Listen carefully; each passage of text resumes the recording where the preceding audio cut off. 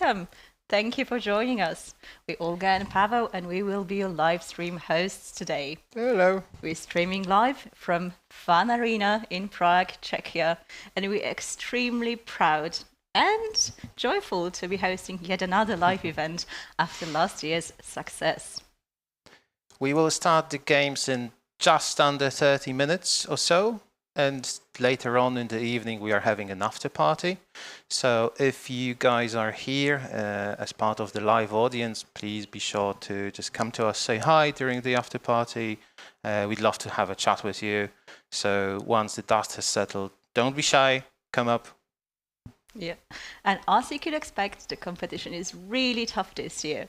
Top 10 teams with best qualification time from the qualification stage will play it out for the title and trophy of Escape Room Champions of 2024. And the trophy is actually pretty nice this year as well. So we've had a peek. There is all to play for. Exactly. But before we dive into the games and what's in store for today, let's take a closer look at how we got here in the first place and what happens on the way.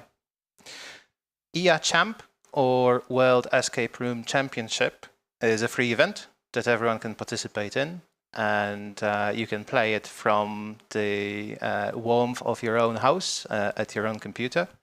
We've had 8 editions so far. This is the 8th one, running consecutively each and every year.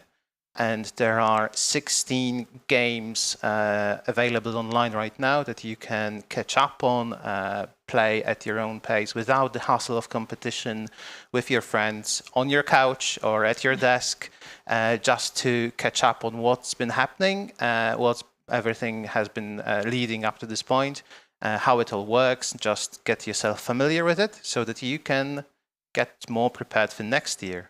Maybe don't play today, stay with us, but afterwards we strongly encourage you to give it away. The games are available on eachamp.com website at any point you'd like, so no rush about that. We are not taking them down anytime soon. But organizing and preparing such an international competition takes a village.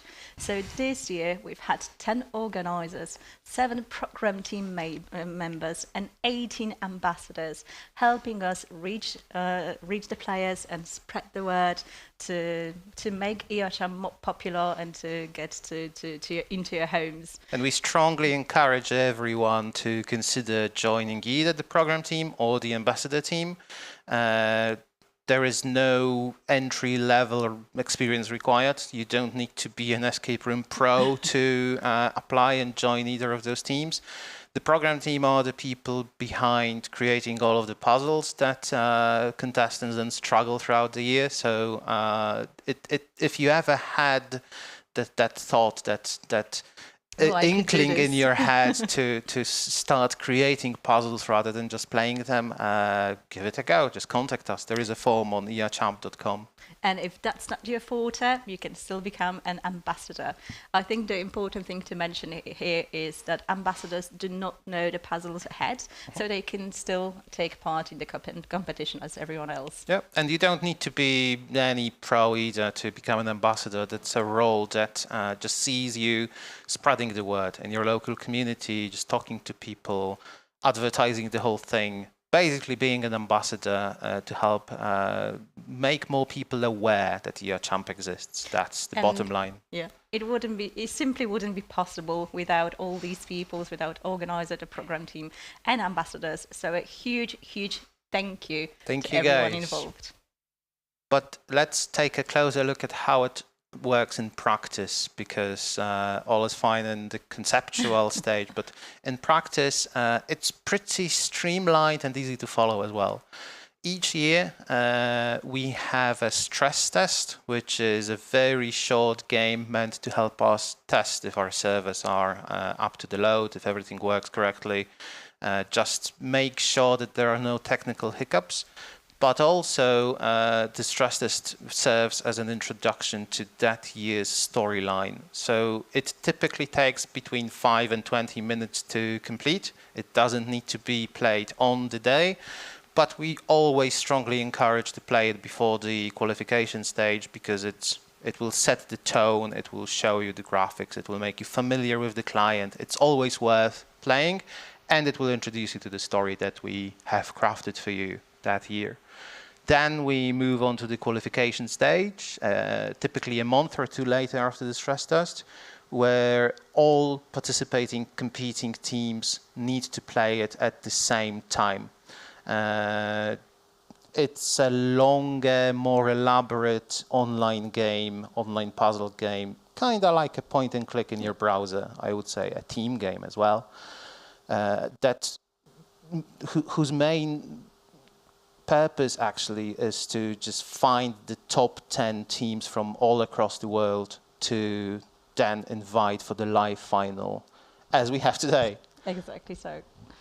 And it simply wouldn't be possible with our fantastic organizer, sponsor, and partners. So let's give a huge shout out to our main organizer and sponsor, LockMe. If you do not know what LockMe is basically a marketplace for escape rooms. So you can browse for escape rooms, you can book your games, whatever you want to do. LockMe is your thing.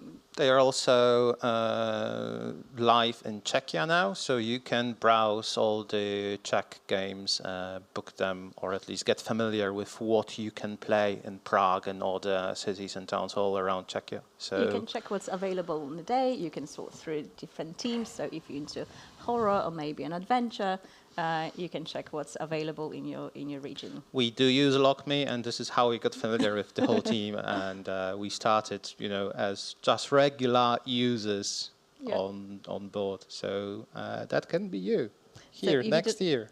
If you do not know LockMe, be sure to check them out. And again, a huge thank you to our amazing partners. My co robimy, Exit 19, Fun Arena, 11 Puzzles, Bluekey, and Tutek Live. Guys, you are amazing, and thank you for being here with us this year as well. And again, to our viewers, if you don't know them, be sure to check them out. Thank you, guys. It wouldn't be possible without you. Exactly. Just so wouldn't be possible and wouldn't be the same. Now, for something for ER owners, so companies that run escape rooms, we have the EA Champ final rooms up for sale. So you can grab a copy of the last year's 2 final rooms, the Cube and Teleportation Chamber, and also the rooms that will be played out today will be up for sale as well. So you can get a copy of those for your locale. We also pledge to exclusivity at country level, which means that there can only be 1 copy of those rooms for any given country. So if you do buy a set, there is no chance that competition next door will get one. So be sure to book it early to have that exclusivity and book it for Absolutely. For your country. And you can find all the contact information on eachamp.com. Exactly. And if you're a player and would like to give it a go, you can already play the rooms from last year's finals in Slovakia, Poland, Germany, and Bulgaria. So if you're curious if you could beat the last year's finalists' time, why not give it a go? We couldn't beat their time, so... Definitely not. But again, as we like to joke, there is a reason we are on this side of the camera and the event and not over there competing. All right, but... As mentioned already before, we are back with a live event today, but we got back into the format last year with the final games in Hydropolis in Wrocław, Poland. And let's just take a quick look at a summary of last year's event.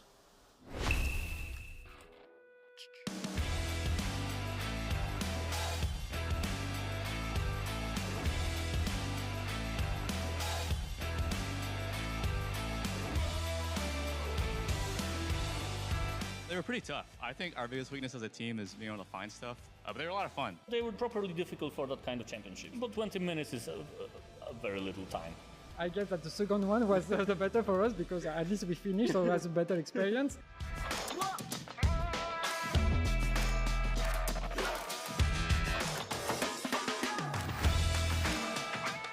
We didn't expect all the cameras and the crew and everyone watching us around. This was stressful, but overall it was really fun.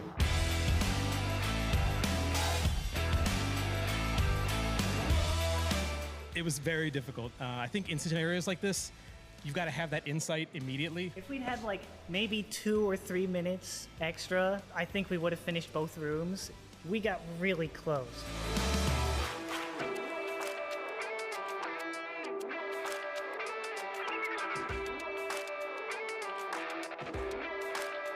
And the first one, we got stuck very quickly. The first room, we can't solve that. But the second room, we can solve it.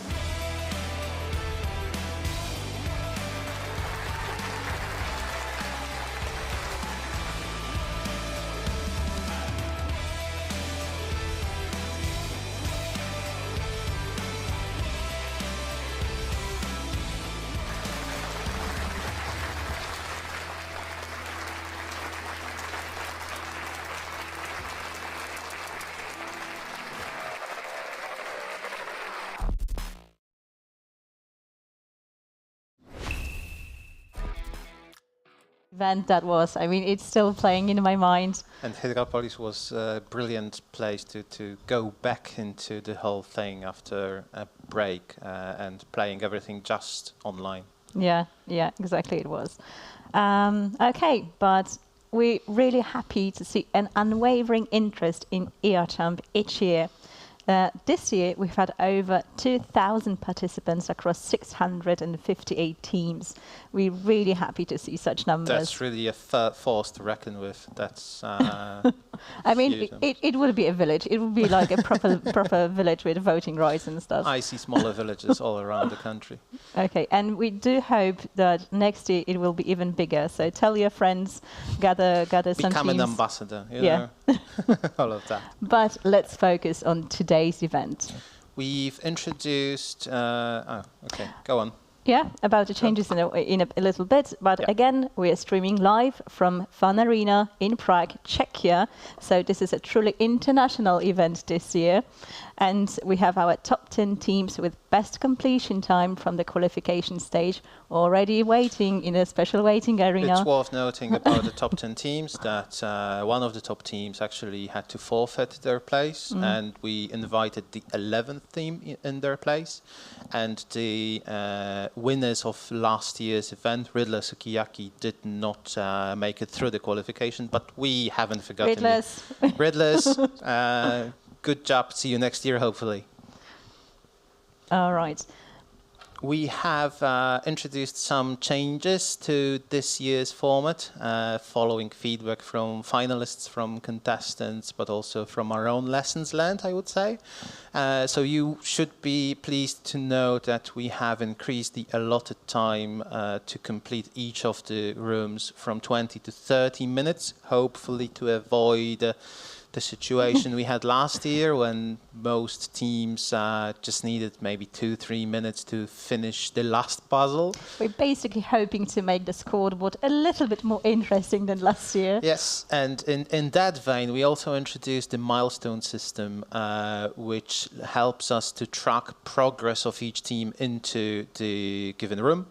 And then see how far they got, how fast they got there, and set scores based on that. But still, room completion is most important rather than just a milestone.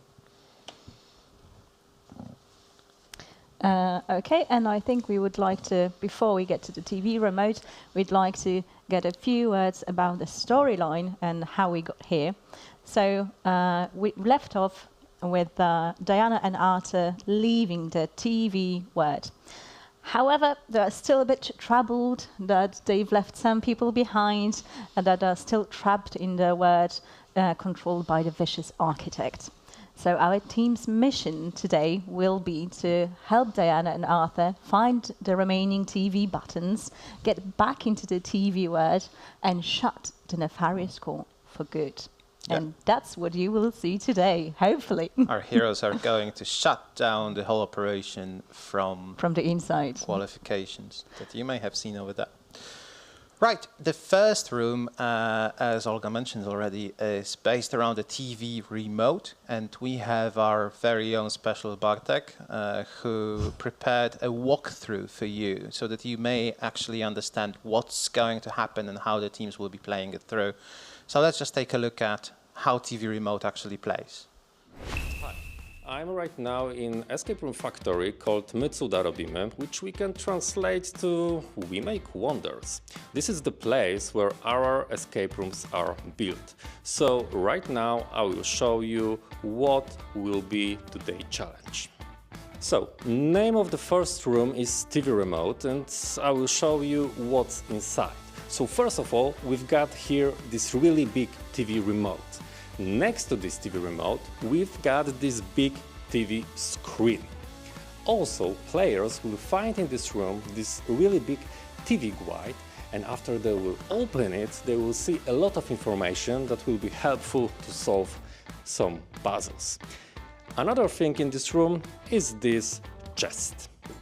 At the beginning, players need to open this chest. So, they've got here information with some markings, and as you can see, there are some colors. So, I saw these colors somewhere, and they are here right on these buttons. So, they need to choose proper letter to open the padlock. In the chest, we've got screwdriver, or as you wish, driver screw, and also some parts of batteries. But first, we need to take this screwdriver and go to the pilot to open it. So right now players need to take these parts of batteries and put them inside here to build full batteries. But they need to be aware that they need to link each number with the same number of the lines. So as you can see right now, we've got this glowing button that we need to push. And there is starting some sequence. Now players need to link which button is linked with which button there and try to repeat this sequence.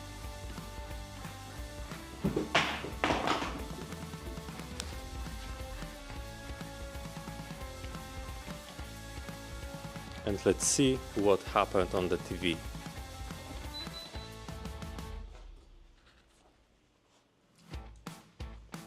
So as you can see right now, players know what they need to do to enter the maintenance mode. They also will need TV guide and this weird thing with TV remote control data plate. So they need to link all info they can find here, and in TV to open the padlock in our chest. And now we've got some cables, and players need to connect slots which they can find of both sides of the TV remote.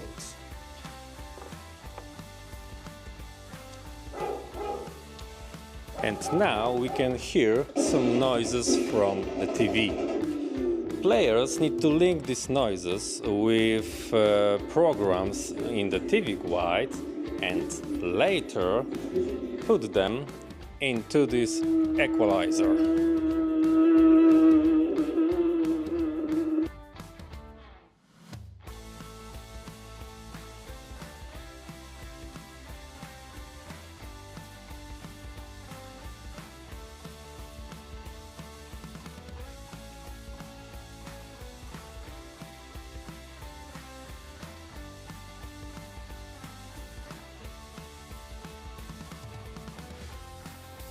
And with this key, we can open this compartment. Here we've got instructions how to reset the TV remote. Players need to analyze it and later reset. And now we need to put this last button to the TV remote, and this is the end of the room.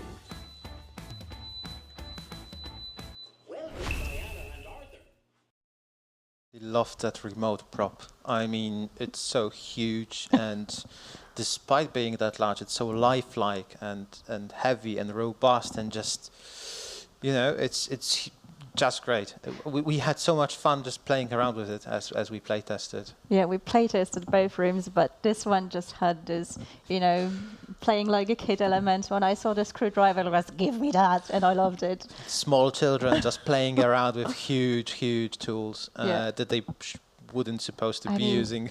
Just imagine having that big of a TV remote at your home. It would be a struggle, but you would love it. Really can't wait to hear what the players thought about them. And next, afterwards, after finding the final nature button and pressing it, our players will be taken to the TV core, which they need to shut down. Let's take a closer look at how that works and what it entails. Now let's talk about the second scenario. Here we've got also 30 minutes limit, and this scenario is called Inside the TV. Right now you need to imagine that we've got here 2 rooms, and the teams will be split at the beginning of the game. In the first room, the teams we've got this device and some information on the walls, like this and like this. And here we've got elements that are in the second room. So we've got here this big device and also some stuff lying around, like everything you can see here. So at the beginning of these scenarios, players need to communicate between these 2 rooms to find code to open these 2 padlocks. They have also here some information which will be helpful to do it. To solve the first puzzles, players from the room 1 need to find these elements and pass the information that is here to the players in room 2. They need to connect it with the elements on the walls and find out that there are numbers.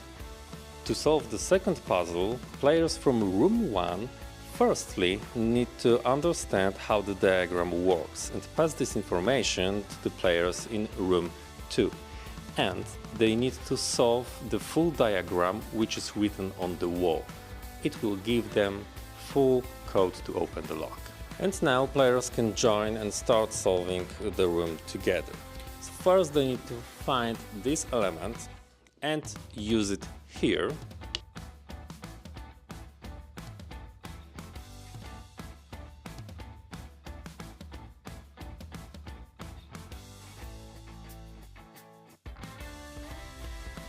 Right now, players need to build their own power plug by using these elements and put it here. But they need to link it with the power sockets there, so they need to connect proper shapes.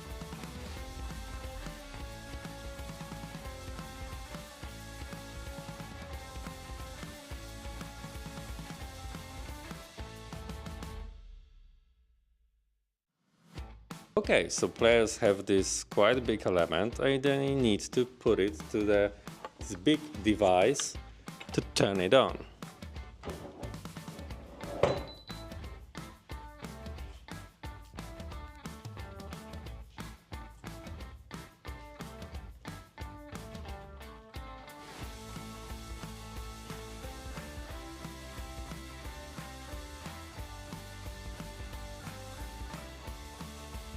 Right now, players need to solve spot 3 layers puzzle. So on each side of this device we've got screens with some information and they need to find 3 layers based on what they are talking. Now players have some balls and they need to put it right here. So next to the holes there were numbers and each ball have different time of going through the pipes. And right now players need to sort this time and put it into the locker. Right now we've got quite nice logic puzzle. Here you've got the rules of these puzzles and players need to use these fuses to solve it.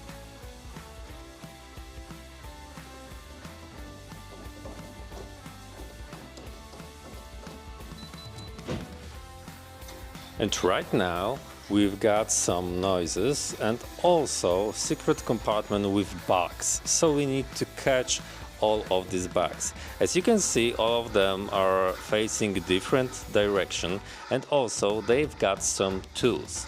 So players need to find the proper sound of a tool and link it with the direction that the bug is facing to get the proper number. Now we've got quite weird looking compartment with some lights and one button. This button catches the color of the light. We've got the same colors here, and they have also arrows, which shows us what is the direction of the electricity. So the job is simple. We need to catch these colors right there in this box. This is the end. All we need to do now is to get this switch.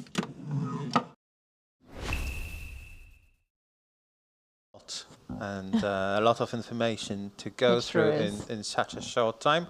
But don't worry, we'll keep you up to speed and updated with what's happening as the teams actually play through the rooms. I mean, you'll be here for 8 hours, so I'm sure you'll get a hang of it. So. Okay, so without much further ado, we are going to kick it off with 6 keys, the first team to compete. They are the absolute masters and, well, just unbeatable team for online games. They're a team from North America and Canada, and last year they played in 3 players because one player couldn't come to Wrocław. But this year they're in full squad. Four-player squad. They actually met for the first time in person for ER Champ last year. They haven't met in person before.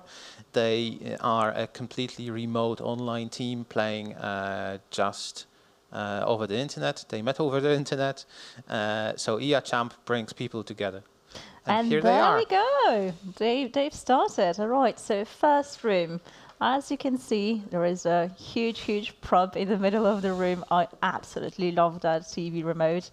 They're playing with the buttons, as you should, seeing what they do, getting a hang of the room. We can see that they have a good system to start with. They started actually with good searching and just checking out all the corners if they haven't missed anything. All right, what they should do is they should start. Oh my goodness, they've already done it. I even haven't begun to explain what the next step was, and they've already here. And there it is, my favorite screwdriver, the pieces of batteries.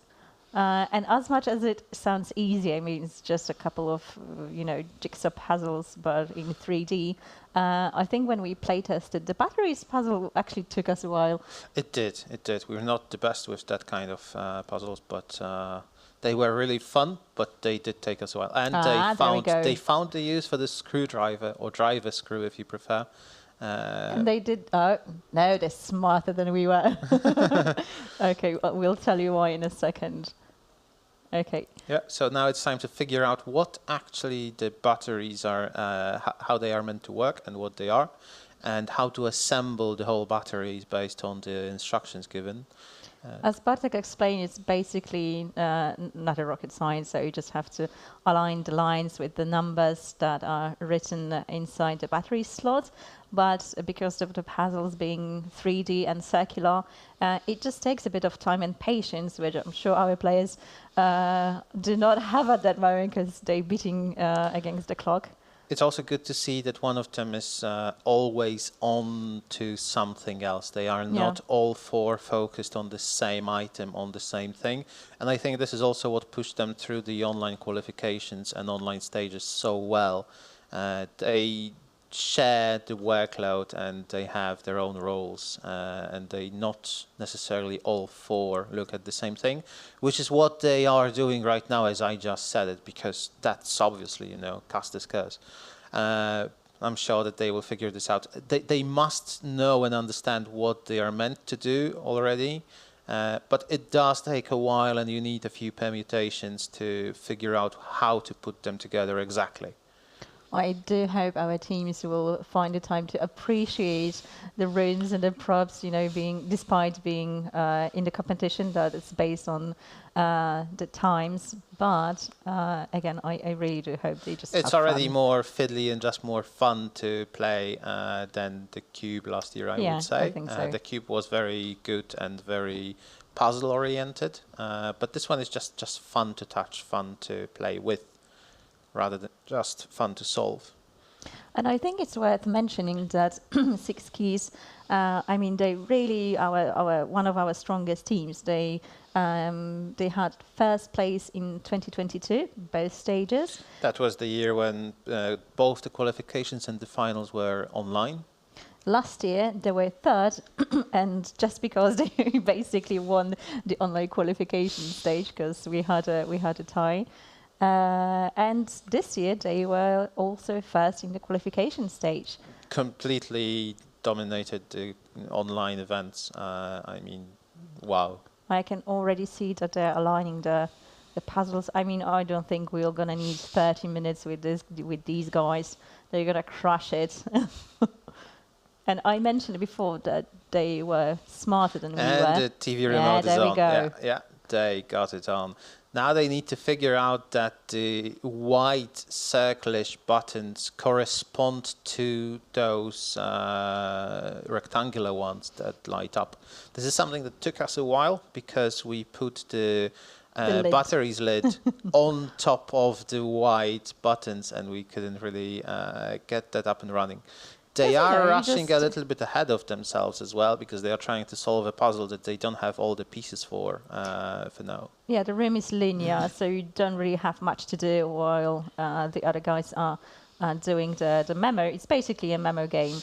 You just have to memorize the sequence, but then you have to figure out that there are buttons they are checking corresponding what with the rectangular ones. Yeah.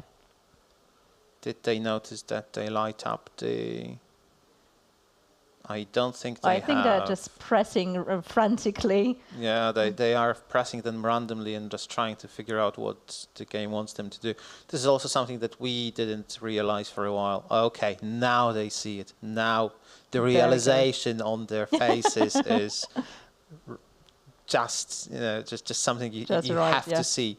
So they are now confirming which button does what, and they will be resetting the sequence so that they can relearn it and just make sure that they have the correct sequence to solve that one. It's a very short memo game, I would say. It's 6 or 7 items, but you need to correspond the white small buttons at the bottom with the channel buttons. They already figure out what to do, so now they just have to do it, and they have already assigned one player to study the TV program, and which they're will be key. on. There we go. So this gave them one of the remaining buttons that they needed. They put that in, pressed it, and now they are on to the next DIY channel.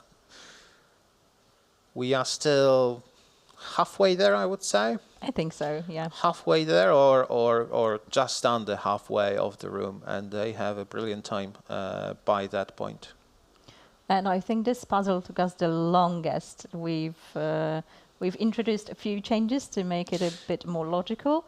I would say it was logical, but it wasn't as streamlined as it could. I mean, when we were testing it, it wasn't as intuitive as it should be. Intuitive is the correct word I would use. And I mean, look at the time. They near the finish line, and they're at 7 minutes. So I would say they're halfway there. To be honest, I don't remember it that well, but I think they're doing really great. But there are also more important and more pleasurable things to mention than just the competition. It is Kaylen's birthday today. So happy birthday, Kaylen! Happy birthday! When you watch it back, one of the 6 keys actually has his birthday today. So we wish you all the best. We can't take sides in the competition, but we sincerely hope that you have fun time, whatever the results, whatever happens. I mean, that you what's just enjoy a your time better way here. to spend your birthday than playing in the Escape Room Championship and playing it out for the title of Escape Room Champions. And starting off from a really high place. Yeah. I mean, you guys won the qualifications and with very, very good, convincing time again. So I mean, I wouldn't mind spending my birthday this way. Why don't we do it? we don't qualify for the finals, and that's the sad reality of it. Yeah, I mean, we gave up a few years back, I think, when we realized just, we can't beat those minds. There is no way that we can be at the top. And that's when we decided to switch sides and join the program team. And here we are. Yeah, as we mentioned earlier, we started as regular escape room enthusiasts and just users of the whole thing, regular players, run-of-the-mill players. We started competing in the year champ. We did qualify into regionals once, but nothing too high. And I think it's fair to say that we feel much better on the other end of the whole thing. Yeah, we're happy here with you. You're already saying your greetings on the chat, and we're really happy to see some hellos. Hello from Norway, hello from France, hello from Wrocław, hello from Bydgoszcz. Really happy to see you guys here. And we strongly encourage you to drop us a comment, let us know where you're from, and just stay with us during this live stream. I mean, we're here for you. So we would be really happy to see your comments and your thoughts on the. We do see your comments, but we have them as slightly staged, a minute or even not, maybe 20 seconds delay. So just keep that in mind. But we'd love to hear back from you guys. Chat on YouTube should go really live for us. There are also some happy birthday wishes for Kaylen as well. So Kaylen again from the people in the live stream, happy birthday again. They are stuck on the puzzle that did take us a while to figure out. But to be fair, I think this is the hardest one. I mean, in my opinion, there are two puzzles in both rooms. I mean, one in each that can get you a bit stuck if you don't get it right away. This is the first of them, and this is, as Pavel mentioned, exactly the place where we got stuck. Because I think the most important thing to figure out here is that you only have to take one path. Only one path will give you the solutions. So what you have to start with is where it's made of, and it's written on the TV remote lid.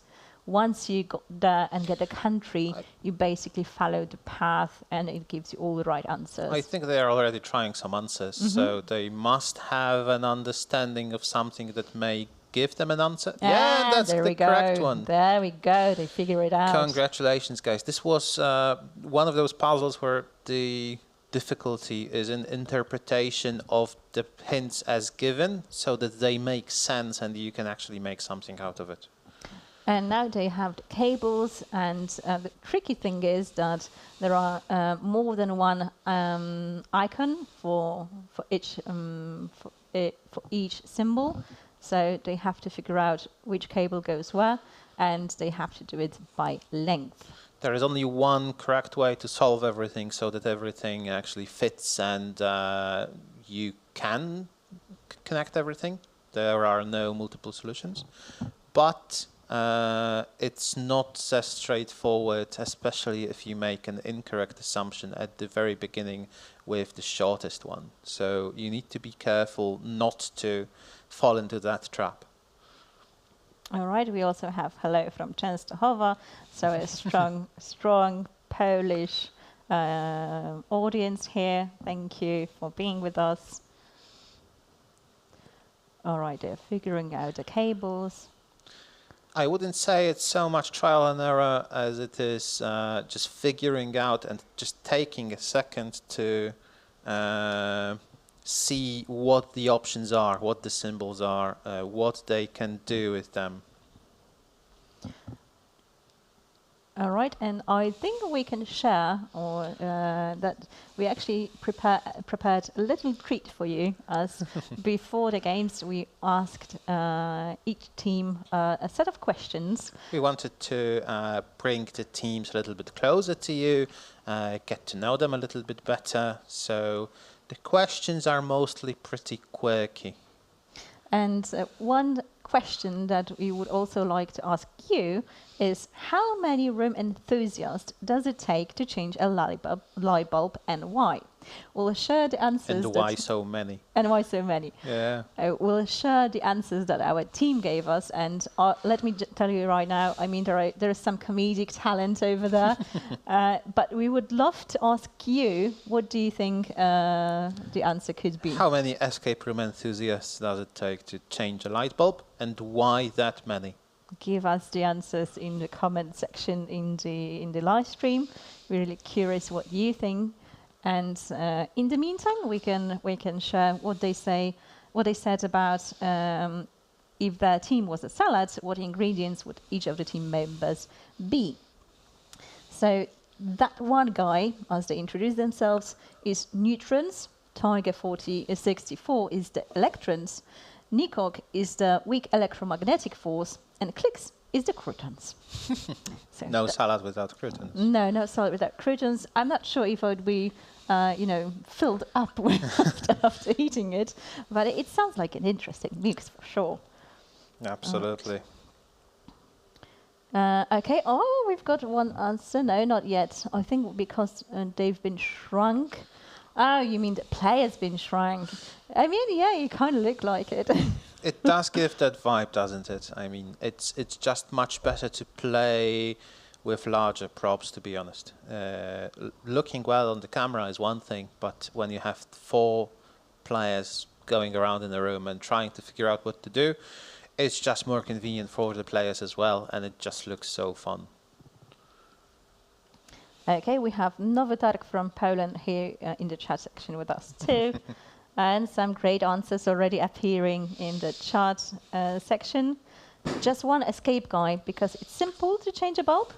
Oh, is it? I mean, going with answers from our teams, I wouldn't be so sure, to be honest.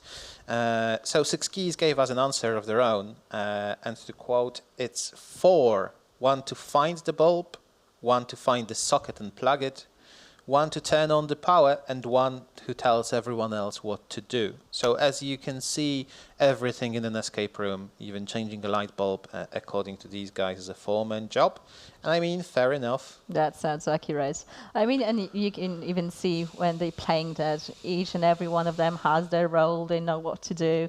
The team that, despite playing mostly online, as they said, they do seem, well balanced and got together. You can tell that they know each other really well, and they have their roles, and they put a lot of thought into how they want to approach those games. It's not random. It's not just running around without an idea. Even if they do need a while to take a step back and think about something, or double check as they are right now, it is. At least it appears to be well thought through. I said that they were finishing a couple of minutes ago, but I have to concede I was mistaken. I think they made the same early assumption that we did, because there are 2 ways you can connect the shortest cable, but only one of those methods leads you to being able to connect all the other elements, and it actually happens. Okay, and now they got it. Yeah, now they got it, and now they go, and now they need to figure out how to use the equalizer and the TV program, which is something they actually started doing a while ago, They were playing with the equalizer, but they couldn't just know the answer because it's been revealed just now. Yeah. There we go. They know what to do. They buy the right props. So.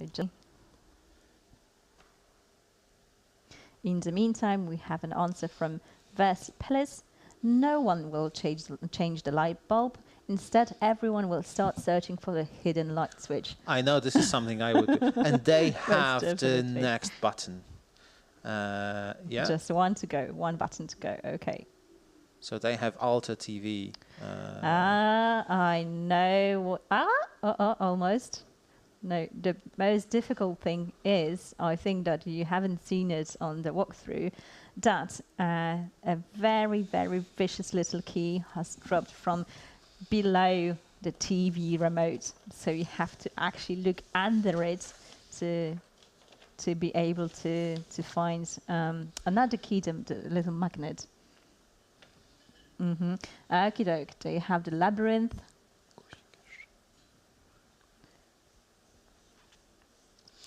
Yeah, the labyrinth is actually a I would say pretty straightforward manual puzzle that might take a while to figure out and to operate, but conceptually at least it's pretty straightforward. You have a ball that you need to guide through a maze. Now the tricky part is, and I think they are onto it now, there is a magnet underneath the whole thing, underneath the remote, that you must use to guide the ball through the first part of the maze, and now they are operating it. It did take us a while to find it, and we couldn't figure out that, hey, we actually need to go down and find the magnet. The second part of the maze has you operate it where you need to wiggle the corners a little bit to just push the ball through the maze. The maze isn't too large, isn't too complicated, but it still needs some good manual control. And right now, I'm really, really glad that we decided to elongate the allotted time for the rooms being played, because when I see 1924, I do have some flashbacks from last year and the team being at the very last puzzle. So I'm really happy to have those extra 10 minutes to figure it out. And I'm confident that they're going to make it through, because this is one of the very last puzzles. Yeah. That's basically the last step, I would say, if I remember everything correctly. And going by last year's time, they would have just 10 seconds to figure it out, which would be heartbreaking, as we have seen last year. So good call for making the games longer. So now they have to figure out a way to get the very last button. Once they do, the time stops, and yeah, that's it. Well done. Well done, guys. Well done. So just over 20 minutes. Yeah, a little over 20 minutes. That's a great time, I would say. I don't think they've realized they finished.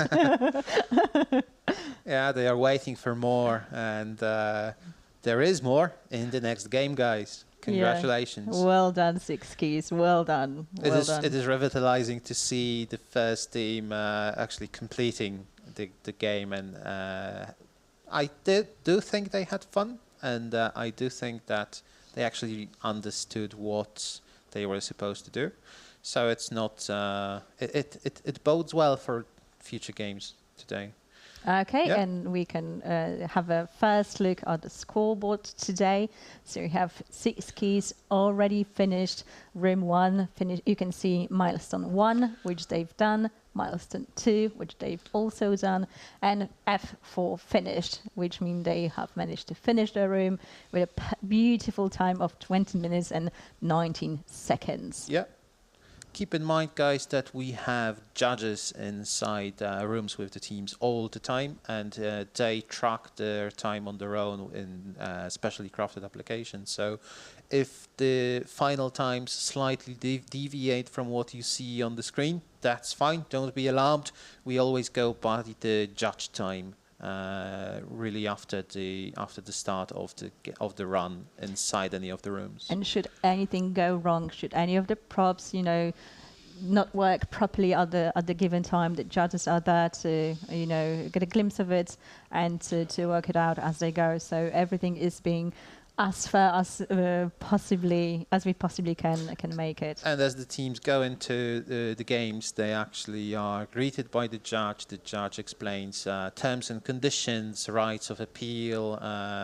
If something doesn't necessarily take part in the game, it will be pointed out to them as well, so that the playing ground is as even and fair for everyone as possible. And there always is someone from the crew inside, just making sure that everything works technically as well.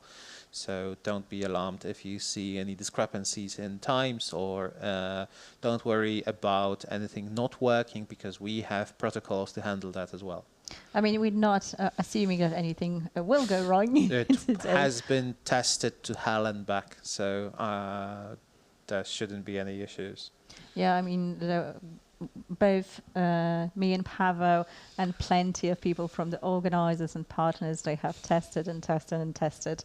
I mean, it went a long way from, you know, being an idea on paper to the finished product that you see today. So as it always does, whether it's an online puzzle for qualifications, or it's an actual puzzle for a final escape room, there is a long way from the concept to the actual game, and then testing, iteration. It turns out very, very often that less is more, so a lot of elements get cut as we develop them, and yeah, we polish them over and over again, and then testing takes almost as much time as development. But more about that a bit later, because now CKCOS, I'm sure, are preparing for the second game, the second room. So again, they've pressed the nature button that will take them into the nature TV channel, where they will find the core that they will have to shut down. And there we go. They've already started. That was quick. The teams are split into 2 duos, or actually the teams are asked how they want to be split, and they can decide to go 1 and 3 or 2 and 1, because we have a 3-man team today as well. So it was up to them to divide themselves. The team's captain needs to basically decide who goes where. They only know that there will be a split into 2 smaller teams. And for now, what we can see is they are trying to figure out their surroundings and understand what they have to deal with. And it's worth mentioning that in this room, only the TV core that you can see in the middle of the room is in place, so everything else is just decoration. They do not have to go and search the room. The only thing that is in play is the middle bit. And I can see that the team in room 1 has already been starting to search the TV core. But what they need to do is obviously try to start and connect the team back together. So they have to communicate with these guys, because they won't be able to get out unless they talk to each other. So as you typically would, whenever you are separated in an escape room, your number 1 priority is always to regroup again and see what you can do about that. I think they are still in the let's figure it out phase. Yeah, let's see what we have here. I mean, it's a good way to approach a new room. Just give a pat down, see what's where, you know, get a hang of the room. Because when you next see a prop, you might have an idea where it goes. I'm just slightly worried that they might have the incorrect assumption that they are split intentionally for the whole game. And that's not the case. They should focus on the elements that both teams can see and are shared. There we go. They have something. I mean, it was disappointing to see, because one of the players had already touched a pocket with a number inside. So if he went for a I think they already know, but they need information from the other team. Yeah, they do. Because basically they cannot do anything unless they have info from the other team. The duet in the circuit room. There we go. There we go. There are numbers. There are numbers, but they need to have information from the other part of their team. Yeah, because there is not much going on in this room unless they start talking to basically the other duo part of the team. in the circuit room need to be fed information, and they need to be informed what they are looking at in the first place by the team in the other part of the game. And this duo in the forest seem to be too focused on the core for now, and the core is not even lit up yet. It's not connected, it's not powered up, so it's useless for now. Yeah, what they need to do is that there is a puzzle that relies on communication, as you would always do when split up. And what they need to do, as Bartek explained, would be to start with just touching the numbers and guessing the numbers, providing that to the other team, and then going with a puzzle that's slightly to the upper right. We also asked the teams about their least favorite puzzle or puzzle type, and it wasn't anything about TV cores or communication from 6 keys. They actually said that the least favorite and most problematic puzzle for them would be something involving beans. That might be a random answer, but it goes well with croutons on subatomic level. And, it just fits really, really well with what you might expect from them. Thankfully, this year around, we don't have any beans, but it gave me an idea or two. I mean, 6 keys, I'm sorry, but you just gave yourself on the plate there. I mean, with beans. We'll be meticulously looking for a way to include beans into the next year's elimination or qualification or finals. But it won't be anything nasty, I'm sure. Not nasty, but if beans are their nemesis, we simply must challenge them during online qualification at least. Meantime, in our chat section, we have some answers regarding to our light bulb question. Let me repeat that one. How many escape room enthusiasts does it take to change a light bulb, and why that many? So we have an answer. No one will change the light bulb. Instead, everyone will start searching for the hidden light switch. Oh, I've read that one, sorry. I'm afraid of the light bulb. Might be too high considered the part of the game. No enthusiast will touch it. I respect this answer. So, Alessandro, thank you. No one should ever touch anything electronic in the room if you're not sure. But, yeah. It seems to be fair that the forest team haven't found the necessary items yet, and so they're so focused on the core that they don't have the necessary information to feed into the other room. I think what they're missing is that the clocks that they need are closer to the other room, if I'm seeing correctly. Yeah, they just need to drop the core and start talking to the other guys. The information they need at this stage of the room is not found on the core, it's throughout the room itself. So I mean, not through this room, because as we mentioned, in this room only the core is in play, but there is also a little corridor that connects them to the other players, and I think the props are just waiting there to be found. Yeah. Hopefully they will take a step back, ignore the core for the moment, because it's not even powered up yet. Yeah. You have the right idea, guys. You have the right idea now. Because guys in the second room are getting quite frustrated. Oh, now they found what they need. Those are the elements that they need, and they just got so focused on the core in the forest that they never tried to enter closer to the circuit. Okay, but they have 23 minutes. I still think they can do this.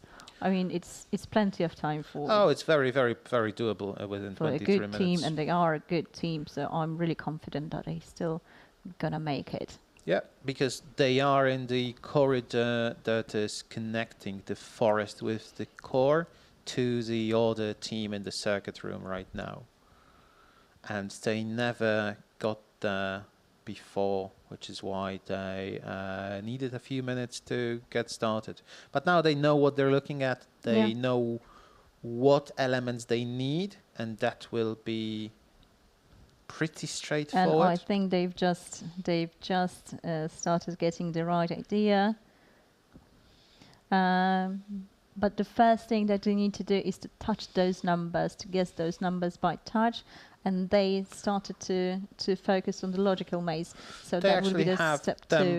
They actually have them both concurrently. They can solve either one of those as first one or the other way. The touchy numbers and the clocks with symbols are relatively straightforward. You just need to read out the position on the clock from the corridor and then touch the corresponding pocket, just feel the number inside and use that. So very basic puzzle that I'm sure many of you have already seen somewhere else, but it does the job. It's a good thing to just get started with, warm up a little bit. I believe they're getting quite frustrated not knowing what to start with, what to, They feel the pressure of time. Yeah, they feel that they already had 5 or 6 minutes not achieving anything really, but just figuring out the elements that they have in front of them. I mean, I'm sure you've been there. It's getting really, it gets really frustrating when you just, crumbling around the room, not being able to do anything. And usually that will be the moment when you ask nicely for a hint. No hints in EA Champ finals. Sorry guys, no hints for you. But so you still have plenty of time. Yeah, I'm sure they're feeling the pressure of time and of the competition, which is not... Yeah. On a more positive note, we also asked our teams what would be their ideal dream escape room scenario, what escape room they would like to play if they were offered, and they would happily have fun with it.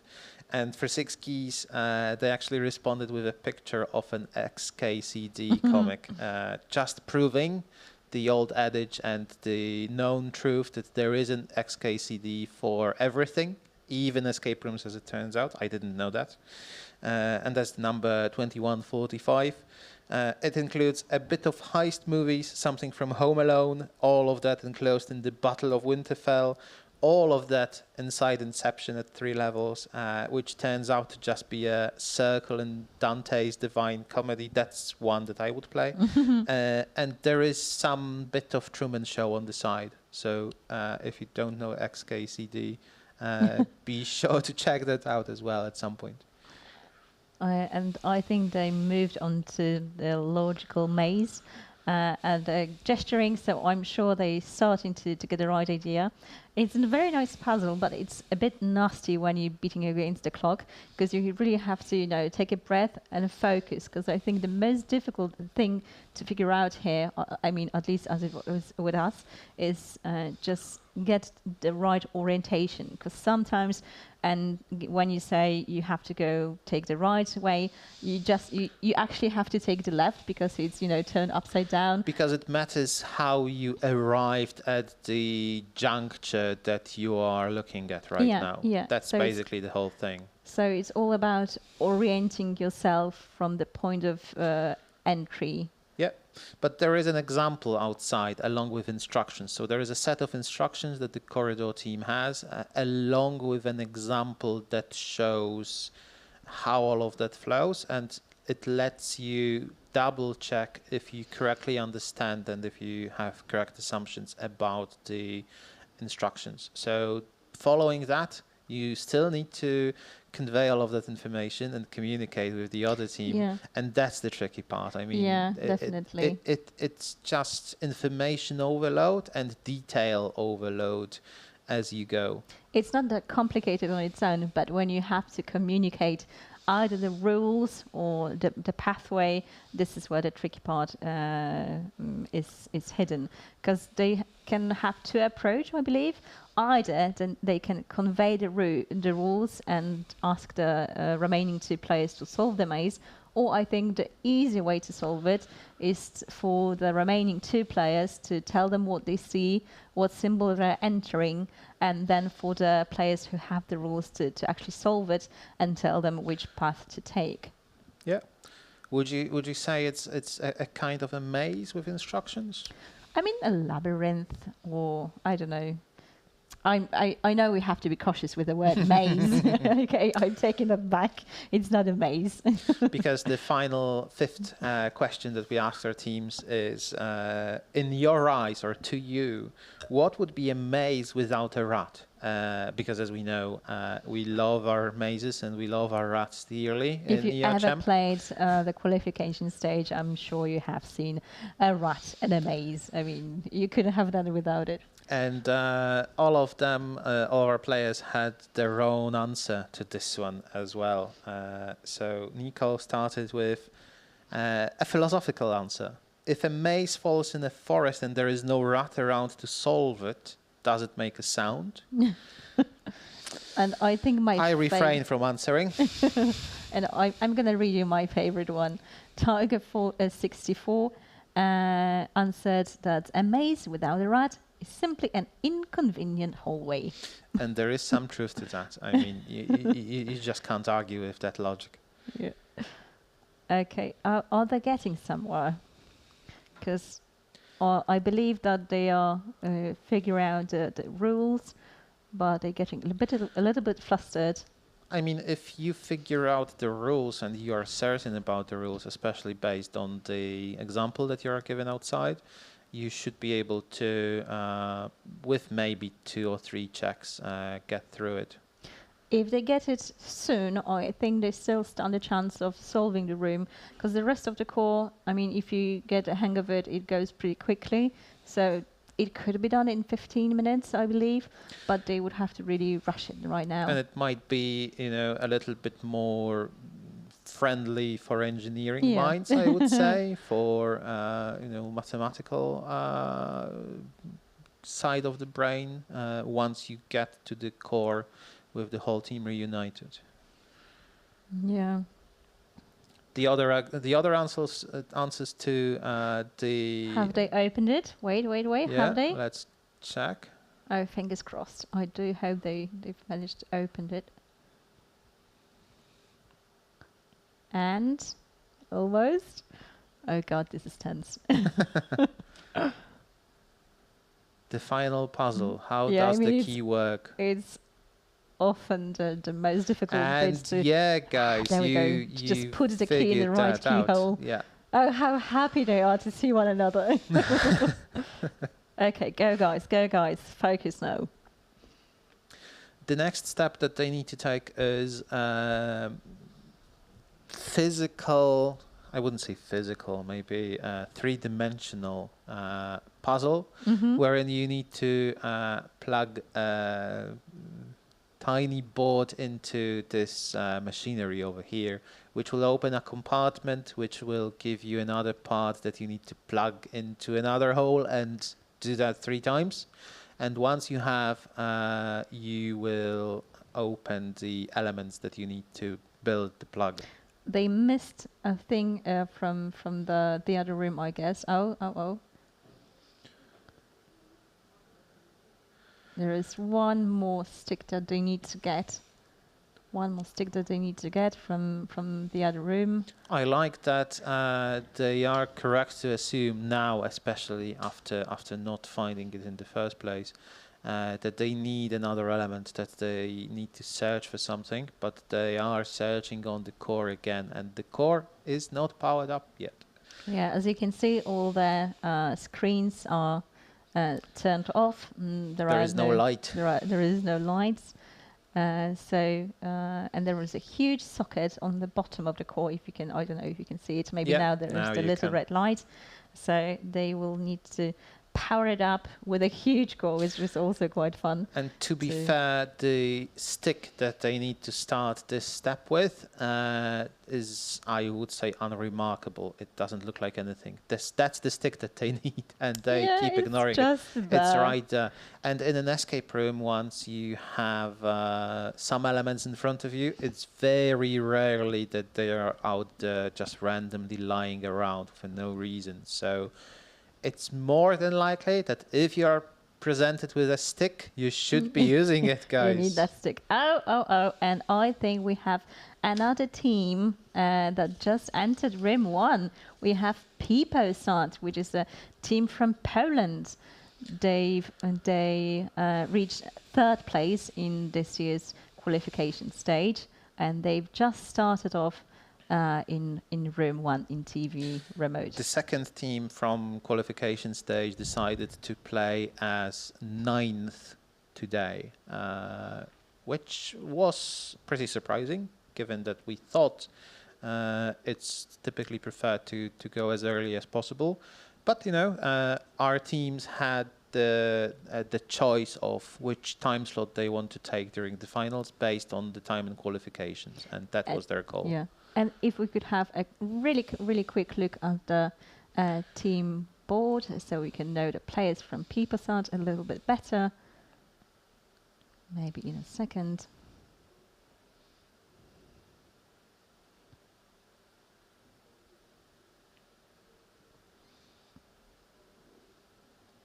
Maybe in a second we can have a look at the screen with the peeposad being presented, so we can get to know our players.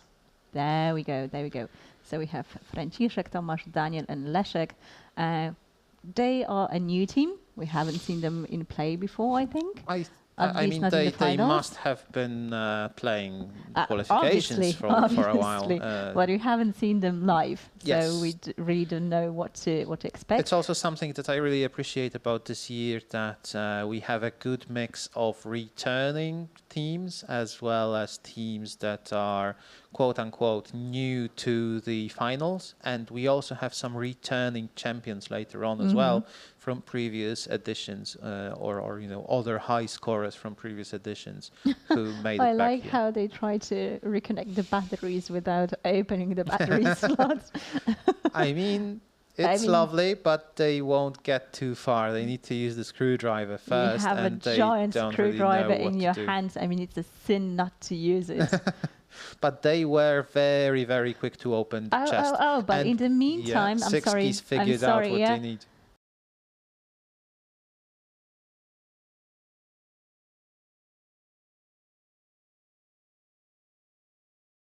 Those gosh, it was the whole time thing. Yeah, they will be beating themselves up about it. But I mean, hey, it's just sometimes the rooms just, you know. They now figured out what they need to do with the green stick. All of them are color or shape coded, so that if you investigate the surroundings a little bit, you should be able to find the correct slot and understand what goes where. There is nothing you need to think about, but you need to find it and actually just understand what goes where, basically. In the meantime, peeposad have managed to open the battery lids, so now they have to do the jigsaw puzzle.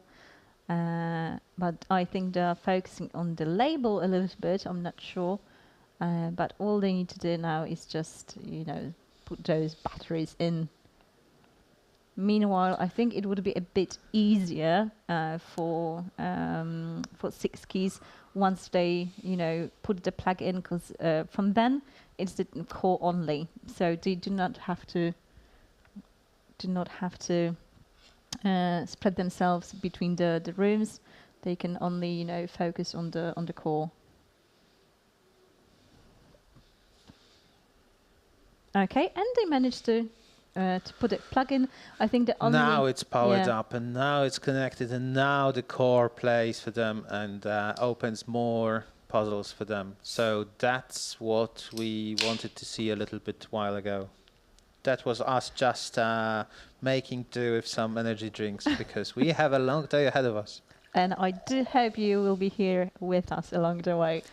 So once more, I don't think we have asked you who you're rooting for, because we know where you're from for now, but we have no idea who you're rooting for. So let us know in the comment section. All right, so peeposad are still putting in the batteries. I mean, again, it's not that difficult. It's just a bit time consuming because you have to connect the lines in the right way. If you are a puzzle, I mean a jigsaw enthusiast, and you like three-dimensional jigsaws or jigsaws in inconvenient ways, that's a great one to have. If you don't like jigsaws, or if you find them difficult, especially when presented in a different way than, you know, figure out and sort out the shapes, it might be problematic for a while. It did take us a second. Yeah. Even though we tested it with a literal jigsaw champion. But 5 minutes in, so there was still, they've still got plenty of time.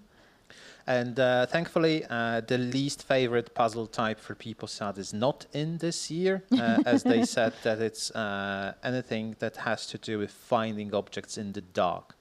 We hope that the games today are well lit and our players can see everything, and specifically they don't need to find or work in the dark at all. So again, I'm not really sure why they're putting the batteries together on the TV remote, because the I think because they started doing it that way, yeah, and they but just the thing wanted is to. that, Yeah. okay, you have to arrange them, arrange the lines, but you have to focus on the numbers that the lines connect, because you have two lines over there with numbers, and each line have to go through the correct numbers every time. So yeah, the lines, I mean, they have to align, but I think the numbers are actually quite helping, because you can absolutely figure out a way to connect at least one or two. You also need to really start with the edges. So all of the lines are enclosed within the whole circuit of the battery, and no line flows over, let's say, to any of the sides. So once you have figured out which four can make an edge, it should be easier for you. Meanwhile, 6 keys have 5 minutes 30 to go. So they are now on the true or lie puzzle, where they need to figure out who the 3 lying people are in this given it's a short scenario. logical puzzle. It's your typical puzzle.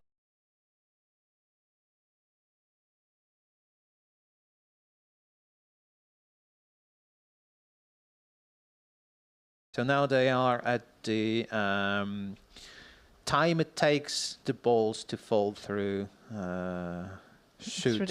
Through the holes, yeah. So they need to figure that out and just and there is a little clue to help you out. There is a picture with the tortoise and I think a racing horse with the arrow from something the slow and something fast, yeah, at least on one of the locks, so that you can easily identify what you need to do and where you need to put your answer into, because and that's the lengths that the balls are going through the slots are quite distinctive. I mean, it would be really hard to mistake the sequence in here. I think they already have that open, but I can't see that clearly. I mean, at this point, I'm really happy that they managed to connect, to connect and power the core, so they can actually, have a go, see how it all works out. Even if they don't finish, I hope they at least reach the first milestone. Because again, in case of none of the teams completing a second room, the milestone they system. got through the fuse puzzle in just mere seconds, because they already had all the fuses. Amazing. They had an idea maybe what they would need to do, and it was I would say a straightforward logical puzzle that you need to figure out. So I mean, that was quick as a flash. I'm really surprised at. I think it's one of those puzzles that teams like Six Keys really like, and they feel much more confident in control when they actually are faced with something like this, as opposed to communicating with teammates through the wall. And now they are hearing or trying to hear individual tools and associate box with them.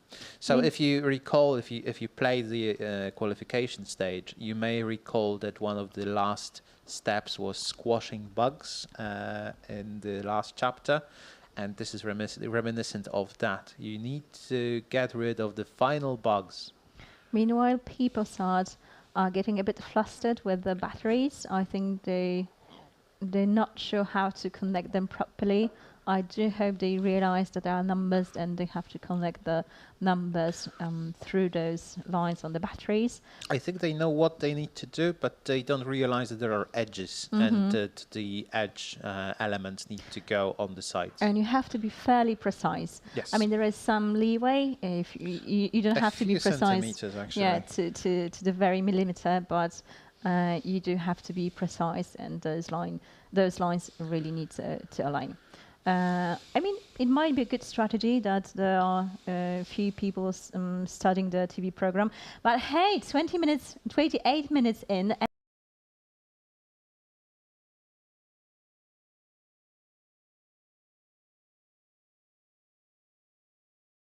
The inconvenience of communicating with other people the puzzles themselves did not really stop them for longer. So 1 minute 30. Yeah, and they disabled the core. They've done it beautiful. Congratulations, 6keys. They've done it. It's also I mean, hats off. It's also great to see, and it's just a relief for us to see that both rooms are playable, solvable within the given time, even if you need a while to get started. So, I think that bodes well for the whole competition today, and we should be seeing a more varied leaderboard later on. Hopefully so. I mean, even if not all of the teams are able to complete the rooms, the milestone system should be slightly helpful. But I'm really amazed that they were able to finish after, not having that much time to After, to be fair, just wasting 15 minutes before they were able to connect the team. Yeah, but that was a happy ending. I mean, I'm really relieved. Guys. Yeah, good job, good job. Seems that peeposad actually do have an idea for the batteries now, but they might need to replace some elements. Yeah. I found it easiest to just They do have the edges now. Yeah, they do have the edges. Yeah, I found it easiest to just, find the edges, as you said, and then try to just align one number, because there are not that many ways that you can do it in. And there are 2 puzzles that have 2 straight lines, so there are also not many ways that you can insert them into the slots. So these are, in my opinion, the easiest to start it with. Yeah, but they've had 12 minutes struggling with the batteries. I mean, not only the batteries, because they've managed to open the chest as well. But yeah, it's basically just a puzzle. So if you're not really good at this type of games, it just might take a little while. You may put each element one way or the other. It's not just about positioning; it's also about rotation, and there is obviously only one way to correctly solve it, as we saw with 6keys as well. It might take a while until you find a permutation that works for you and makes sense. Okay, and maybe a little bit more from peeposad. If the team was a salad, what ingredients would each of the teammates be? So they said that in the salad, each ingredient will have a unique taste. But let's see the interview with 6keys at the moment. And here we are with the first team to finish both final rooms. An amazing team of TV maniacs and the dominators of the online qualification stages.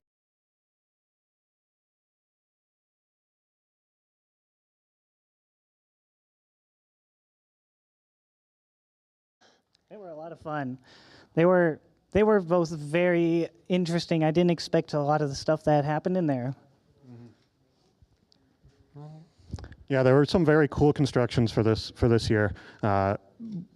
Lots of stuff you can do with a remote, surprisingly. So. I think you are allowed to discuss some details if you want. Right. Yeah, I guess everyone's already seen what we went through, huh? Yeah, I liked how in that second room, it felt like one of those puzzle boxes that you've just got to find the little piece to open, and slide the thing into the right side to get started. That was fun. Yes, so you're from USA and you came here for how many days? And do you have some escape rooms in plan? And did you play something before? We came here on Thursday. We played a number of escape rooms prior to this. We played 5 total before the pre-party, so 7. We played 7 before this. We have 1 more planned after this. Yeah, we really liked, we did Galactic Pioneers, I think, Mission 53. Did the safe. Yeah. All very exciting rooms. Yeah, just to remark, both Galactic Pioneers and Mission 53 are like games from Prague, just to make sure. Yes. So, and did you also do some typical sightseeing, the Prague itself? Yeah, we did a little bit of walking around. We went up to Old Town Square, Prague Castle, Pretty much just made sure to hit the big stuff at least, but we have done a little bit of looking. And did you have some Czech beer as well? We're not big drinkers, so Yeah, we're not big on drinking. So. no drinking for us. Okay, I'm actually neither as well, so I can relate. Okay, thank you very much, and congratulations on the result, and thank you. Thank you. And see you later. Okay, one more time, big congratulations to CKCOS. But we're back with peeposad. 16 minutes into the game, they managed to align the batteries, and they managed to do the memo. From what I can see, I think. I don't think so, because they would have access to another DIY button by then. But they I saw focus the buttons on light the up, yeah. TV program right now, and they made the same mistake as we did. They put the lid onto the circular white buttons. The issue is when you put that lid in the way they did, and it's the same way that we did, so it's, you know, nothing to be ashamed of. I'm not sure if they understand that it's a memo puzzle, because they need to press the lit up button by the batteries to restart the memo, the sequence. I mean, you have a big, bright button right next to the batteries that you have to press. I think from what I saw when CKCOS were giving the interview, I can hear the round of applause for CKCOS. Well done, guys, again. Okay, now they see that the buttons correspond to the channel buttons. Well That's one piece of information that they need. And another will be to, again, press the lit up battery button to restart the sequence. Now, it's your typical, very often seen in any game design. It's true for puzzle games, it's true for escape rooms, but also for video games, where player is guided by light. And if something is glowing, if something is lit up or brighter than the surroundings, this is probably something you should be focused on. And if you have a large TV screen in front of you, but it's not on yet, maybe it's not time to use that yet.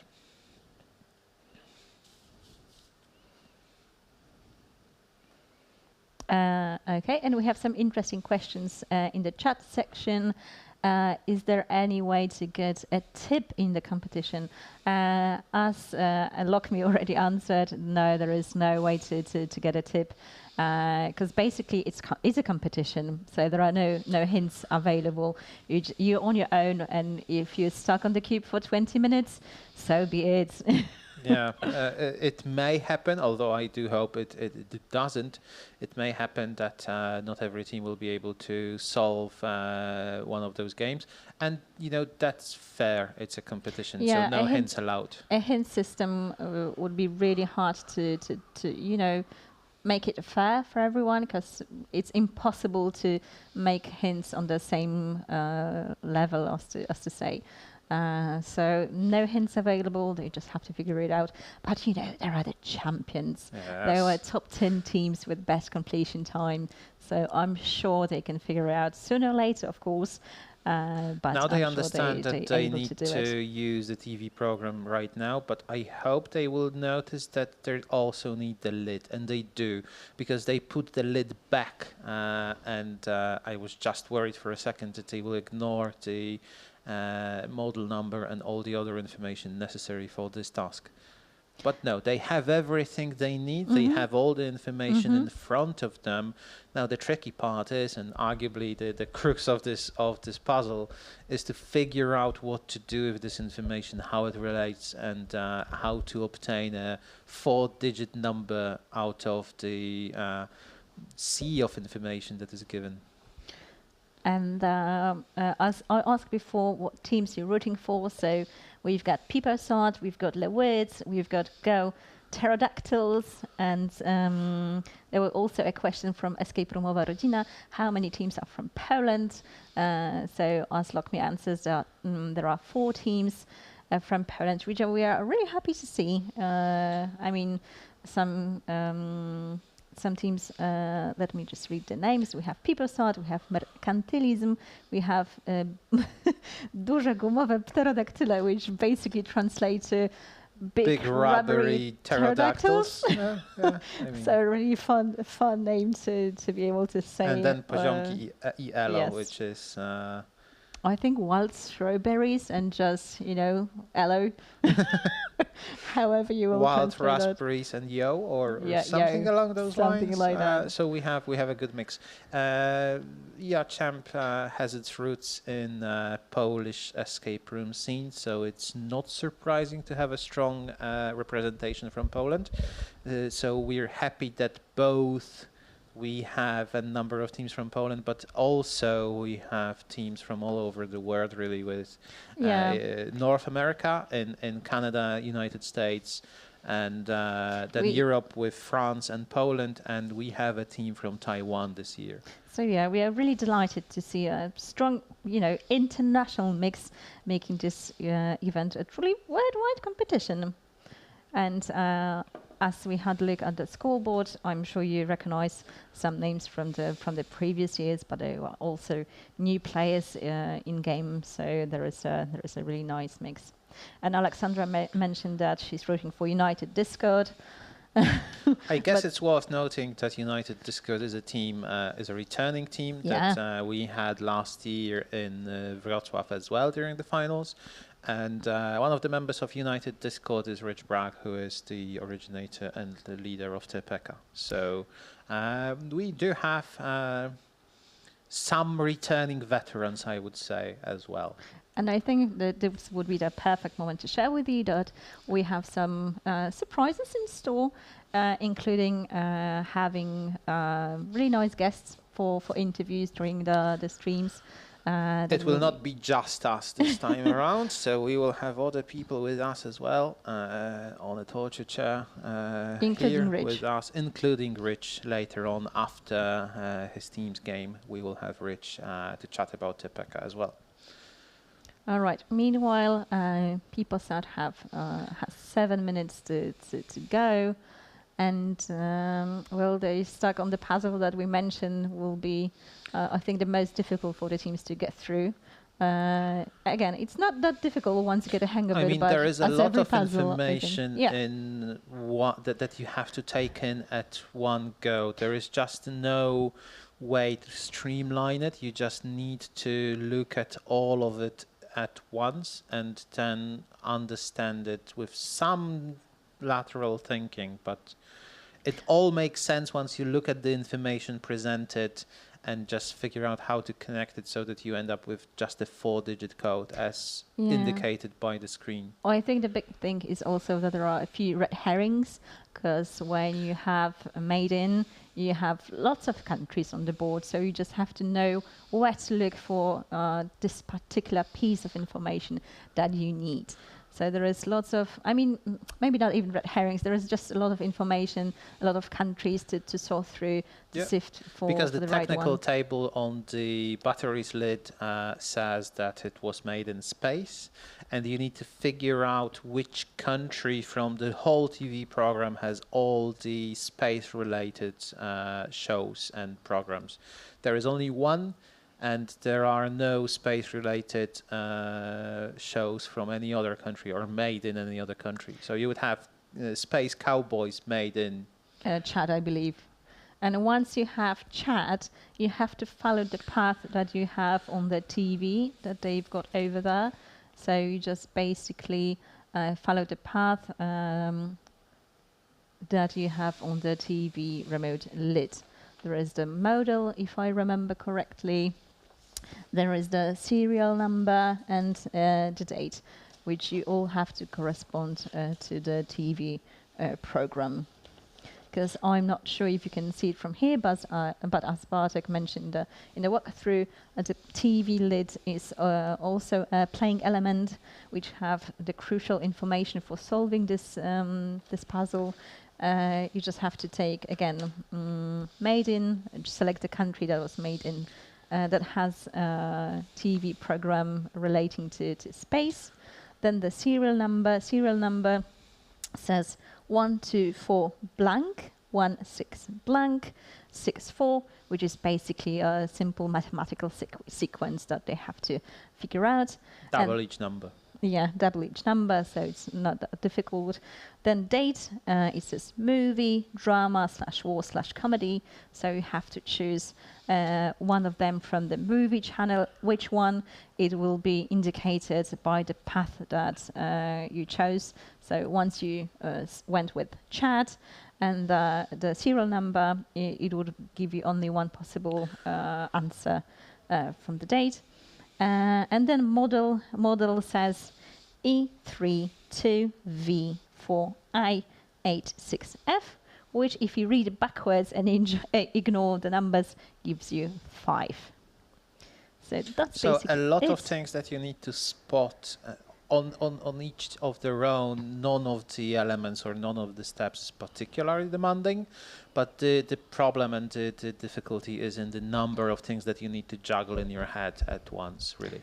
And to make it a little bit more cheeky, the diagram says LEDOM, so LEDOM instead of model.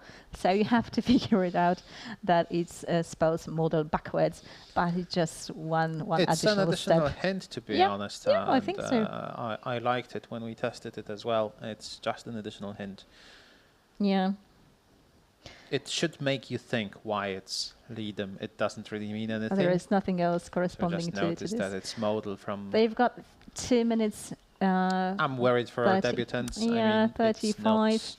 It's not looking good. great, but they've managed to get a 1 milestone. So this is a great success because they're leaving with something, you know, that's something tangible to hold on to, which is great. I think they just, you know, not know where to go from this. So just a little over 2 minutes for them to finish the room. I mean, if they breeze through all the remaining puzzles, but in front of them there would still be cables. They would still have the labyrinth with the iron ball, and it's just not looking too good. I mean, for even them. if you have the right idea, it just physically takes a little while to get through the maze. Yeah, yeah. And you may run around the TV remote however you like, but it just won't fit. So again, it's not looking great, but you know, you should be proud. I mean, I would be. If I qualified to the finals of ERChamp 2024, I would be definitely very proud of myself. So it's still a really decent attempt. There's nothing to be ashamed of, absolutely. And here's the hoping for a better game in room number 2. Have they figured it out? Almost. I mean, it seems that they have an idea how it works because they had a job at putting in a 4-digit code. So they must understand what they need and how they may arrive at it. It's just that they may have the incorrect choices. Or some of the details may not under be the minute there. to go, and they are trying to put a code in. To be fair, when we tested it, we went with the incorrect path at the beginning as well. We were long after. I mean, we finished long after 30 minutes. Oh yeah, it took us 41, 42, something like that. I mean, but we had the privilege of not rushing, of actually enjoying the room, of running around with a screwdriver. We appreciated all of that, and the battery jigsaw took a while, and this one took a while for us as well. There were also some differences, as mentioned, between the initial test version and what we have right now in front of us. I would say that it was good to test all of that out and to make all of those tests because it let us polish it. And time's up. Yeah, time's up. Unfortunately, but 1 milestone should put them onto the board. We will see how all the other teams do, and best of luck in second room. Yeah, I mean, it's still a decent result. So well done, guys. We see a judge explaining the necessary step. I'm a bit sorry because they looked a bit beaten up. I do hope that they morals. That was a beautiful face palm. Yes, I would say that even though, especially under the pressure of time, you may find some of those puzzles difficult or where you may not even know how to start or what to do. As we saw with Six Keys at the very beginning, it took them some time to even start off. But even then, once you know what the exact solution is and how you should have approached it, you will see that it was fair, it was solvable, and you get that face palm or that shocked look. Hey, I should have thought about it. I mean, how didn't we think about it? My heart really breaks for them to see them so beaten up, and this face palm is struck in my memory, and it will be for some time. But again, it's a decent score, and you should be proud of yourselves for making it to the finals. Absolutely, guys. And yeah, I agree with you. I think the most important thing that we really thrive towards is for the puzzles to be logical. Because if they're not logical, then I mean, how can we even call ourselves,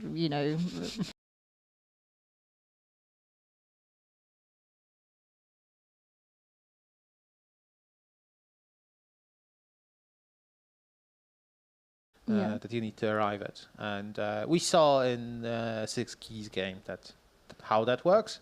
I just hope that reaching only one milestone will not take wind out of peeposad's sails, so that they don't worry too much about it. I mean, it's very difficult in a competition like this to reset your mindset and just not worry about a loss or not completing the game just a while ago, and then come with a fresh mindset to the next room. Because one thing you're playing against is, of course, the time, the other teams, but I think it's also mind games with yourself, because you have lot of it is in your head. because you have to have really strong, self-control, not to get those intrusive thoughts in, beat yourself down, just focus on what's in front of you. And it's difficult. It is very difficult. I'm sure it is. You can see it in sports, in esports all the time, if you lose a game or a set, or you're behind, doing a reverse sweep, and any sport is difficult. Because you need to take a break, just think about your strategy, change your approach a little bit. Don't get into those dark thoughts that, hey, maybe we shouldn't be here. You should be here, absolutely. You qualified, you were among the top 10 teams in the qualification stage. You have already proven you are. You deserve to be here. You already have proven you are champion level. Now it's just about figuring out who can actually claim the championship. And I mean, we can only have one winner. So, despite trying your best, not every team can win. But again, as we promised, the result board, the scoreboard looks a bit more interesting than last year. Absolutely. So again, a great decision on the organizers, and let's take a second to actually take a look at those results and analyze them a little bit for you, because what you can see is the total time between both rooms, and you can see how many milestones and how many rooms were finished. So for Six Keys, to the right, you can see that they reached 4 milestones, which are partial milestones on the way, and 2 rooms were completed, and all of that took them 48 minutes, 48 seconds. So you want the lowest completion time possible out of an hour being the maximum for you, and you want to have that R at 2 if possible, and if not, you want those milestone numbers to be as high as possible. The first thing that we take into consideration when choosing who our champion is the room completion. So again, this is the most important factor. In case of a tie, the milestones system would help us see who our champions are, and then we will look at the time. So let's say there are 2 or 3 teams who completed 2 rooms, then we have a look at the times that they completed the rooms in.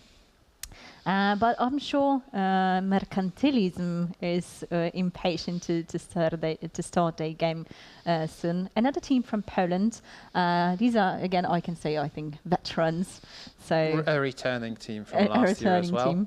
And last year they were the only duo playing in the finals. They actually got Agata or AC to join them as the 3rd player this time around. Last year they I would say they did a tactical mistake of playing in just 2 people. Yeah, because last time we had Artur and Piotr doing the championships, and while it is possible, it's definitely a disadvantage to have 2 people in such competition, especially last year when there were 4 panels and they couldn't physically spread themselves among them. So, but I think this time with three people, with AC, with Agata, they can totally crush it. I'm wondering how will they split into the second room? Yeah. Because now we see peeposad being split into room 1 and 2, and a judge is locking them up. Yeah, there is something signalizing that, hey, we are ready over here in the circuit room. I don't know how about you, but I always find it really exciting when you close your eyes and someone is taking you into the room, you know, telling you to mind a step or whatever, and you're just taking these little steps in front of you in the dark, and then opening your eyes and just seeing what's in front of you. I always find it really exciting. I think it's one of my favorite parts in entering an escape room, you know, just walking into the dark and then opening your eyes and being transported into another world. Peeposad just got transported into a forest with a circuit board on the side. So it was a really nice little introduction for them into the second room. Obviously, they will start with just searching through all the elements and figuring out what they look at. We can see that they should have just now noticed that there is a place to put a dust stick that took the 6 keys a little while to go. So hopefully they have noticed the hole. Will they notice the stick in time? We will see. Yeah, again, I'm really wondering if they will figure out that they have to communicate first. Oh, they notice the numbers. They absolutely will communicate, because why else would you split the team? Oh. But my thinking and what I saw after 6 keys game is, will they figure out that they don't need or even shouldn't be focusing on the core at the very beginning? I mean, it's that huge block of things and electronics in the very center of the room, and it's great and it's looking really nice, and it's, you know, meter 80 and meter 90 or something. I mean, it's a natural way to start this room, because there is this huge thing in front of you, and where else to start if not there? I mean, but you don't start there. That's the whole catch at the very beginning. Yeah. You should go closer to the door, separating your team, and then you will easily notice that there are other elements but as well. I think, I mean, sooner or later you will try to, you know, reconnect and hear what your other teammates have to say, and that is the moment when you should notice that there are things just in front of the door. They're checking out the core as expected. These guys are checking the whatever that thing is. I don't really remember if it has a proper name, but the elements from the TV word. It's important to notice, I suppose, that peeposad, due to not being able to completely solve the first room, are already out of competition for the first location, for the first because place, 6 keys already solved both. So whatever happens, even if peeposad have an amazing time of 10 minutes and 16 seconds over here, they will have lower score than 6 keys. But who's to say they cannot be second? I mean, yeah, but there is still a lot to play for onto the podium, so top 3 is still very much possible for them. Definitely. I mean, they basically having the same playthrough so far as 6 keys, which is to pat down the core from top to bottom, see for every search every nook and cranny. I'm wondering if we will have a team who doesn't focus on the core, that much or that long. I mean, 3-4 minutes is maybe not that long, or it may not seem that long, but it's still 3 or 4 minutes out of 30 that you are allowed to play. And as we learned from last year, I mean, even seconds can matter. Yeah, what we saw last year was Kiyaki really winning it mainly on the teeth. really winning it mainly on running around the venue a little bit faster than other teams. I mean, even just being faster on your legs, physically moving around a little bit faster is critical, as we saw last year. So there is no time to dawdle at all. And yeah, the core is interesting, but the core is unpowered, guys. That's the whole thing. Okay, meanwhile, in our chat section, let's have a look. We also have had a question. Do the milestone times factor in our rankings if teams don't finish the rooms? Well, as Lokmi answered, the time of last milestone counts. You can check out the live results on our official EOCHAM website, and we will be showing you the scoreboard from time to time as well. All right. Okay. And we have a question. Do the teams know how the teams who have gone earlier have done?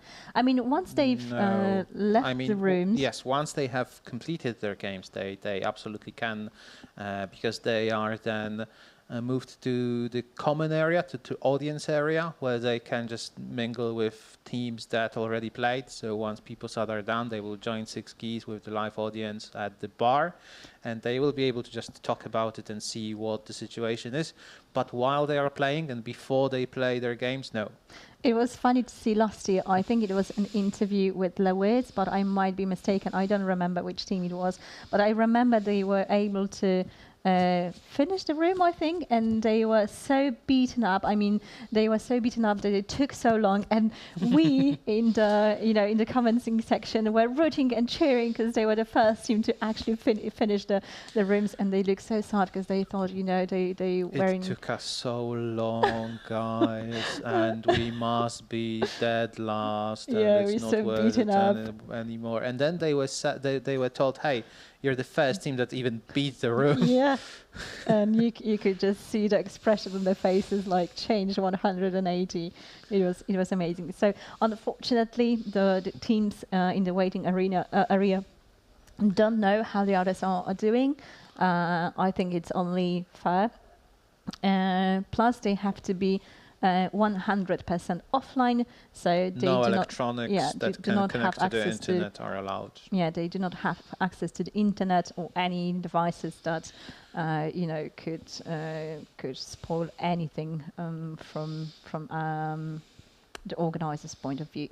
So they are only allowed board games, books, and good old chat. Yeah, so peeposad have still not figured out that they need to talk to one another. They're still focusing mainly on the core, which I'm sure has to be a bit frustrating for the other part of the team that's stuck in the other room with not that much to do. Because, the core will be essential, and you will have to figure out what all those buttons and levers do, but just not yet. So at this point, it would be amazing if they could just try to talk to one another. I mean, they are probably talking to one another, and I am sure that they understand that they need to communicate and join again into the whole 4, but they haven't checked the corridor just in front of the circuit room. It is even it marked. Will be common among teams. All right, and we also had a question in our chat section about the results. So if you want to have a look at the results while we're talking, you can always check the results on our main website, on the EOCHA official website. So if you're interested in the scores, you can have. But we are just craving to know, so so that's that.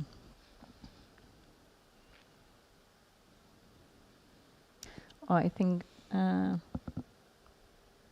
no, they're still stuck on the core. But at least they're making the very same mistake, to be fair, that Six Keys did. They are not checking the corridor. They are not coming closer to the door separating the two duets. That's the issue. Get closer to your teammates, guys. Yeah, basically. Okay, there is in the chat section there is someone beautiful, getting the hang of the room, checking to what they've got in place. And yes, those buttons, you can press them. Yeah. How satisfying is this? I think they figured out what they need to start with. They should be looking at the button names, the channel names on the buttons to start with. And they should be able to open the chest in just a few moments. Meanwhile, peeposad are still focusing on the core. I think they understand and they realize that, hey, we don't have all the elements. We need to find something more. There is nothing on the core that we can use. But they are looking at the forestry around them instead of just stepping into the corridor between the teams. No, the graffiti on the wall does not take part in the game. But yeah, Merkantylizm, meanwhile, are going through the chest at 1:30.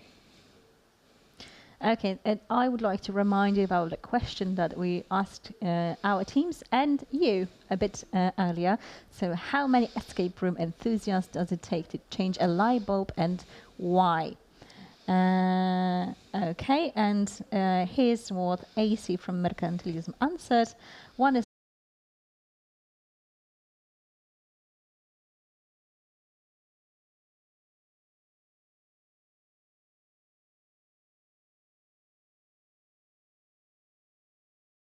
can actually learn from LogMe when using the LogMe website.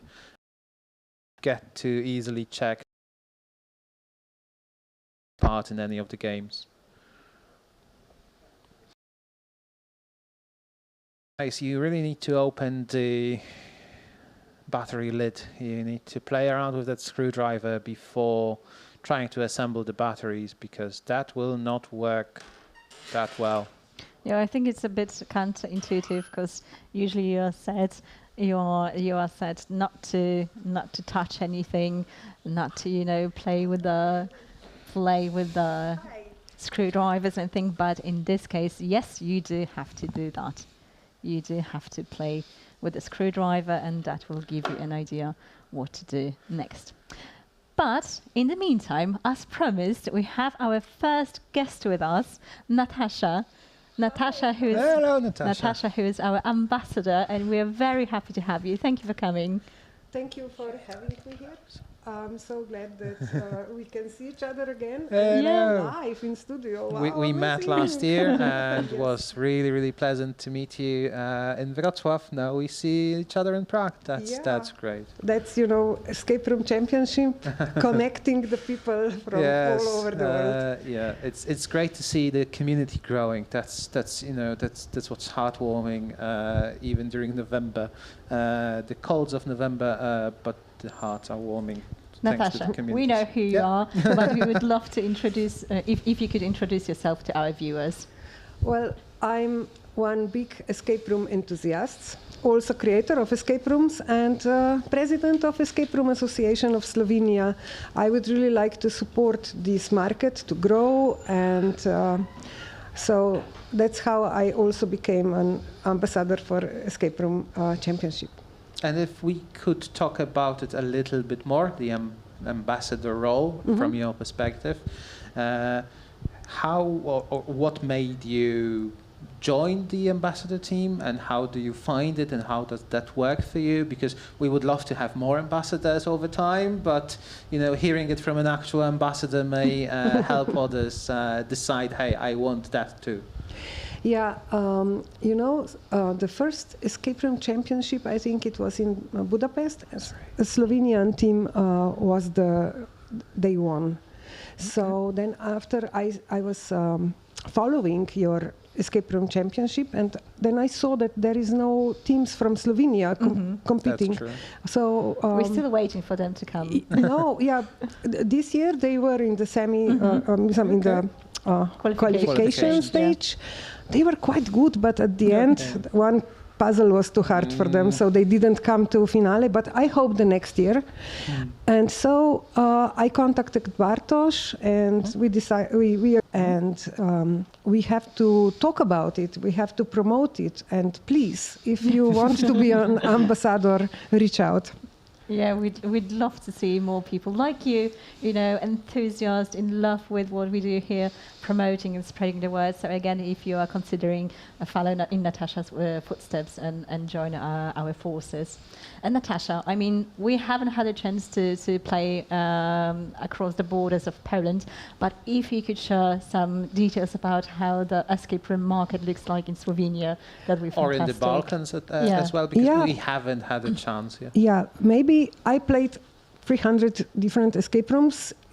So this is not the case in Slovenia or Croatia. Shameless plug. There are some Serbia. rooms like that in Poland. Come to Poland for escape rooming. Then come to Slovenia as well. Yeah, but then I would say Slavic countries, then we are more creative. We have to be really creative. Maybe we cannot incorporate so many technological things, but we can be logical. We can be innovative. We can be original instead of buying, the props from the same supplier. I mean, I'm of the opinion that restrictions and limitations actually help creativity flourish, and it helps, get creative more because you have less to work with. And we saw that in a couple of rooms some years ago as well. So it's a good note to everyone thinking about creating their own escape room. If you don't have too vast means, that's all right. You can still be creative and still make a great game for people. And there is one other thing, maybe for Slovenia or for our company. We don't take, Jurassic Park or Game of Thrones title, but we dig in the past and then we find a spooky thing from actual history, and then we made a game out of it. And that's really interesting because you will learn something about Slovenian history. I love these kind of rooms, yes, because they're unique. I mean, you can have tens or dozens of escape rooms themed in Harry Potter. Yeah. In any known IP, you can have that. I mean, they're amazing, but to have something so unique. Maybe they don't attract so many customers than maybe a Harry Potter will, but we personally, I think I can speak for both of us, that we love rooms that are unique in a certain way. As you mentioned, some rooms have, 500,000 on the budget, and they're impressive for sure. But it doesn't mean that a room with a smaller budget cannot leave a strong impression. Yeah. We have been to escape rooms with a large budget, but I wouldn't say they were soulless, but they were missing something. I wouldn't say that they weren't high quality, but they, run-of-the-mill high budget. It changes from day to day depending on the mood and everything else. We are nearing 200 now, and we have the same issues. So please, I would like to invite you to come to Slovenia. We would love to one time. Absolutely. I mean, it's on our list already. Perfect. We just have to make some time to visit. And I wanted to ask you, how do you feel you would do in the elimination, in the final rooms today, if you were playing in the finals? Yeah, everyone thinks because I played so many escape room games that I'm the smartest, but I'm not. I probably would, my strategy would be to bring good team, to communicate. Yeah. And maybe ask for hint if that would be possible. Not today, I'm afraid. Yes, not today. I know. Possible. Meantime, just a second, Natasha. Meantime, peeposad still haven't reconnected with the other part of the team, unfortunately. So they're still stuck after 24 minutes. I'm not sure if peeposad even checked the other members. And Merkantylizm figure out that they need to align the battery. They opened the lid, so that's already 30 minutes in. Not ideal time, but still possible to finish. So plenty of time guys, to finish, but yeah, guys, don't take your time. Not this time around. Yeah. Do you have a favorite room out of the two? Well, they both seem like so much fun. I think also that they are a little bit more easy to solve than last year. We think so too. And I'm looking forward because I will have the opportunity to play one, and that's another reason why it's really good to be an ambassador. Yeah. I mean, we've had lots of fun playtesting them, but I mean, having a live stream and watching is definitely different. And than actually what I playing and really touching like those about buttons. the rooms this time around as well, slightly even compared to last year, is how they tie together. I mean, it's a coherent story from start to finish. You use the TV remote to get into the nature channel, and then you actually are in the nature channel where you have to do something else. And they will go absolutely well as a package in any country, in any escape room owners who would like to purchase a copy for them. Again, it's up to grabs. It's a really good idea. I will talk with other owners in Slovenia in the Escape Room Association. Maybe we should do it as a project to promote the escape rooms. That would be good. Yeah. That would be amazing. I mean, as we were talking after we finished the game, we said to each other that we would love to see it as an actual escape room that you can enter and go through the TV remote. Make and then one room out of it where after solving the first game the TV opens or one of the sides open, and then you get into the other room. And the story is so cool. Yeah, we really like the story of this year's. I mean, it's harder and harder each year to come up with something new, but somehow the ideas just keep flowing, and here we are inside the TV world today. And you also have the Discord channel where the players are also ambassadors, and I think that this year we decide together which team thank you for mentioning that, because actually this was the really interesting bit that the players were able to choose what they will be playing in this year's 8 or 10 finals. ideas, and there was a poll, and TV Maniacs won by some margin, I think. I mean, there were other great ideas too. Maybe we will reuse some of them in the coming years. I mean, I know I will be pushing for mine, but this one, I mean, seeing I it think in it's real life perfect. I'm really glad you like it. It's unique enough, but also flexible for anything that we wanted to use, and it really works nicely together with, on one hand, this whimsical, childlike, everything is too big and everything is a little bit weird, but on the other hand, then you get into this root of whole evil in this TV world where you have those circuits and technicalities and this electronics, and it really ties in well together. Yeah, that's it. You enter the room and then totally forgot about outside because it will be so many amazing things. Yeah, and I think that's something that we improved on this year as well, because obviously this is a competition and people don't have time to think about anything else. They need to focus on the game ahead of them. But we made it even simpler and even more, it's much easier to just forget yourself in the game. And unfortunately, peeposad had forgotten themselves in the core, and they haven't even been to the corridor, it seems. I mean, they don't have the elements that they need to pass on to the other team at all. Yeah, my heart breaks for them because it's really cool prop to play with, and they won't get the experience of actually. But they don't need that prop at this stage at all. Yeah. I mean, it's not plugged in, so. Yeah, I feel sorry for the all teams who are a little bit stuck. That's hard to watch, actually. Yeah, because you can feel their frustration. Yeah. You would want to help them. I mean, we cannot, but we really... Yeah, but this is the competition, so the rules are completely different. I can't wait for the incoming facepalm or any other expression from peeposad as they ask the judge, hey, what were we supposed to do here exactly? And Tomasz, our judge over there, will show them, hey, hey, you have this whole corridor here with all the items. Yes, it's the trick is to just ignore the big elements screaming at you for attention. Please don't use me for a while. Go out and talk to the other people. Meanwhile, Merkantilism actually got the DIY button, so they are on track to finish in time, I think. Yeah, I think so. They have a fair chance to finish. Okay, Natasha, I'm sure we'll have an interview with peeposad shortly. So before you go, I just wanted to ask you one last question. If we were to plan a trip to Slovenia, how many days should we plan it for to, visit the beautiful sites, escape rooms? What would you recommend? Well, people come to Slovenia usually for 1 day, and this is not enough. No. I'm sure it's not. I would say, if possible, 3 or even 4 days, because you can go to see. Yeah, please.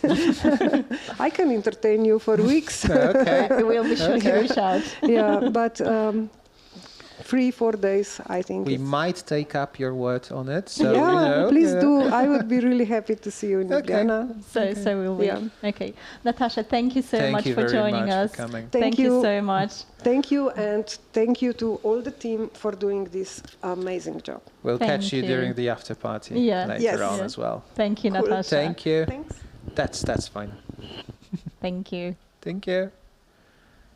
Okay, so peeposad have finished the room. I mean, the time was up, but unfortunately they didn't manage to solve the puzzles, and they didn't manage to reach any of the milestones. So, I mean, sorry guys, but again, it was your first go at the finals, so it's always a little bit difficult to get a hang of things, to be in the competition, to be against the time.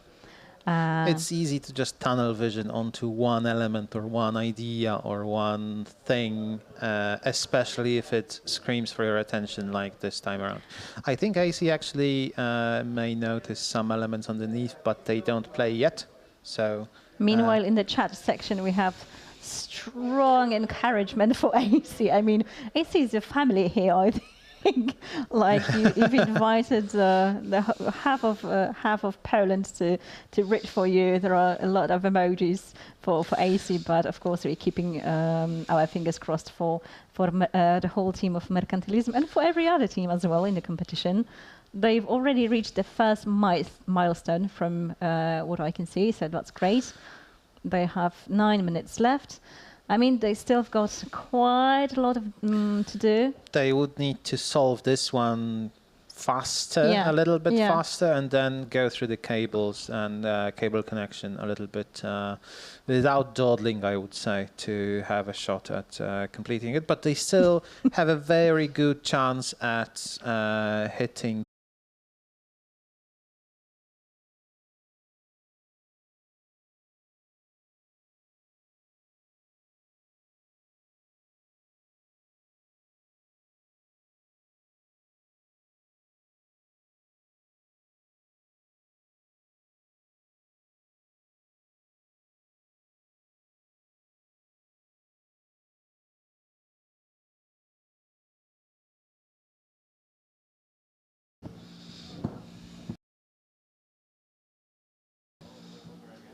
I think we have some slight technical difficulty.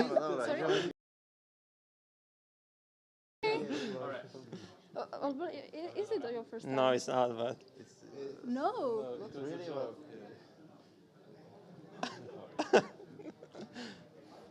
So start from the beginning? Yeah. Oh, okay.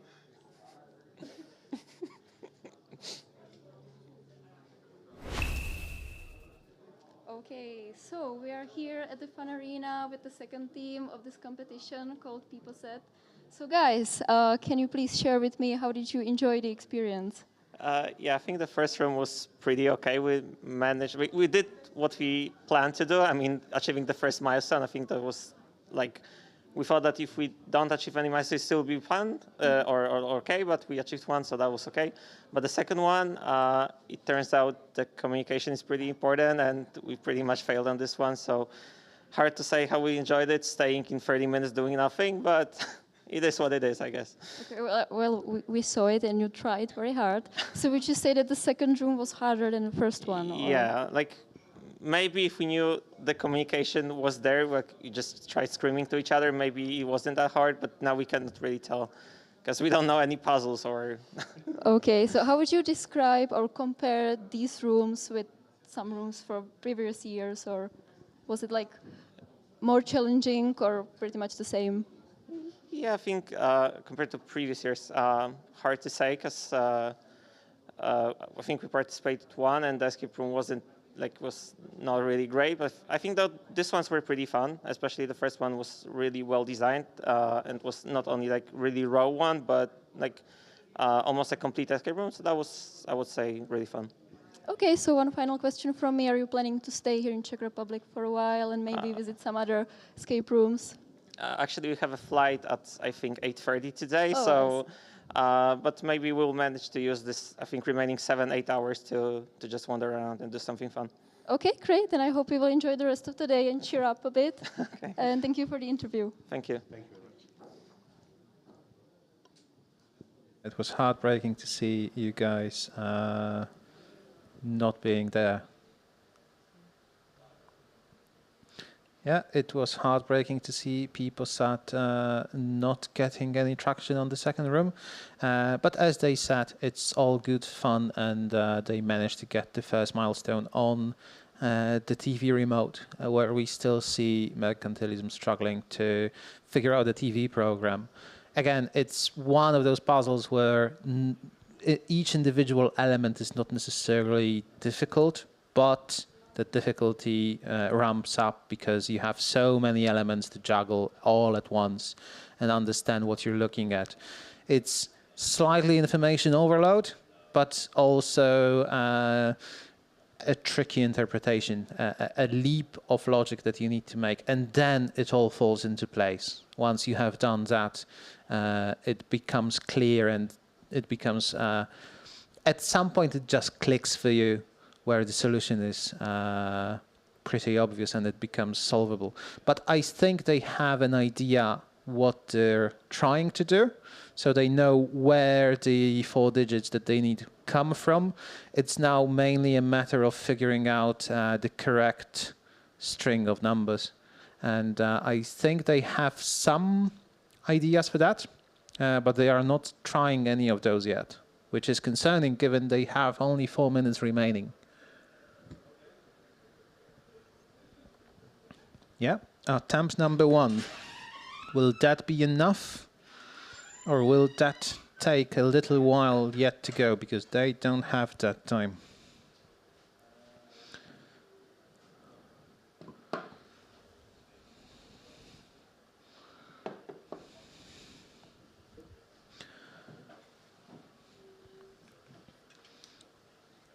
There's the lock, and it opens. So they solved what I would say was the trickiest and the longest out of the TV remote, just in the nick of time. But now the cables. If they make the correct assumption at the very beginning, or they test their assumption rather than just following and tunnel visioning on the first incorrect plug, they might still have a chance to reach the next milestone. I was just in the common area listening to the round of applause for peeposad. They looked a bit beat down, but again, I mean, it was your first competition. Well done, you. I mean, you should give yourself a pat on the back for making it to the finals. So again, well done, guys. Meanwhile, I think I see that Merkantylizm has little over 2 minutes left. I mean, I'm not sure if it's possible to finish the room, because again, even if you are really quick, the labyrinth just takes some time. But again, one milestone finished, so that's great to see. And meanwhile, I know we had some technical difficulties, and I realized that the stream froze a few times. So if there was anything you missed and would like us to repeat, just let us know, and we will try to recap. Hopefully that should be resolved by now. Yeah, and we will try to recap if you missed anything. We still have the questions that we asked our teams, and we have some more answers from Merkantylizm about their favorite escape room of their dreams, or some scenario that they would like to play. And this one is something that I wholeheartedly agree on with them, and it wouldn't be the only thing that we agree on. They would like to play in a good room with good production based on the game Hades. I can't recommend it enough. It's one of my favorite games all around. So guys, afterwards, go play Hades. Please, production team, cut his mic, because he will be talking about it for hours. No. I'm trying to limit myself. That's it. I did play one based on Greek mythology in Warsaw called Olympus. And I can recommend it for beginners and for teams that have played one or two escape rooms and are looking for something in that kind of theme. But it's not yet there, I would say. A Hades room would be great. There was a request from our chat section to repeat what was AC's answer to the light bulb question. So let me recap. Okay, how many escape room enthusiasts do you need to change the light bulb, and why so many? So AC answered 3. One is holding the light bulb. The second one is turning the chair on which the first one is standing. And the third is checking that the electricity is running so that the first two are not electrocuted. And of course, supervising the whole action. So again, supervision, as always, is the most important task of all. And I think you can tell that this is how they divide the roles in the team. But I also liked AC's answer to the maze without a rat question. And I will start with the Polish answer and then translate it promptly, which is świetną okazją dla patodewelopera, which is... I think is close to home when you're in Poland, but it's also translatable. A great opportunity for a pathodeveloper. But we have the results, the scoreboard. So as you can see, there is out of the competition for the first place, but the podium remains open. So exactly. They are second for the time being out of the 3 teams. All right. And Merkantylizm is preparing themselves to enter the second room, the TV call, and I do hope they will try to communicate with one another. Maybe it will be easy for them because there is just 3 of them, so there will be 1 person or maybe 2 stuck in the other room. So I'm sure whoever is the lonely element will desperately try to, bring just the attention scream your to lungs themselves. out and check in with the rest of the team. For how long can you possibly, pat down the room? At some point, you will want to get the attention of your teammates. So maybe this will play to their advantage. I'm really curious to see. I'm also curious, how will they split? Yeah. Given I think they are the only 3-member team this year. I do not remember, to be honest, but I'm sure we'll find out shortly, because all the teams are already here with us. We haven't seen them. All the teams are being closed in a special waiting area, as we mentioned, so with no electronic devices, and they do not know how the other teams are doing. So once they finish the rooms, they are told what place they are currently at. Yep. And the next team, I think I will have to refer to my notes, sorry for that, will be another team from Poland, which is Duże Gumowe Pterodaktyle. So big rubbery pterodactyls or big gummy pterodactyls. I'm not sure what they meant. Which we can see them they actually with. After a game of the Cube. It wasn't during the last year competition, I don't think. It was in Warsaw, in one of the locations that you still can play last year's games. So we have Maximilian, Kamil, Maciej and Władek, who will be starting shortly in the TV remote room. Okay, they found what they need. They didn't get stuck on the core. So that's, guys, this is 10 minutes ahead of the competition already. Just because you found what you need so early, that gives you a head start. They're at it. They're touching. They're feeling all the numbers. Yeah. No, don't go there. You don't need that. Don't go there. Okay, so they split 2-1. Okay, leaving Arthur in the TV call room, and obviously he's looking at it, but I hope the other two will scream for him to come to the door shortly. So basically now it's all in his hands, because the other two cannot do much without him at this point. Remember that when you are separated, the first instinct should be, hey, what can I do to get joined up with the rest of my team? That should be the first step always in an escape room. And if you don't know how to start doing that or what to do to accomplish that at the very beginning, just scream, just be very loud. Was just there and he left. But I mean, he will have to be back there shortly. He has to. They are separated by a door, but there is a vent through which you can communicate, provided that the forest team, or Arthur in this situation, is somewhere nearby. You can see the vent in the door, so there is ample opportunity to communicate, but you need to be loud, guys. Don't be shy. Okay, and yeah, we're looking at the plates. So this is, just communicate what you see. And you have what you need, but you're not talking, guys. That's the whole issue. Yeah. That's the whole issue. I mean, I think it's the answer to both escape rooms and life. Just talk to one another, you know.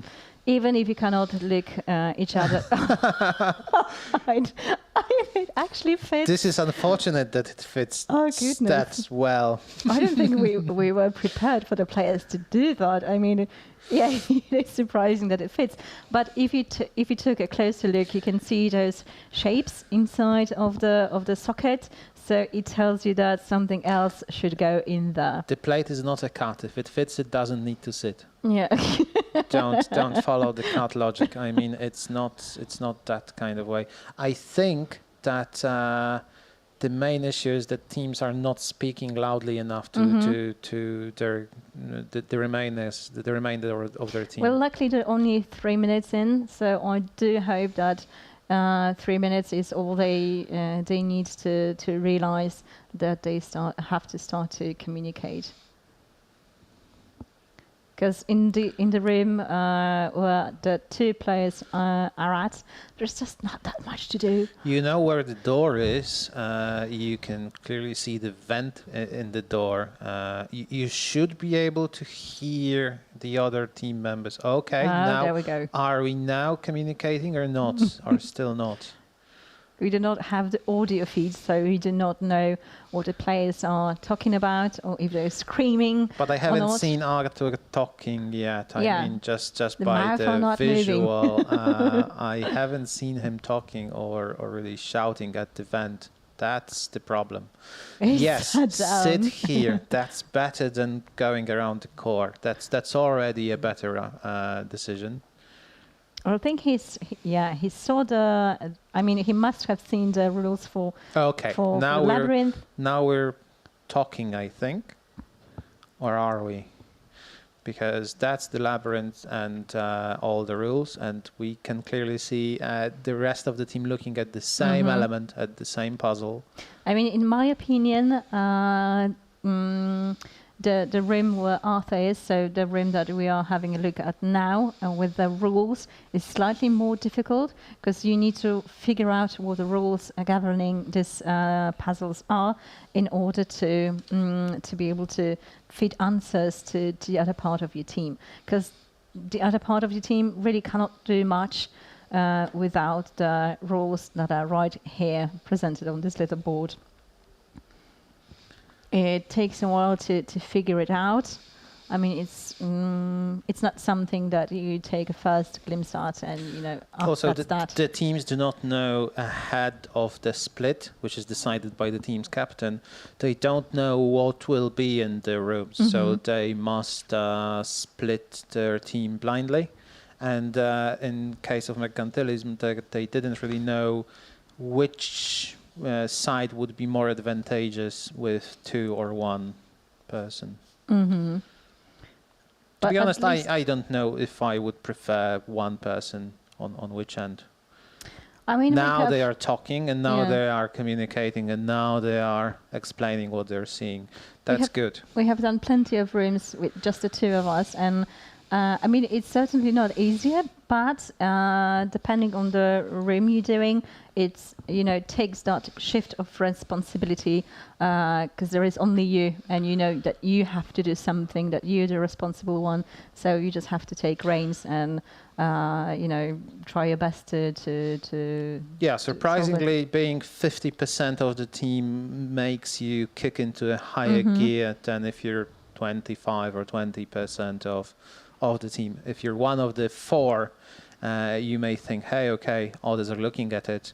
I don't need to double check because someone is already working on something, but they might not have the brightest idea, and it may push you back a little bit.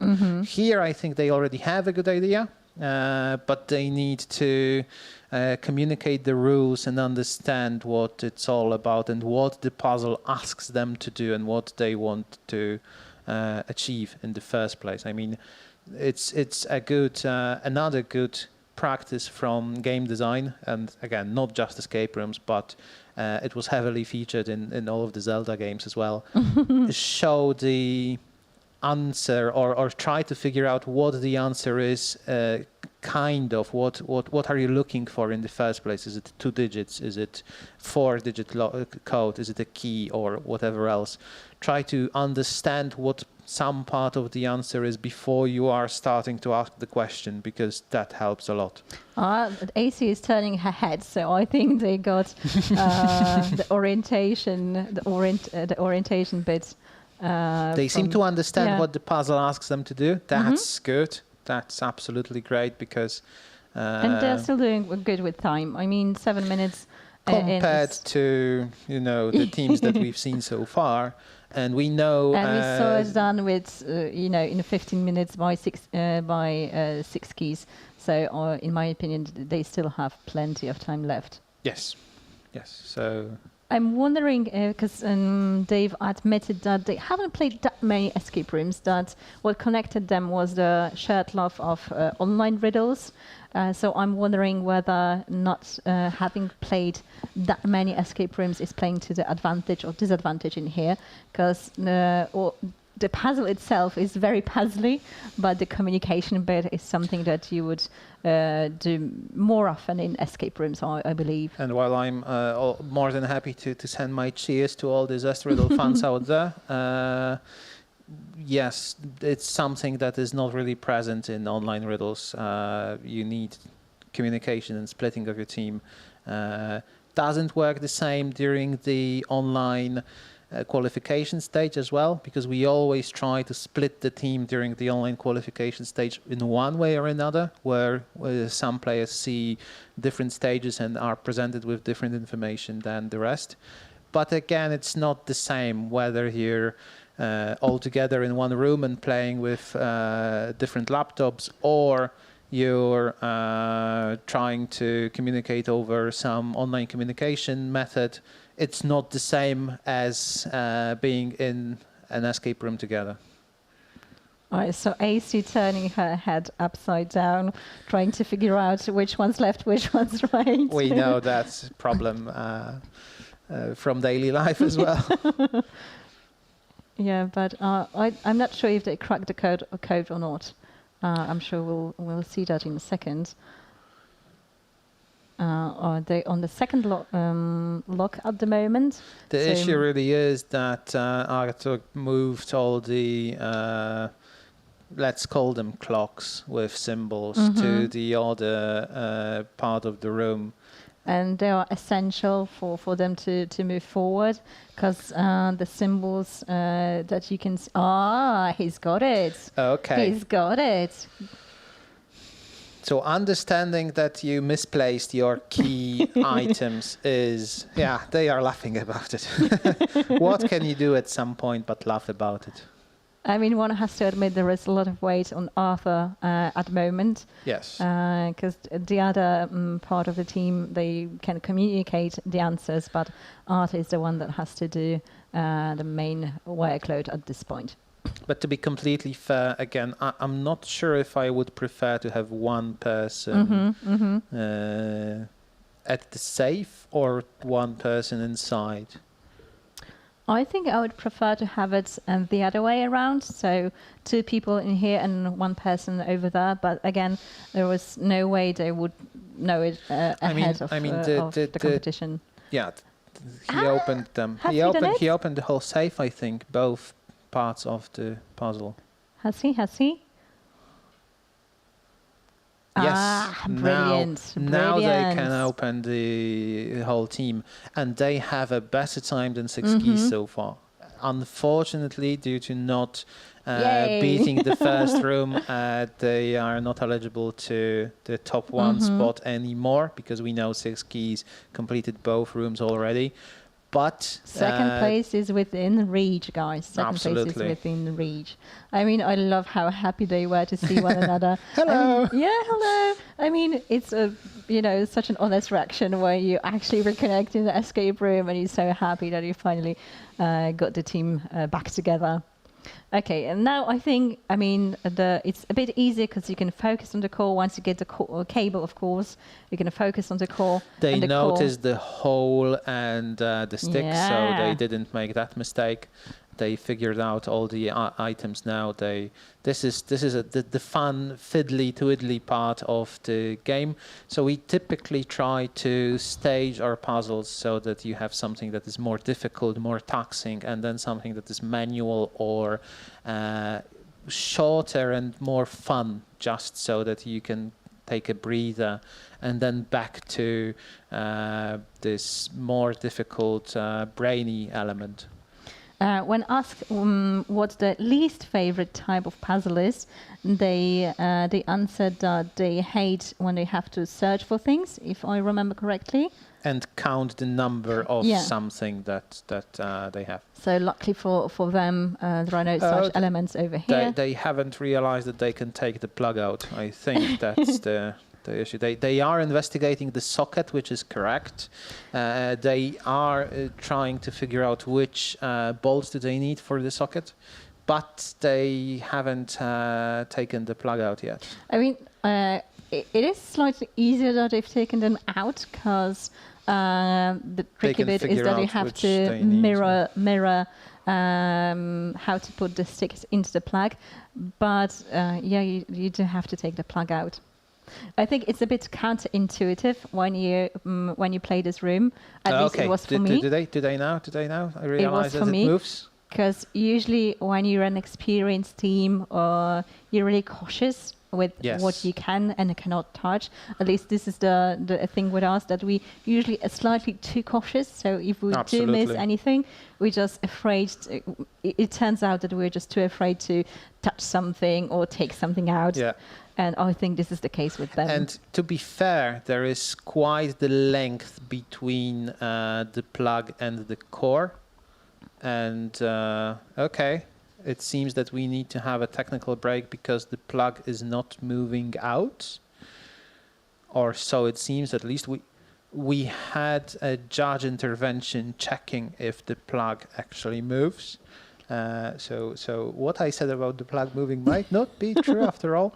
And we have the team evacuated into the other room for just a while the judges can ascertain what actually happened and fix the issue. So this is the first time that this happened during the finals, but I'm sure the judges will find a fair way to solve this issue. I'm sure the time is paused for now. So if the technical issue is fixed, they will be reintroduced to the room and they will play. The team is the team is asked to just stand with their faces to the wall so that they can't see any of the elements and think or communicate what is happening. So they are just asked to face the wall and wait until the technical issue has been resolved. We'll see how it goes in just a second. second.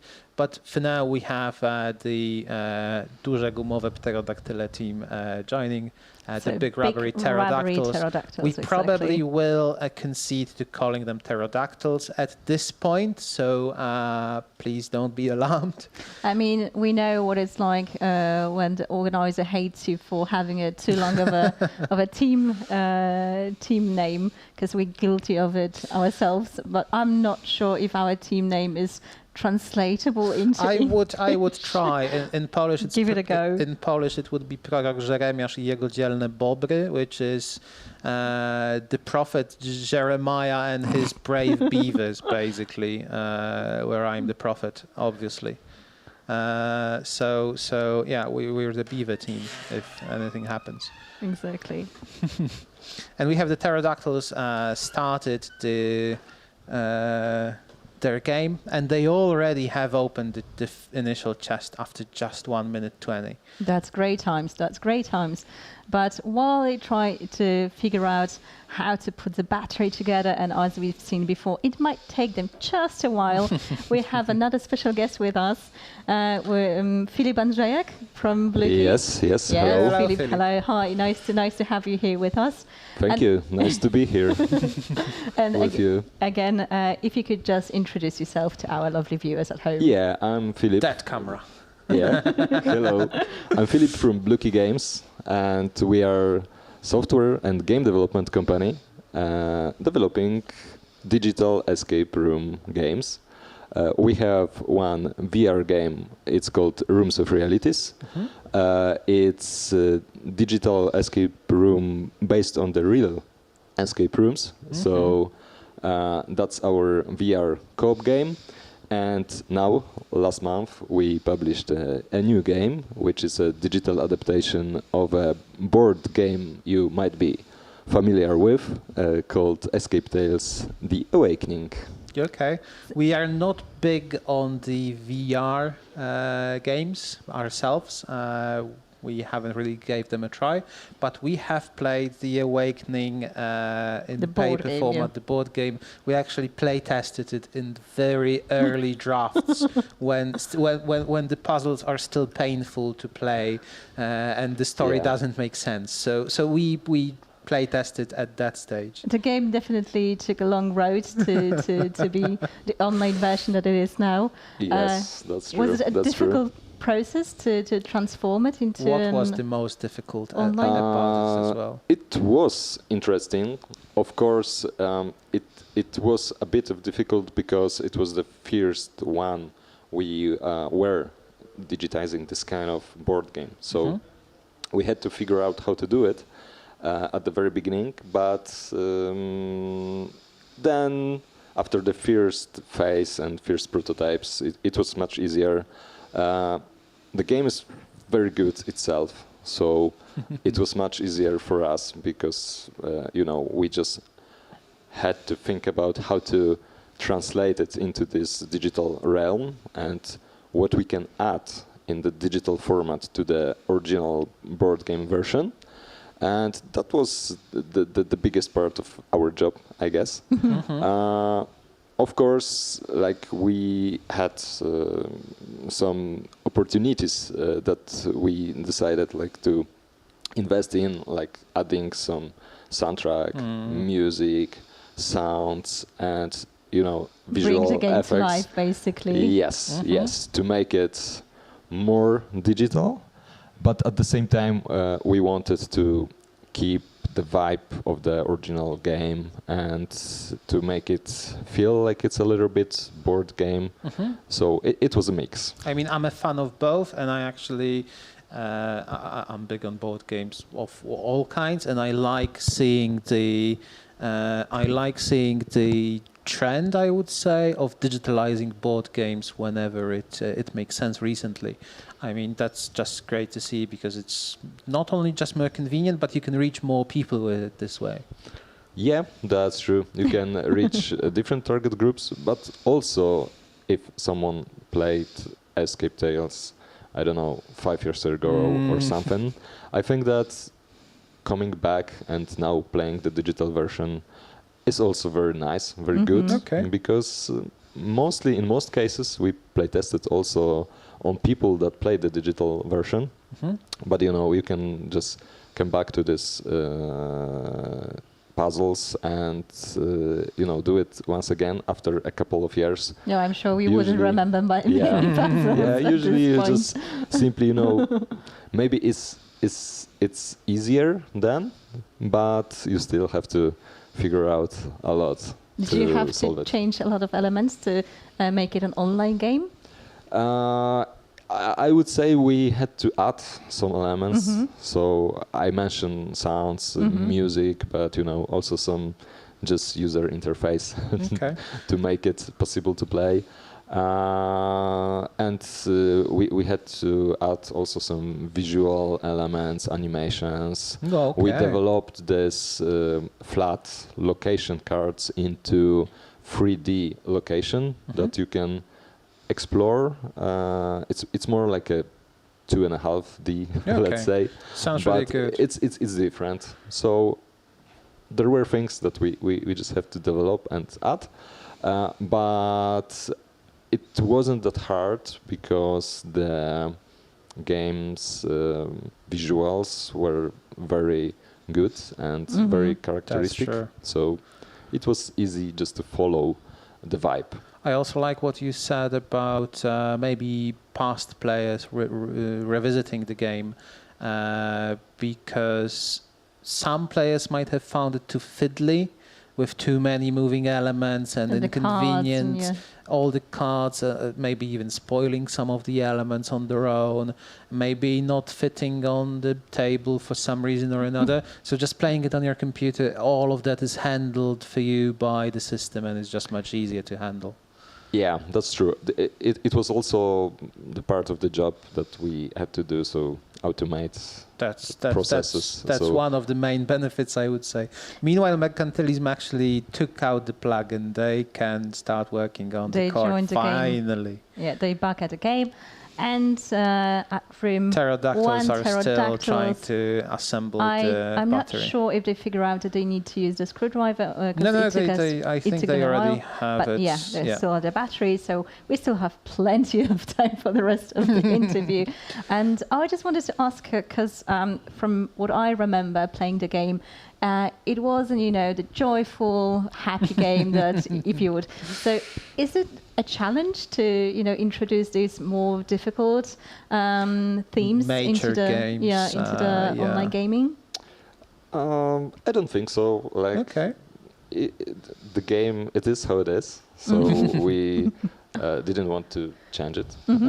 We wanted to make it digital, make it playable, make it nice to play, but the endings and this kind of stuff are the same. We had the worst ending when we were playtesting, so yes, we fully relate to that. Because we were really into the story, and the story told us, beware of the strangers. I don't want to spoil too much for anyone, people. Etc. And we just obeyed the rules.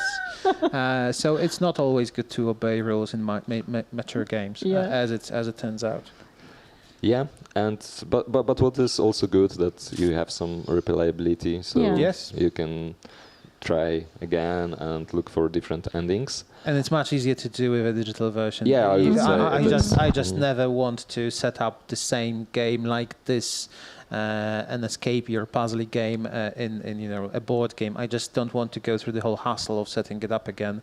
And with a digital version, it's just, and you have it. Yeah, that's true. As you mentioned, also the game is very good story-wise. So what we see also that some players... The digital game. For now, the digital game you can find on Steam. Okay. But soon we are coming also to mobile platforms. So for Android first, and then Apple. That might be the bit that interested me the most with going mobile and just being able to play it on your phone at your convenience. And That's great. do you have any games that you plan to release in the nearest future? Especially that you nailed down the engine, the system, you know how it works. Can we, have any hopes for any other games? Yeah, we are figuring it out now. So now we are focusing on marketing of Escape Tales and also working on this mobile version of the game. But after this, we will think and we'll see. Okay, I think that's fair. For now, Do you have any particular themes in mind? For sure, we are going to stick to escape room games. Okay. So Okay. we'll see Happy what to comes see next. that. It's also good to see more of them available on the market, just because it's such an undervalued niche, I would say, for now. And it's great to see it brought to more people on Steam and on mobile devices, so that more people actually can enjoy that kind of fun game. Of course, it cannot replace going to the actual escape room, but at the other hand, sometimes it's good to have the opportunity to play sitting in your comfy chair in your room. But sometimes you are out of escape rooms, you can play in your immediate neighborhood, and you just want something for the fix, and you want just to play something puzzly. And I think this will be a great game for people like that in this situation. Hey, I would play something. I don't have any escape rooms nearby, or I have played them all, or my team can't assemble for a while, and I just want to play something on my own. That's great. Especially, I think it was a huge hit, and it stayed like that from the pandemic. So we learned to do more things online, and when we were really craving escape rooms, all of us turned into the online games, and I think that really stuck, and it's still quite popular, and it's a great way to entertain yourself. Again, when there are no escape rooms available, but even if there are, it is still a great game. It's still a great game. It's a great warm up. It's great if you're in a rut and you haven't played an escape room for a while, and you just want to stay in with your head in the whole thing. Just play a game like that.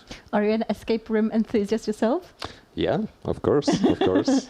How do you think you would fare in the rooms today? Oh, I think those are hard. But that's what you expect at the finals. Is the time pressure, is the Yes, competition yes, pressure. It is, and live stream and everything. So I imagine it's hard, but it is how it should be. Okay. And Bluekey, so the company that you're representing, is one of our patrons and partners. So I would like to ask you why you decided to be our And partner. can you just say a little bit more from partner perspective? If someone would be considering, hey, we are escape room enthusiasts, we would like to contribute a little bit, do something with you guys, but we don't know how. How or do you do that? Would we be even helpful? Can you just say a little bit? Pretty much like we dragged Nataša through the ambassador task. Tell us a little bit more about the partner perspective. Yeah, for us it was obvious choice because we partnered with LockMe and we worked with Bartek and Kuba for a long time. And because we partnered with LockMe and this Escape Tales series, it was, for us, it was really natural to just become the partner. And yeah, I think it's just very good, very nice opportunity to show your brand, your products to enthusiasts of escape rooms. So, perfect target group for us. And I believe also for many different companies on the market. So you must be an enthusiast to follow Champ and watch the stream. So it is already a very specific audience. Yeah, so from the perspective of a partner, you know that you are talking to the right people. Thank you. That's music to our ears. Okay, and meanwhile, Merkantylizm is about to finish the second room, so I'm sure we'll get an interview from them. I think they are shortly. stuck on the truth and lie puzzle, they're trying to figure unfortunately. it out. They powered up right the core, but they spent too much time on the way. Filip, do you have a favorite escape room out of the two? I guess it's this first one. Mm-hmm. I would say room number 1. It's the remote is just so fun. Yes, it's a lot of fun, and it also connects very well with the qualification phase. So yeah, I think it's nice. Yeah, I mean the props are so fun to play with. I mean you can't really hold yourself not to press those buttons. I really like how they intermingle together, really, just interlock. And could be a single package deal wherever they go, just going from one into another as one full-length, feature escape room with all those props.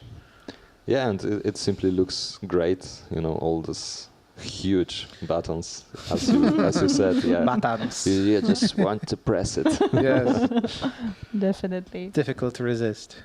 Okay, Filip, we won't take much longer of your time. Thank you so much for being here. Have a good day. Enjoy the live stream. Thank you. Hit us up during the after party. Be sure. Yeah. See you later. Have a chat later. Thank you. And in the meantime, could we perhaps see the short film about Bluekey?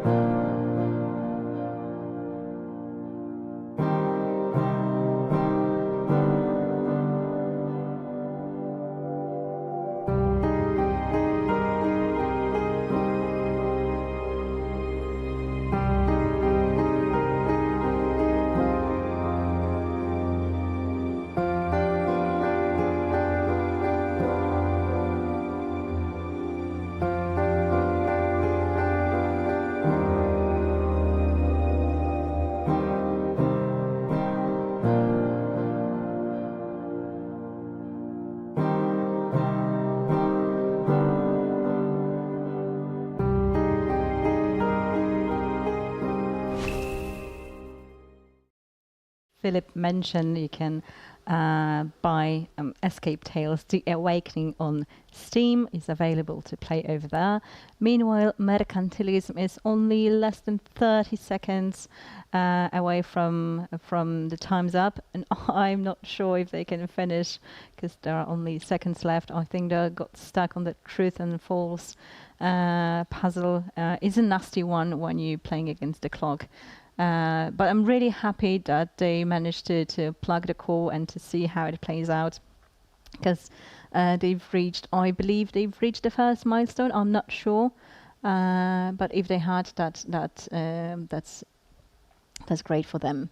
Meanwhile, big rubbery pterodactyls have managed to play the memo correctly. I think, yeah, and they're now trying to figure out the nefarious puzzle with the pilot lid. So they need to figure out what country the pilot, the TV remote was made in, and then they have to follow the rules that are on the TV remote lid. So they are 19 minutes in, with a little over 10 minutes to go. I'm not sure if that's a lot of time to go.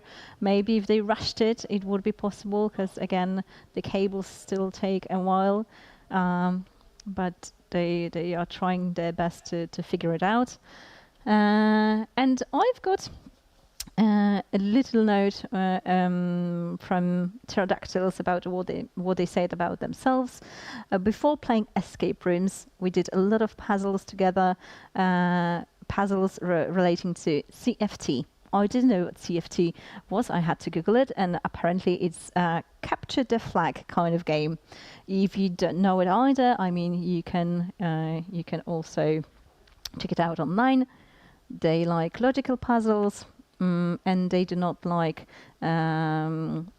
something that requires technical knowledge. So I don't think that's something that you would see in the rooms today. And they also shared a memory. They said that once in an escape room for half an hour, they couldn't solve a riddle because one of the 6 pieces of paper that they needed fell on the floor and no one noticed.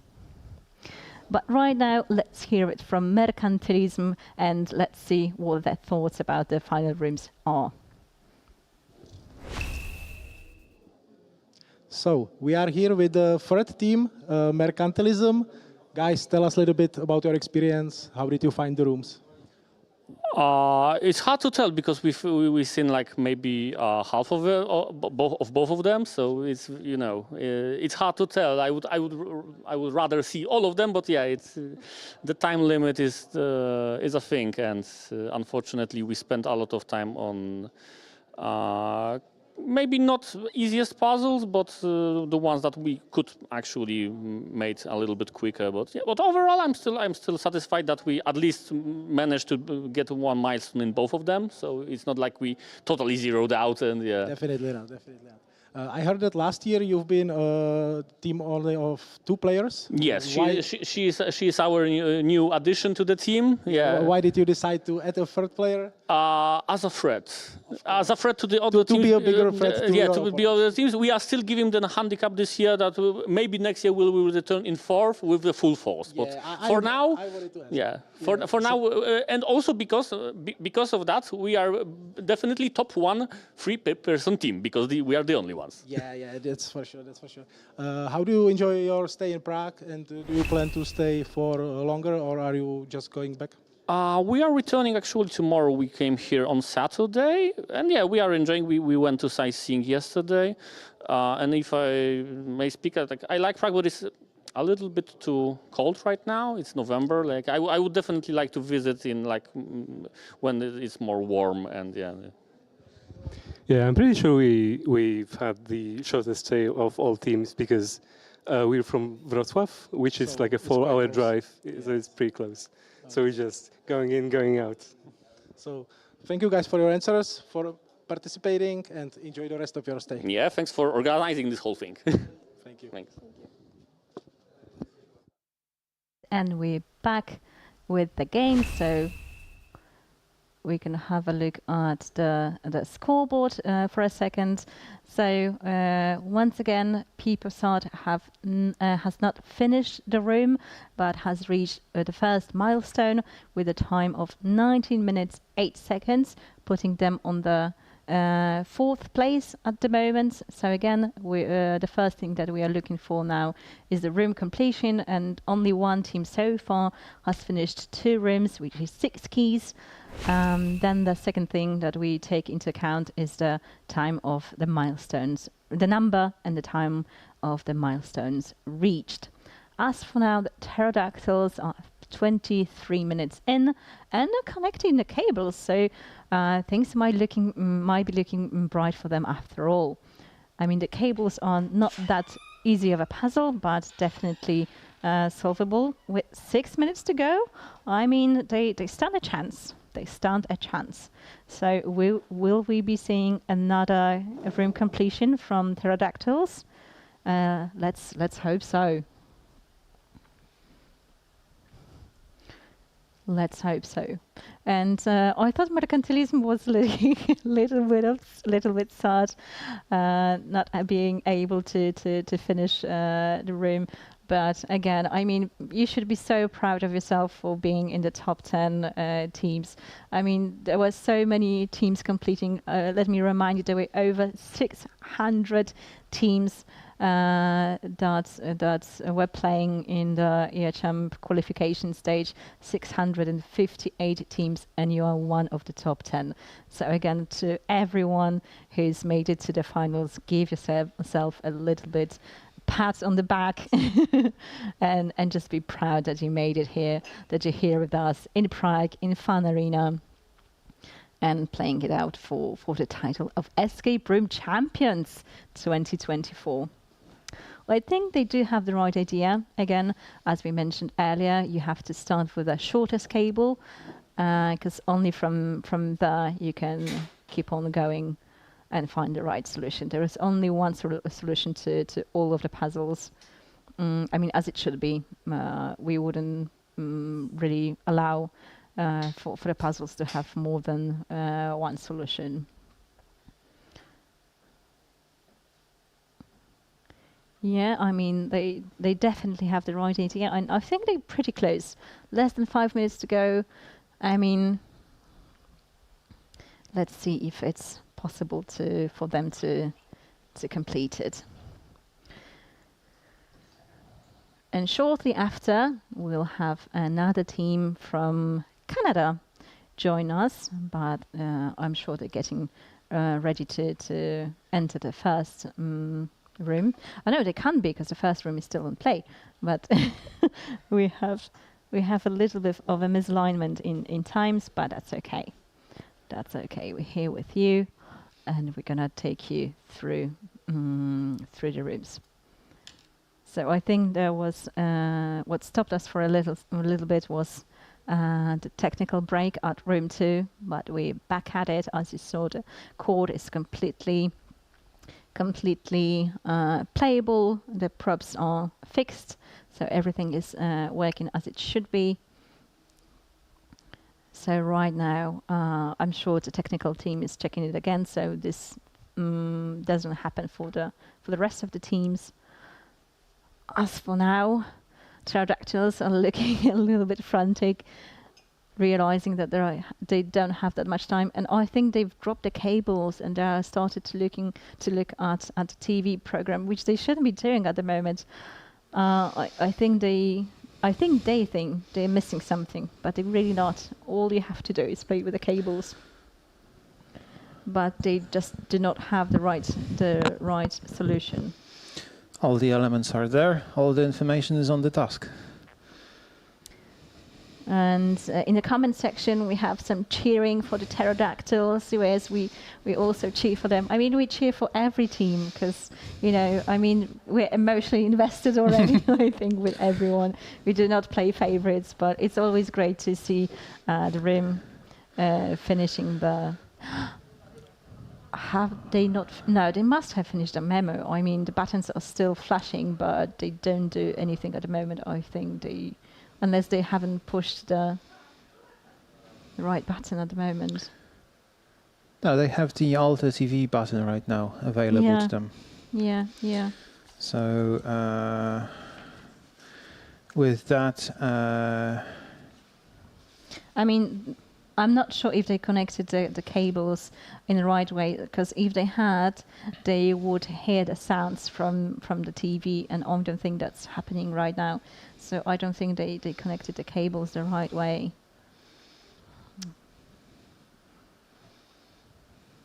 And yeah, they're quite desperate for a solution, for a hint. And someone in the chat section asked, is it possible to have sound from the rooms for some moments? I'm not sure that we are able to share that feed, mainly because from what we've just had, you know, in the heat of the competition, there are words flying that might not be broadcastable at this hour at least. And we have teams from different countries. This is something that we actually had last year, where we did have some feedback in sound, I think, some sound feed. You wouldn't be able to figure out what half the teams are talking about anyway. I'm sorry to say that we haven't brushed on our Taiwanese, French, and all the other languages that the teams are playing in today. I mean, we barely speak Polish and English as it is, so please don't expect too much from us. Yeah, so I'm afraid this wouldn't be possible, but I'm sure they will be happy to share their thoughts afterwards. So we'll try to squeeze them in the interviews so that they can The good bit for pterodactyls is that they have reached the second milestone, which is already huge for room number 1, and they are in prime position to take on the room number 2 from here. All right. I mean, Agata from Merkantylizm, I wish I had your support. I mean, half of the comments are while reading for you. But we would like to see some, comments for other teams too. So let us know who you're rooting for. I mean, we do know that our mums are probably watching the TV stream right now, and some of the other players' mums are there as well. So to all the mums watching the 8-hour live stream, I mean, we love you. And if you can understand the word we're saying, that's good already. Yeah, because most of our mums, I mean, because not only our mums, but we talked to the crew, and I think like a good percentage of the views today are from our friends and families. So if you are stuck with us for the 8 hours today, I mean, thank you. All right, so pterodactyls have not completed the first room. But 2 milestones is a really good result, given what we have so far. If we could have a look on the scoreboard, perhaps, so we could see how they did with the times. So we can share that with you in a little bit.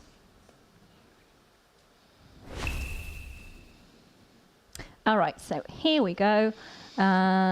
Pterodactyls reached 2 milestones, and it took them 27 minutes 26 seconds. So again, as we mentioned, room completion, 2 rooms completions from 6 keys. Then the milestone total number. So as for now, pterodactyls are in 2nd place, having reached, not yet, sorry. Pterodactyls are fine because they completed the same number of milestones as Merkantylizm did, but they did it a little bit faster because they reached 2 milestones in room 1, which makes them take 2nd place for now. If they complete at least 1 milestone in room number 2, they will have secured the 2nd place for now. If they don't, Merkantilism will still not overtake them because they reached 2 milestones faster. So they are safely in position number 2 for now. Yeah, definitely. Okay, so we're waiting for our teams to start. Pterodactyls are getting ready for the next room, while our Canadian team is preparing for the TV remote control. I think we have Compagnie Keyhole, if I remember correctly, a team from Canada. So let's have a look at their team, the Compagnie Keyhole. So forgive my French, but I'll be brave. I'll give it a go. So we have Guillaume, we have Frederic, we have David, and we have Guy. Again, very sorry if I mispronounced. And I love the description that they've put to this picture. They said, "This picture is a rare attempt at us looking intimidating. But let's face it, in real life, we're just typically more interested in breaking in our GMs with jokes than we are in scoring the best time. But hey, this is Urchamp, so this is time to get serious. Absolutely. They were 6th in the qualifications this year. They failed to qualify throughout the last few years, but they were the reigning champions of 2020, actually. So they secured the 1st place in the first fully online event that we had to run in 2020 due to the known issues. So we are welcoming them back as past champions. But we really are curious how will they feel and find themselves and find their footing in a live environment in a real-life escape room. They should have good escape room experience. I mean, some of our teams only were catching up on escape rooms, like 6 keys, like Merkantilism. They only started playing escape rooms because of Urchamp. It's fascinating to see that some teams are just starting the physical escape room adventure with Urchamp. I mean, they're great at online puzzles, they're great at riddles, but physical escape rooms is something that they are just getting into. But hey, escape rooms are loving everyone who's willing, so we're accepting everyone that can qualify to the finals as we have. But all the teams by now have played escape I also rooms, like and appreciate how different kinds of puzzle games kind of overlap with each other. I mean, good experience with escape rooms, online riddles, even your standard I don't want to go into Sudoku area or anything like that, but still, jigsaw kind of way of thinking. It's still very helpful, and it's transitive into all the areas. Those skills, stay with you. Okay, and we have some other thoughts being shared on the live stream. What is the name of AC's team? I mean, AC brought half of the internet to these comments. I mean, it was Merkantylizm. So, but we've already seen them in the play. They've finished both rooms, and okay. Someone is also saying, I'm building my own escape room at the moment, so I will watch the whole stream with you and continue working while doing so. I mean, thank you, Ambient Space Videos. Not only family watcher here. Great yes, name too. Great, perfect, thank you. I mean, it's great to know that there is someone else other than our mothers at the other end. No, but we're only joking. I mean, last year's stream had thousands of views, so we were really amazed that there were so many of you, watching and being with us. I do hope that we will reach this many players this year. Okay. Meanwhile, pterodactyls are at it. I mean, look how ferocious they look. They're really at it. They're patting down the room. They're patting down the core. And let's see how good they are at their communicating skills. Yeah, I guess this is the biggest will they, won't they question this year. Will they focus only on the core for way too long, or will they actually go into the corridor? Will they be a little bit louder and start talking to the other team? So many questions, so little answers, I'm afraid.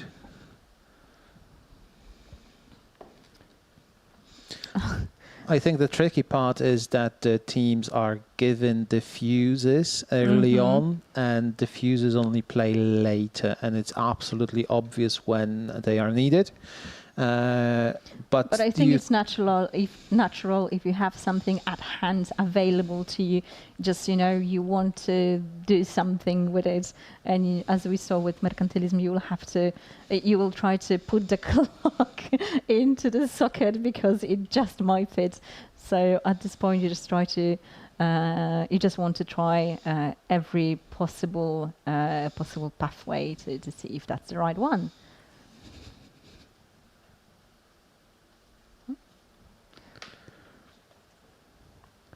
Okie doke. Do you noticing that? I mean, it's also one of those tricky elements in the game design. So you are given elements that do not come into play at the very beginning necessarily. And you need to understand that or identify that, hey, they don't fit into anything. Maybe I need to focus on something else. It's also one of the oldest tricks in the book. So be shown a chest before you are given the key. Be shown some elements, or be even given some elements that you can start collecting, but they only become relevant once you have all of them. Obviously, you don't know if you have all of them or not at that point. And once you have something specific to do with them, and then it becomes clear. But on the way into that location, hey, it's all guessing as to, do I have everything I need, or should I focus on something else? I mean, they definitely found the compartment that will open a little bit later after they've solved what they need to do. So right now, again, I mean, we've seen it with all the teams before, a good pat down of the core before they start to think that they have to speak to the other part of the crew. And I think it becomes obvious once you connect the plug and the whole core lights up, and suddenly all of the features, you can tell that they're active. And I think it's also one of those, I shouldn't have figured it out that it's not even, in play. but I think at this stage, you just, you want to do something. You just want to be useful. I mean, it's one of those design principles I mentioned earlier, but in reverse. The core is not lit up. It does not guide you with light or any sound or any elements. So you might come to the realization that it's not useful yet. But, it's difficult at that stage when you only have a couple of things. Okay, 5 minutes in, and we can see that they are taking the round plates, the clocks, into their hands, and we saw some movement, some talking taking place. So they understood that there is more area than just the core, which is already good. Wojtek just picked up the rules for the labyrinth, for the maze. So it might and be... it appears that they actually started communicating, talking to each other and describing what they have for now. It might be a beginning of a beautiful solve. Yeah. All right. Again, this puzzle is not the easiest to communicate, but again, why should it be? It's the championship. So the most tricky bit for me was to focus on the entry points into each figure, because for those of you who have joined us a little bit later and have not seen the walkthrough, what you have to do over here is that the first room and the people in the first room have the solution to the little maze that we can see on the right. And they basically have to project the rules to the players in the other room. But let's welcome La Compagnie Keyhole. I like how touchy they are at the very beginning. So they just entered the room and they're touching everything. They're trying to check if all the elements are playing, what is playing exactly, what is not. I see that they removed one of the white buttons. No, guys, you don't need to do that. It will become useful and necessary later on. So you will need to replug it back into its socket sooner or later. Thankfully, the design of those rooms is so that you can't really break them in too many ways, I would say. It's not too error prone, and it's easy to recover from most mistakes. We see the judge intervening right now with the one of the white buttons. Mm-hmm. And they have already opened the chest in just over a minute. That's a great start. Yeah, we'll see if they don't find any of those too problematic. It's a very pleasant puzzle. Again, if you have joined us a little bit later on, what you have to do is that you have to take an indicated letter from each channel, and the channel that you have to take is indicated by either the color or the pattern or on the buttons. Yeah, it's worth mentioning that when we design our puzzles, we try to make them as inclusive and friendly for players as possible. So it's not just the colors, it's also patterns. Whenever those are required to differentiate between different shapes or colors or sizes or whatever else, we have all of that covered. I mean, we learn with each and every edition, and with each and every one we try to do better for you guys, because there are no strict rules that we couldn't change. Maybe the hint one is the one that we can't. No, I would say that this can't change.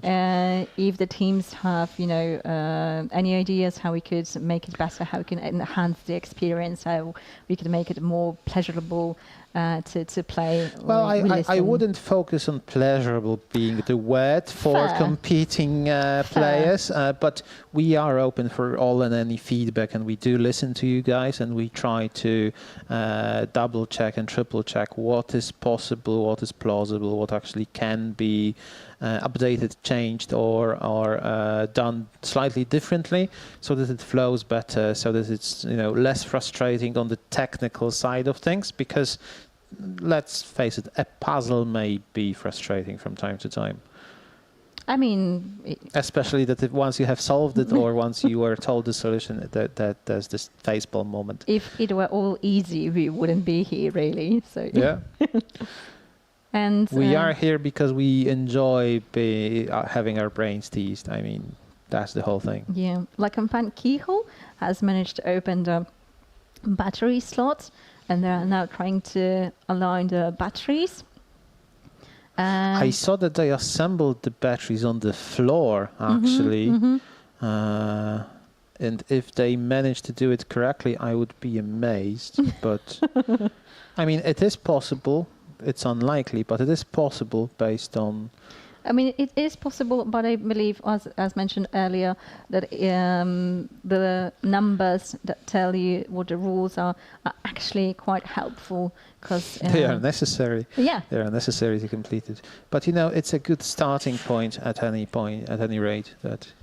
That you know what you are aiming for and what you're trying to do, and then you can just adjust rather than... Oh, they took down the TV program onto the floor, which is something that we haven't seen so far. Okay, and meanwhile, we have another special guest have joined us here in our backstage. So welcome to our beautiful guest. Here's the mic. And again... Hi. Hey. I do my own introduction, guys? Yes, please. If you could, then that would be there perfect. There is no Thank you. better way to introduce, than yeah, yourself. I think so too. Well, my name is Ralitsa, and I am a representative of Funky Monkeys Escape Hub from Bulgaria. I think that's important to mention. Yeah, I am here for all of your questions, apparently, apart from watching the competition, because I was very invested. I'm sure we'll have time to get back to that shortly, and we'll have a close eye on how our teams are doing. But meanwhile, thank you for joining us. I mean, it's really a pleasure to have you here. To viewers at home, we actually did the playtest with our beautiful guest here a few weeks back, and we playtested both of the rooms. How did you like them back then? You actually played them hands-on, Yeah. so Yes, we'd that's like true. your take. Well, I love the fact that we were part of one team. I don't think I would have managed in the time frame otherwise. We still didn't. Yeah, we still did. Well, we were close. We were close, and that was better than my personal expectations of myself. Okay. So, like the I TV said, remote thankfully. took us a while too long, but we actually did manage to solve the second room. Yeah. I think certain parts of the TV remotes did. I mean, we managed to finish them pretty fast. If we didn't stop ourselves by placing some parts on top of the remote, it would have been even faster. Just playing around took us a little while as well. It was a test. We changed a few things, just polished a few things. So how do you feel, actually looking at the rooms that we've played, being live on the screen on today? the actual championship, Oh, it's definitely most entertaining, and the fact that we can comment on them is even better because we can see live how people are performing and show our personal experiences as well. And well, I am pretty happy with the teams actually. I mean, for the most part anyway, because they are solving things in ways that, I would expect of champions to solve them, to divide tasks that are linear. They divide them amongst themselves and gather all the information prior to solving it, which is something we didn't do. Yes. Yeah, from what I can see is that pterodactyls are trying to open. Well, I think they've just done it. I think they did open the clocks one. Yeah, they just have to do the other one. But they need to double check the other one. And La Compagnie Keyhole is still at the batteries, so again, we have a little bit of time to chat. And Ralitsa, you're from Bulgaria. Your company, Funky Monkey, bought the rooms that we had at the finals last year. So can you tell us a little bit about that? Well, at the finals last year, they're most definitely very difficult rooms. I mean, that's how we advertise them, as hard level, championship level, and it's different from, this year's rooms. I think Well, this one I like better because it's more of an escape type room, because you can go from one area to another area and unlock things, and people appreciate the fact that they can admire details and then discover something new. In the other one, it's most puzzle-oriented. People actually do love it. The ones that visit it, they're like, we haven't seen anything like it before. And if they enjoy puzzles in general, they appreciate it more. If they expected an escape type room, more like they saw it and then they escape, then they're a little bit more on the side of, well, this is not exactly what I imagined, and it takes them way longer to solve it. Definitely not 20 minutes. Yeah, definitely. So Pterodactyls opened the remaining well of the team. So they joined up after 15 minutes. So they are more or less on the time scale of 6 keys, actually, which gives us a good chance for a complete solve. It's still 100% possible for them to finish the second room in time. I would agree with you that the last year's games were more puzzly rather than escape roomy or based on, focused on experience. We learned from that, and this year we, as you can obviously see, we have, I would say, a proper escape room on our hands with great props, and still the puzzles are there, and as we can see, it takes a while to solve them and to go through them. So without sacrificing on the puzzle edge, we actually have an escape room on our hands. Oh, I definitely agree with you on that. I love the design of it, and I was definitely charmed by it. Hence why we would very much like to take up on the room and introduce it to the Bulgarian market, because it would be, I think, very much fun for people to go through it and have different little slices of it where they get divided into teams, but then they come back together. So it's not exactly, they're not competing against each other. They're working still together, but it's different to the other rooms that we have. And how would you rate this year's those two games compared to the Bulgarian market? Because we know they are more gamey and easier than last year. That's, I think, something we can agree on. But to the overall market in Bulgaria right now? To the overall market, I would classify them as still difficult. Okay. Like another room that we have, Rebellion, it's still an escape time room. And I think this one would go nicely with it. So if you have a lot more bookings for the escape room, then we have another escape room, which is this one. I think it's gonna surpass our booking expectations, which is better because people enjoy having specified time that they have to pass, and it's doable. Okay. So they might have, better some chances. competition of the contest. So not worrying about other teams, but being able to just compare themselves to the champions, I think, is a huge thing. That is a great feature, actually. If they watched the championship and then they come out of interest to play the game, I would be personally very satisfied to talk to them more about the championship. And, I would like to promote it because it's a fun experience. We do promote it already with the previous room that we suggest to people that they try to get the qualifications and I would say pass. It's a great promotion that goes two ways, really, because having the EA Champ rooms spread across, the world more and more helps us promote EA Champ, but also having multiple games in one location helps you, as you said, surpass the booking numbers, because people also like being able to play 2, 3, 4 games in one place without having to travel too much. And here you have a great package deal that helps achieve that, basically. Yeah, especially if it's a package deal, like you said. If we offer it as a package, like you play this room and then we introduce you to another room, like, oh, you like that? Maybe try another one of the same, creators, essentially, so that they match the design. And I think it blends more seamlessly that way, so that you go from one room and it's not completely a different universe, but a very different dynamic, which is, I think we are trying to diversify the market in that way, that we have different dynamics in the rooms, so that we cover, more time frames and players' ages, so that people can, enjoy escape rooms from any age and not just, we are grown adults at 16, so maybe, you can visit an escape room at this point. Absolutely. If you could just pause for a second, because I think that pterodactyls have managed to power the core, so Yes, now they they are on have the to true focus lie. on the core itself. I think, the truth or false is the puzzle that they're currently stuck on, but I can see the green line indicating that they've already reached their first milestone, which is great time as well. 20 minutes gone, 10 to go.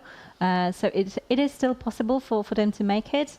And La Compagnie Keyhole is still struggling with the batteries. They're nasty batteries. I think what sunk them a little bit is trying to set them up on the floor and having a setup that made sense to them.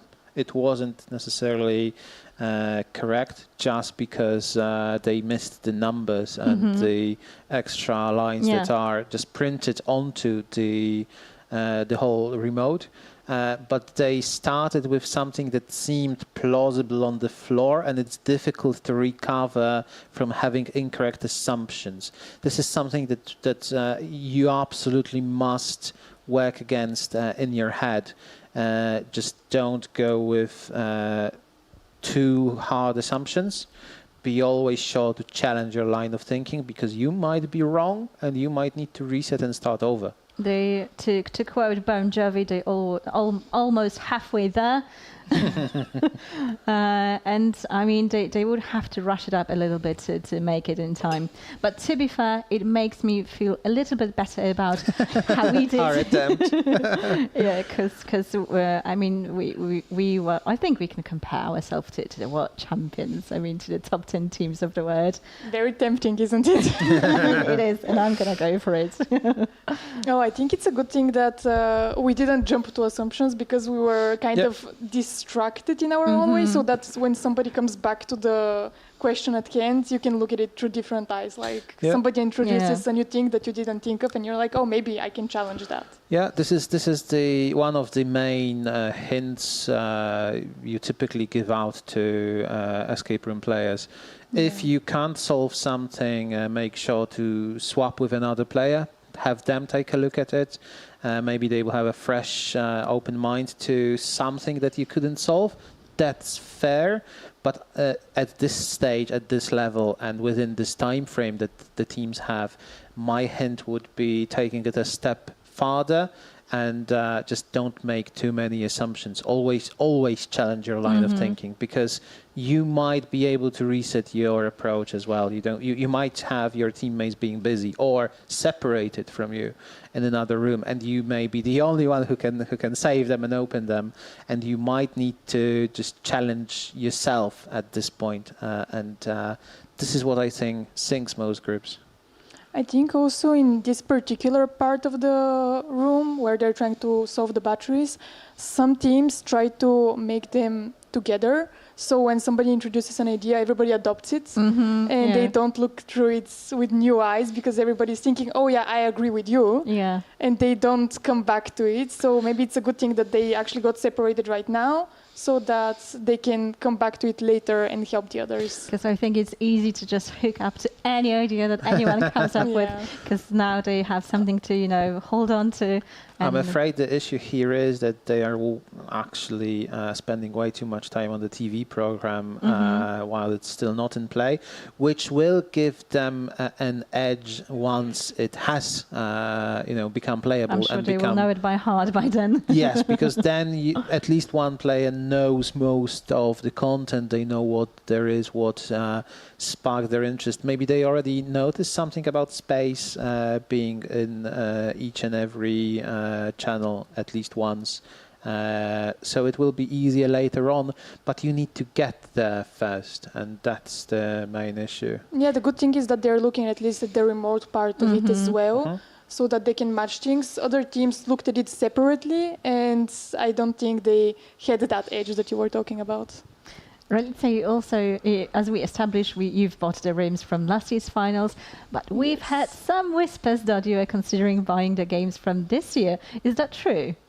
Well, I am not going to reveal everything, but I am most certainly would be happy to see players playing that game, because, it's very exciting to me. If I have played it, I get excited about other people's opinion of the game and their way of approaching it. So I believe it's going to be a great addition to our rooms. Okay, and what's the escape room scene in Bulgaria like in general right now? I mean, if we have already talked about the EA Champ rooms, but apart of that, how's the Bulgarian scene? How many days would you recommend to take a trip to Bulgaria to visit the seaside, but also play some rooms, but also maybe have some sightseeing, but also play some rooms? Well, definitely with rooms in between, but there's a lot of things to visit in Bulgaria, so definitely a bigger time period than you would expect from such a small country anyway. We seem to have a technical issue in the second room again. We will have that resolved and know more in just a while. We don't know what the issue is at the moment, but I'm sure the judges are taking care of it as we speak. Because it's not the same thing as previously. The pterodactyls managed to connect the plug, so that worked just fine. We'll see once we have more info. Keep in mind that if anything goes wrong, any second our judges are ready to step into the game. So the teams do not lose the precious seconds, and the times are still being measured fairly. But again, back to you. So back to the scene in Bulgaria for escape rooms, I think we would love to introduce more diversity, because most escape room owners, they start with a room, maybe they open a second one or a second location, but that's as far as they try to expand. And well, in our company we like to talk about the comfort zone a lot, so we call that the comfort zone. After you develop the second room and you try to make them to their most perfect, best possible way, you forget that you can actually, satisfy the market in another way where people haven't met it yet. So we are trying to do that first by, having the biggest venue in Bulgaria to try open as many escape rooms in one place so that people have, a touch to it without having to travel or, looking for another option. It's been a trend that we've been observing in Poland as well. I mean, in the major cities, there are often a few companies that do have a couple of escape rooms, usually in one place, so you can just, or in the walking distance. Either play them one by one, or sometimes, take friends, and if you have too large of a group to play one escape room, you can split, and you can play two rooms in the same time, and then share the experiences or swap and play the other room. So this is amazing. With the swapping the rooms, I think that's always like a very cool experience to see the other players who are your friends most probably and ask them, oh, did you like it? And they're like, yeah, you have to check it for yourself. Go, rush. And there is also some competition to that. Exactly. If you come in 10, 15 people and you split into three groups or even more, and then you can compare your times. It adds to the adrenaline, I'm sure. It's just fun. It's a trend that keeps going with team buildings mostly, I believe, where there's a lot of people and they really want to play escape rooms. So they try to book two things, but if they're not of the same level of difficulty, we don't recommend it. And I believe having at least two rooms that are at the same level of difficulty would be good for that part. That's fair. I think we also had a similar issue in Poland early on when the companies not necessarily wanted to challenge, as you said, the comfort zone, but tried to do what they already have, but better, bigger, improve on what they have, which is, it might be a good thing because you retain that company flavor and it's, some identity of your company. But if you have a wider portfolio of scenarios and games and you offer something more serious, something more jokey, something that is difficult, something for a first-timer, I think that benefits everyone the most, especially the company. Especially that everyone has different preferences. I mean, there are people who love escape rooms that are horror themed. There are people who hate those.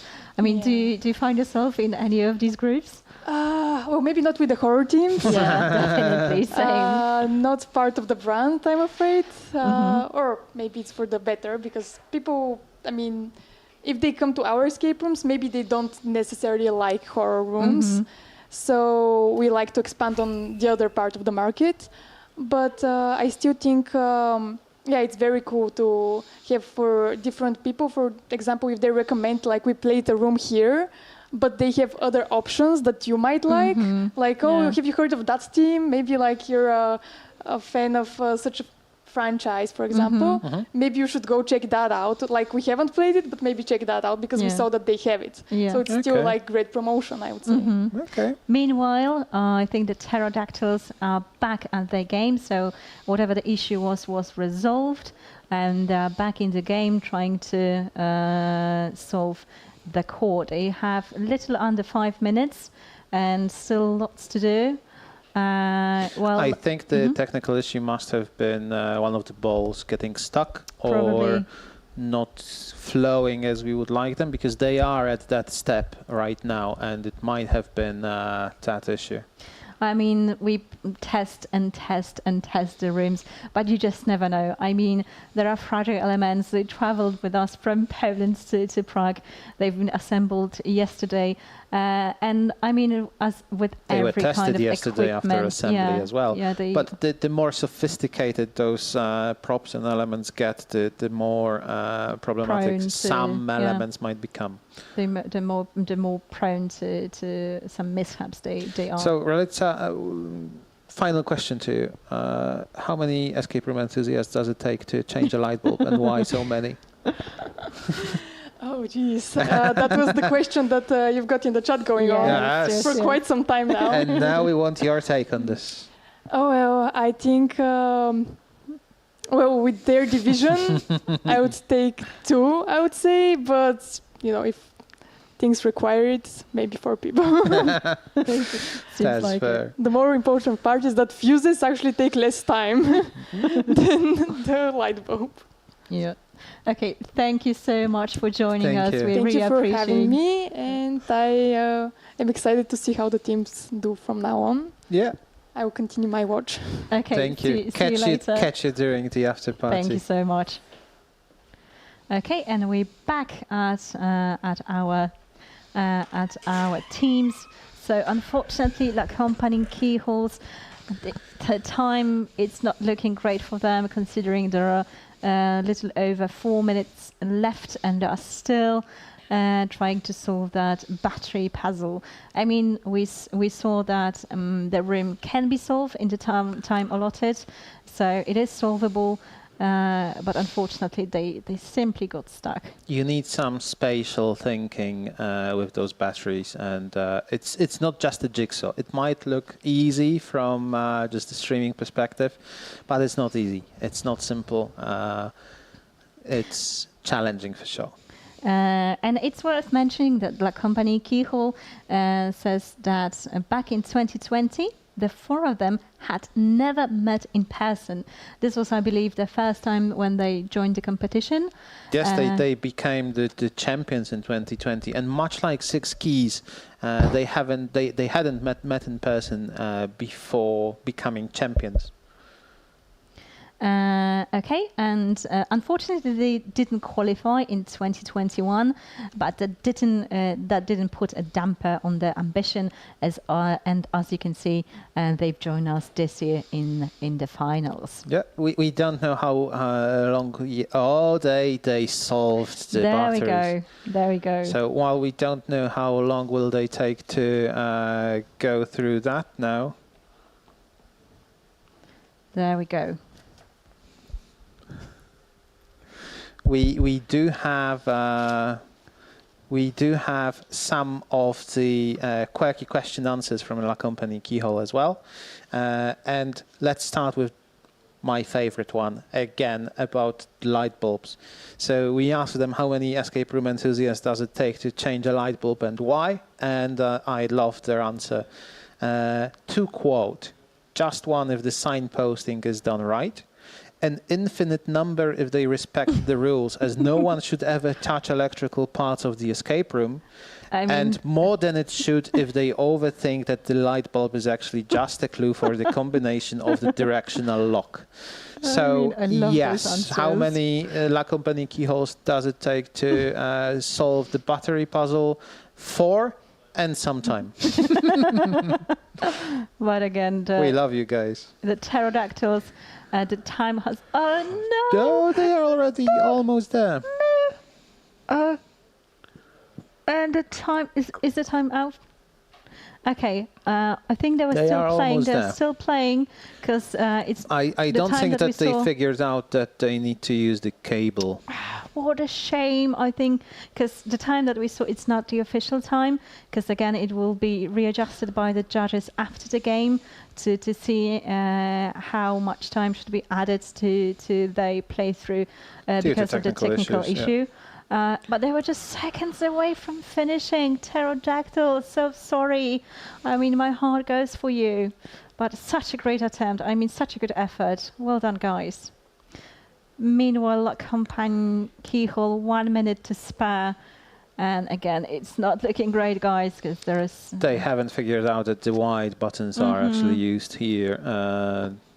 That's the issue. I mean, we did all the same when we play tested it. We so wanted to touch those colorful buttons that we ignored the not so colorful ones. Yeah, I mean, here is where you would have to do the very very meticulous pat down of the TV remote, and I think they've looked like they've given up a little bit. I mean, they still have 20 seconds to go. And the issue here is, I think they haven't reached the first milestone. We will see the results table later on, so we will confirm that with the results. But I think that's a step before the first milestone. And that's time. That's time. The judge just stopped their game. Okay.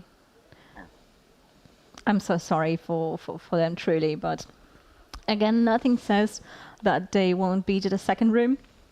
And again, since we, as we mentioned, the thing that we take into consideration in the first place is the number of completed rooms. So if they manage to complete the second room, they're still in the running for the podium. So I think the judges right now are giving them a short brief of what they were supposed to do, but unfortunately, unfortunately. But on the lighter side of things, we also asked them the salad question.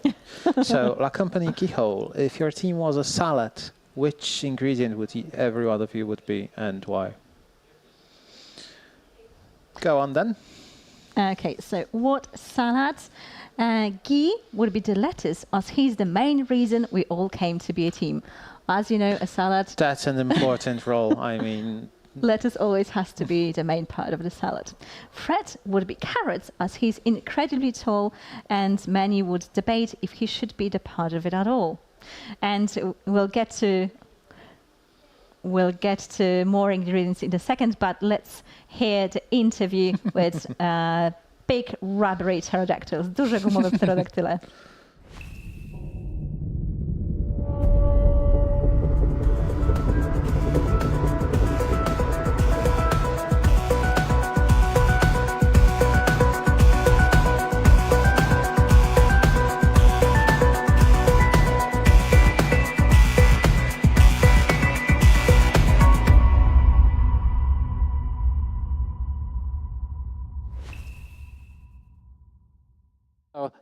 Welcome back, you people on the other side of the screen. So we are now here with another team of TV Maniacs. This time it's a Polish team, and wait for it, Duże Gumowe Pterodaktyle. So a great team. And I would like to ask you a few questions. So how did you enjoy the game in general, the finals? I think we liked the first room very much. The idea was really great, and the execution was also super. The second one we had a little trouble, but I think it's we just misunderstood something, and yeah, we just wasted a lot of time. But the room idea was super cool as well. We really like the. I can say what was in the room, or. Well, you can mention some elements and how you felt about them. Yeah, so the plaque thing was super cool, and in general, the second room, I like the idea, but we just wasted a lot of time there.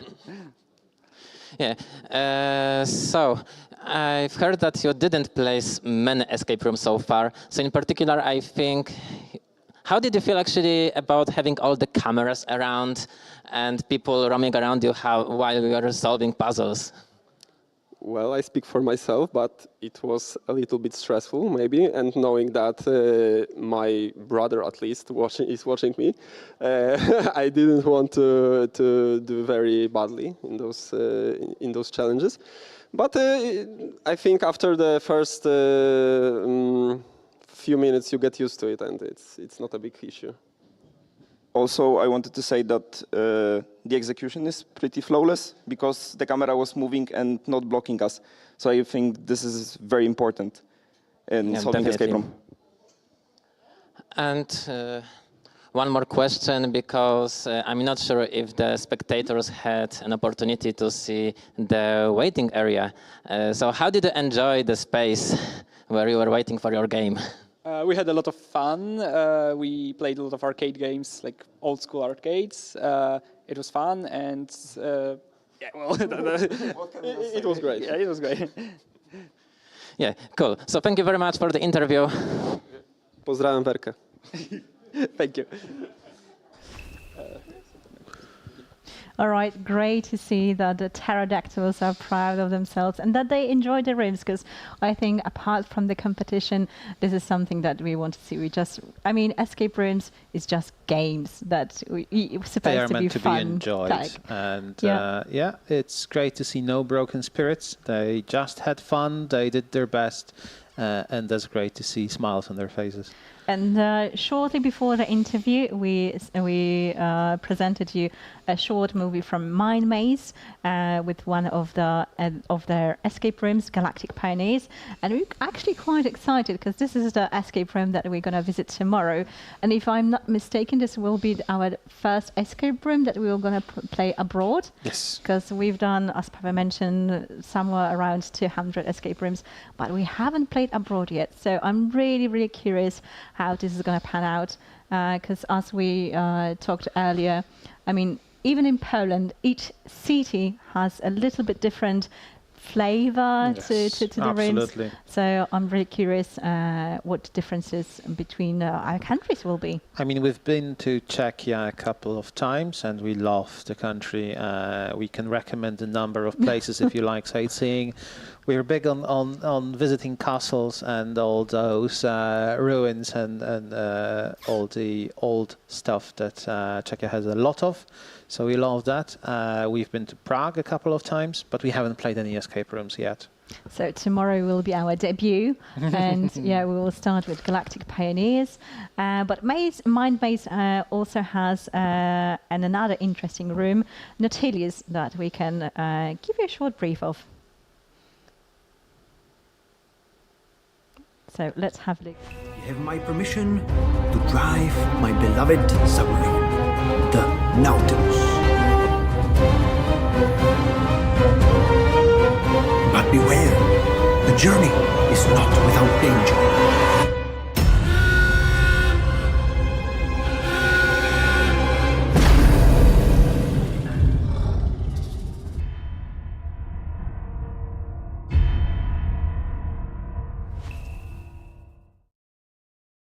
That looks amazing as well. We couldn't fit more escape rooms in our schedule, unfortunately. We would play them all, and we will at some point, probably. We will be back. But we will be back.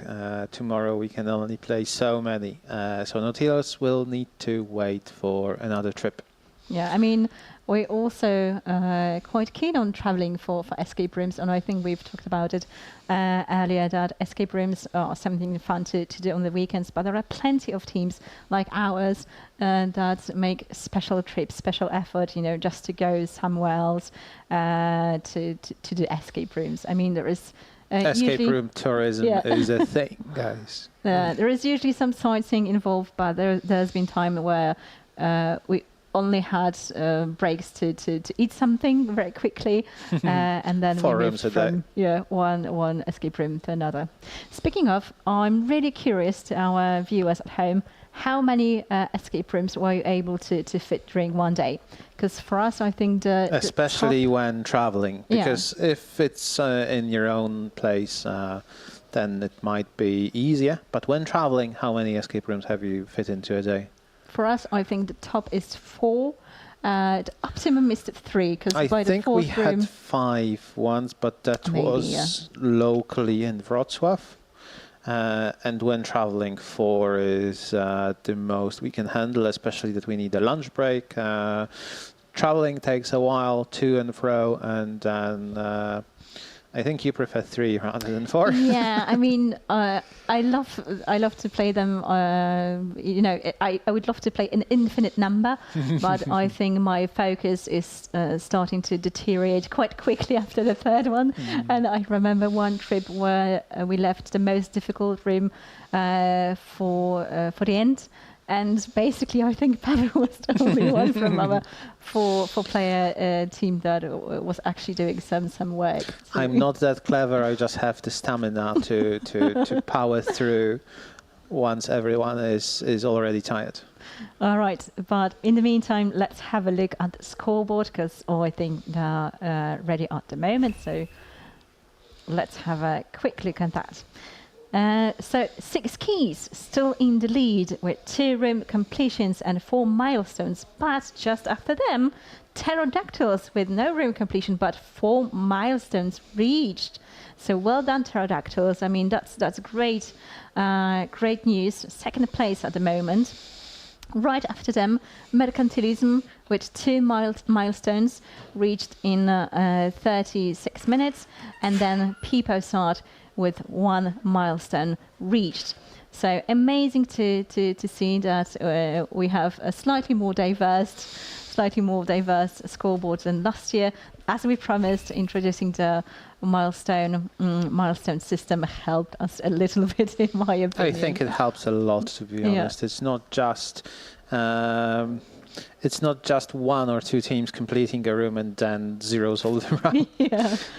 It's much better this way, so we're happy with the system that we adopted. And I think it's a little bit more fair, because it gives us a fair idea of how the teams actually did in the rooms, in the final rooms, and you can sort it out later in the scoreboard to reach who our best teams of today's championships were. And 6 keys just prove that it's not just that they are not just strong online. That's one thing. And 2, playing as a team of 4 is better than playing as a team of 3 from last year. So they are strong in the lead for now. But we still have a number of teams to go. And they also proved that both rooms are solvable with the time allotted. So, I mean, we can't wait for another team to finish at least one of the rooms. I mean, we have to see it today at some point, right? Okay, and as Pavel was mentioning, the escape tourism is quite strong, but I haven't noticed any answers on our live stream. So, guys, come on, let us know how many rooms can you do on a trip, because we've made teams that made 7 or 8 escape rooms in a day. In a day. I mean, that's crazy. 8 escape rooms in a day without eating, without any breaks. I'm sure there's some eating involved, but it's still a challenge. And I've just got a comment from Escape Roomowa Rodzina saying that when we travel to different city for one day, we can do 3 to 4 rooms. Pretty much like ourselves. Sometimes where we go for 2 days, do 7 and 8 rooms. I mean, respect. Yeah. Respect. I think the most we fit into one day was 5 in Bydgoszcz and Toruń. Yeah. But that was between the 2 of us with a very strict itinerary, and it was 5, and that was a lot. I wouldn't say that was too many for us, but it does take its toll to play that many in one day. Yeah, that's true.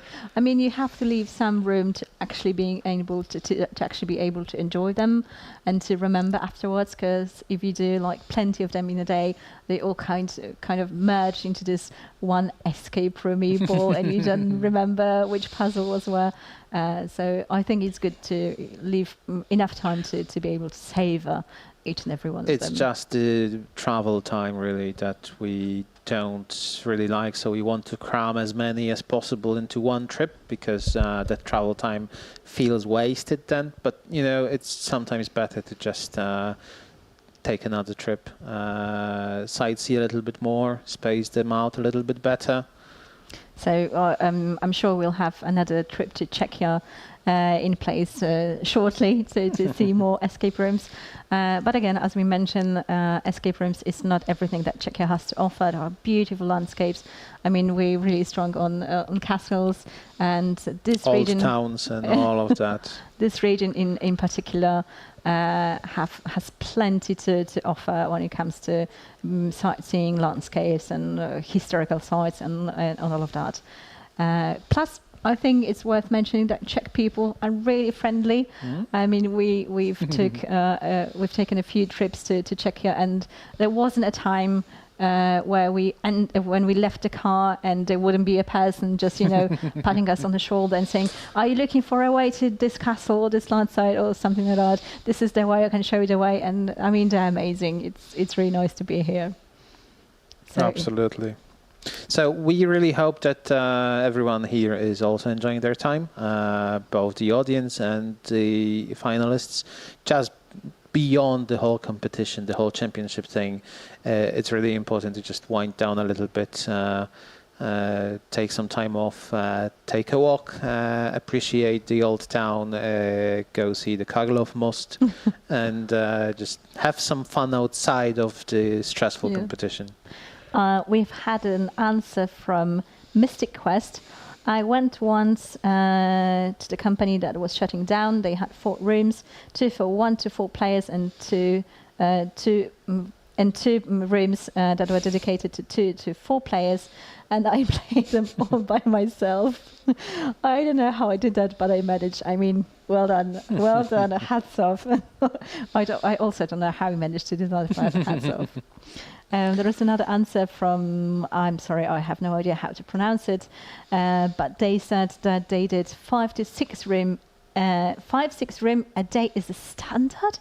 Is it? No, I mean, it's far beyond the standard. Maybe if you're before your 30s, I mean, once you reach your 30s, it cannot be a standard. I refuse to believe that. We are very close to starting our playthrough in room 1 again with CKCOS. If we could bring up the team panel for CKCOS.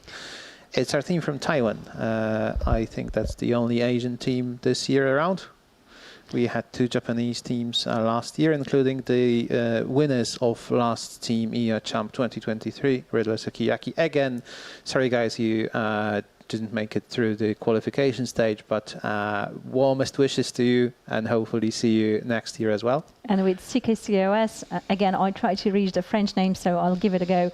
With Taiwanese, I'm sorry if I butchered them, but we've got Zhanghua, Andy, Yu, and Tingfu. So best of luck, you guys. I can't wait to see how you fare in the competition, because they were pretty strong in the qualification stage. Absolutely. As well. They ended up 7th in the qualification stage this year, and they finished 2nd in 2022. So they were on the podium in the finals, and they actually won the competition in 2021, back when it was fully online because of the known reasons. So a strong team. I do hope to see another room completion. Another returning champion team, really. And I'm, again, very curious how do they fare in a real life physical setting compared to the online one. Yeah. I don't think we've seen them live yet. No. So this will be the first time for them to, test themselves in a competition in this format. So I really can't wait to see how they do. And I think we have slight technical issues with room number 2. This is why we're taking a little bit to solve them, but we will be back with La Compagnie Keyhole entering the second room shortly, I'm sure. Meanwhile, we can go back to La Compagnie Keyhole's answers to our quirky questions from the live stream. Another one that is one of my favorite ones is in your eyes, what would be a maze without a rat? And to quote their answer, a maze without a rat is just a tragedy. I wholeheartedly agree. Is the maze really a maze if there is no one to find its exit? Is it sad and hopeless? Is it not just a doorless house with poorly designed divisions? I mean, this could be an essay of its own, and I would read it. I mean, that's a poetic way to say rats and mazes go together. Definitely. All right, and La Compagnie Keyhole also shared the answers to the salad. So as I mentioned, Guy was lettuce, as he was the main reason they came to be a team.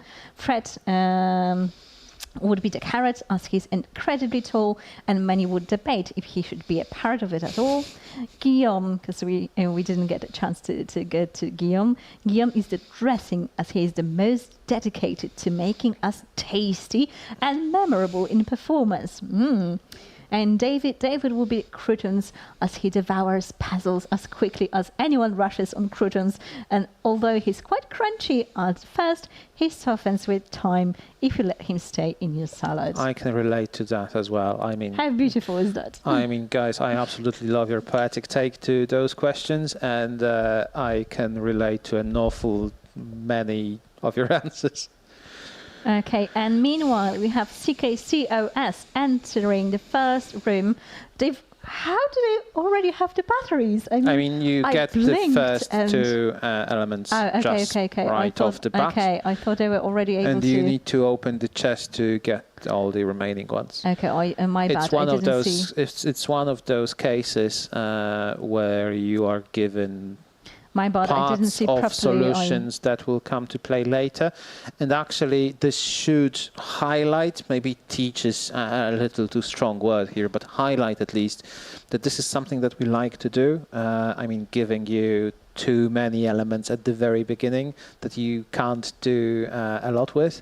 And then once you have more of them and once you understand and see what to do with them, only then try and play with them.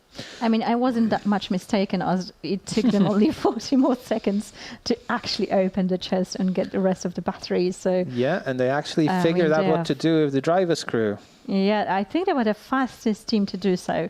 So this is looking well. This is looking well.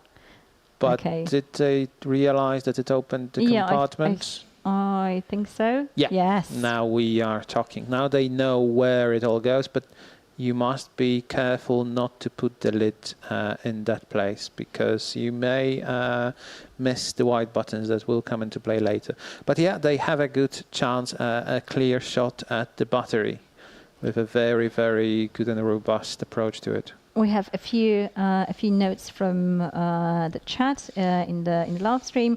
Kuka Makosa asks, is it not possible to watch live from the beginning, only just a little bit over an hour back?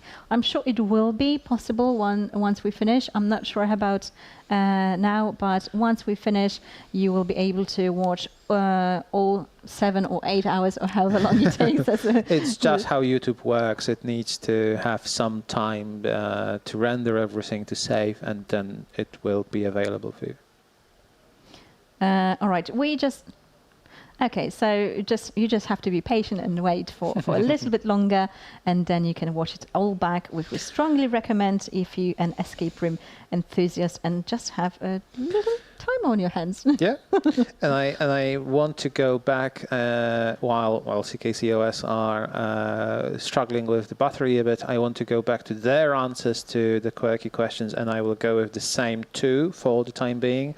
So again, the light bulb and the maze one, because I find their answers to be very close to what La Compagnie Keyhole said. Mm-hmm. So for the light bulb question, to quote directly, but the game master told us not to touch the light bulb.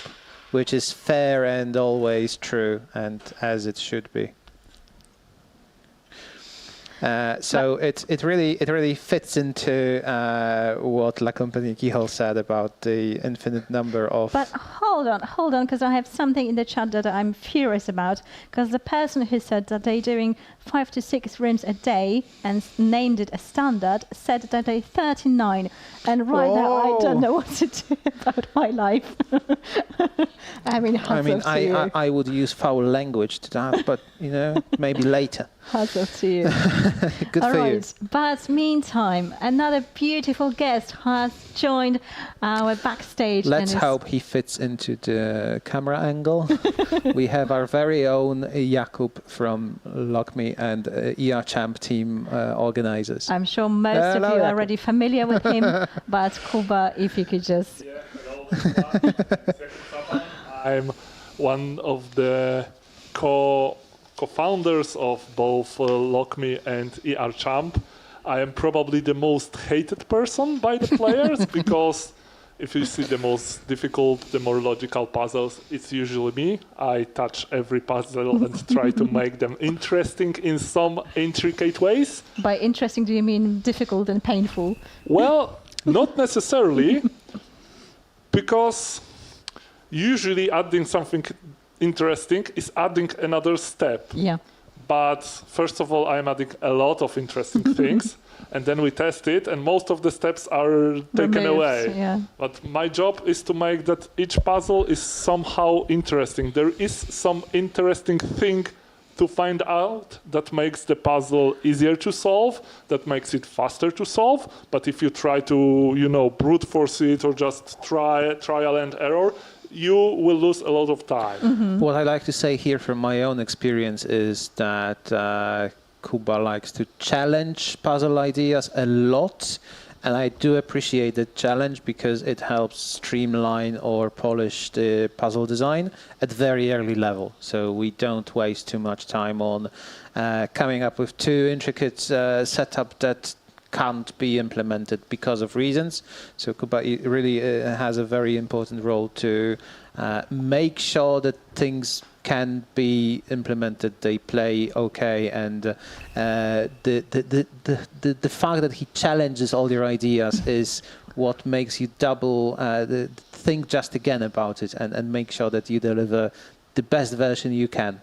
Yeah, most of the people are not aware of how the team members are actually working on the puzzles. I can give you a sneak peek. They invent a puzzle, and whenever they invent it, they have to share the rough sketch of what they have in mind, of how the puzzle should work, not necessarily the diagram, the final, or everything, and send it on our Discord channel, and then I step in. the guardian and the gatekeeper. And I am reading every sentence and just pointing out things that should be polished, things that should be taken away, things that could be more interesting if done a little bit different. I am the one most irritating to other team program members. But it's a very important role and does a lot. And we clashed a few times, and I didn't agree with you a few times, and sometimes I did get my way. But it's important to have this conversation. Yeah, even he's very stubborn. That's that one for sure. Even if we arrive at something that is very changed from the original design, or if you get convinced that, hey, let's see how it works in practice and in tests, it's very important to have this conversation and just to see what we can do with this as a team. Yeah, and it also works in interesting ways when we go from the qualification online stage to the actual design of the final rooms. There are a few hidden gems from the puzzle design perspective. I have no idea if you've talked about them because I mostly have no time to listen to your stream. I'm sorry for that. There are things that are happening and I am required everywhere. One particular puzzle that I'd love to talk about because I love the twist I have, the little spice that I have added to the puzzle. maybe makes the puzzle more difficult, for sure, we see that the teams are struggling with it, is the puzzle about the liars. I don't know if you were talking in detail about the puzzle. No, not in detail. Because it ventures pretty far from the standard. There are 6 people who are talking about who ate cake, who didn't. Just to remind, when this puzzle occurs, it's once you have plugged the plug into the socket and powered up the core in room 2. This is the first thing that teams need to do. Yeah, there is also one person that says that the cake is a lie. Obviously, we've used different words, but you know. 42. Who knows. The funny thing is that if you try to solve the puzzle and your main goal is to determine who ate cake, you will fail. It is impossible. Work like this, yes. You must try to determine who is lying and who might be telling the truth. Find those contradictions between the sentences and not think about how many cakes were there and who ate them. Yeah, because the puzzle is about figuring out who the 3 lying people are and not identifying who ate what and how many cakes were there or how much each one had. So, as you said, you need to really focus on the instructions as given and not try to steer away thinking, hey, it will be easier. Once we have figured out who ate what, we naturally will come to the conclusion. You won't. You need to focus on instructions as given. Yeah, exactly. And that's why we wrote the instruction as spot 3 liars and not find out who ate the cake or something like that. Yeah, and it really works. We triple tested this even early on. Yeah. This was another case of a challenge on a puzzle going a different way because I challenged the wording that was used just to make sure that we have everything in place other than just hosting and streaming live for you guys. We also take part in reviewing, designing puzzles, but also making sure that linguistically the games actually make sense and are as error-free as possible. So we sometimes buck our heads on how to word things exactly and, hey, why this won't work or why I don't like this. And again, sometimes we arrive at something that neither of us like, but we think that it makes the most sense for the teams playing. Yeah, because we have some additional requirements regarding the language here in ERChamp. We want, obviously, the finals are only in English, and all the teams knew that in advance. But also, we try to make them as accessible as possible without sacrificing the actual idea of solving puzzles. So we try for the language to also be as simple as possible, as simple English as we possibly could, without losing the important details and intricacies that are required to correctly show the puzzle. Like in the fuses puzzle, there are instructions, 1 per row, 1 per column.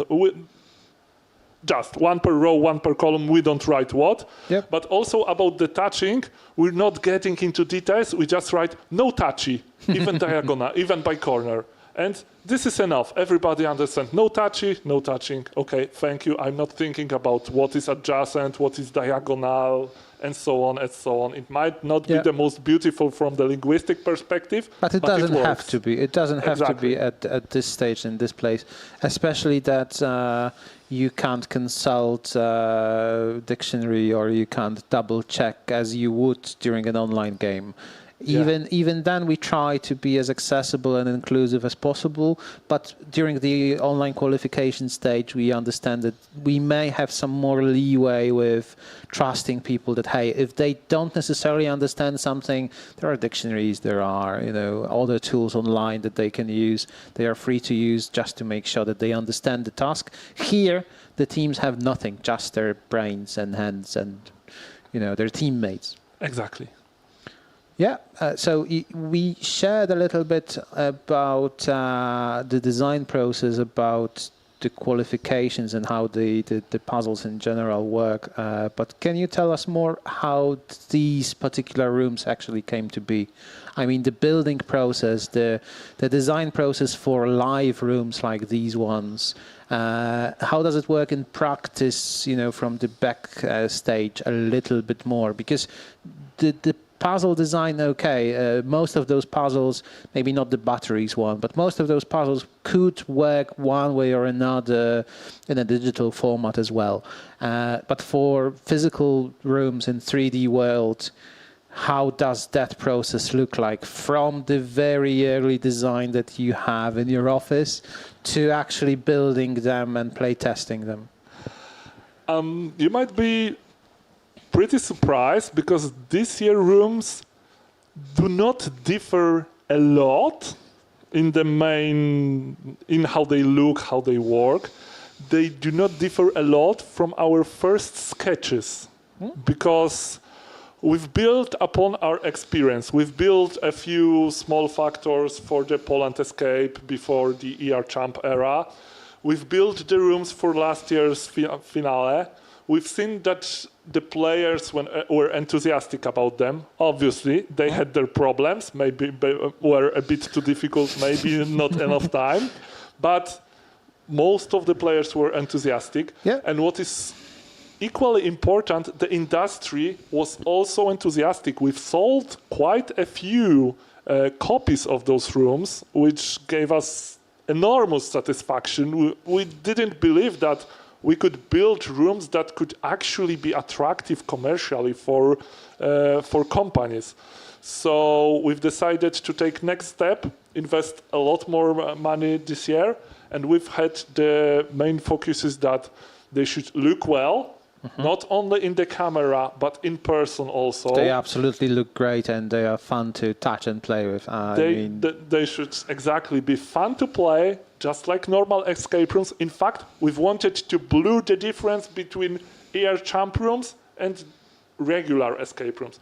Obviously, ER Champ rooms are on the harder side of things because we want to challenge the best players in the world. And there is a limitation to the space that we can use and how many actual puzzles we want to have. So they may feel a little bit cramped at times, but it's still much better than the cube was.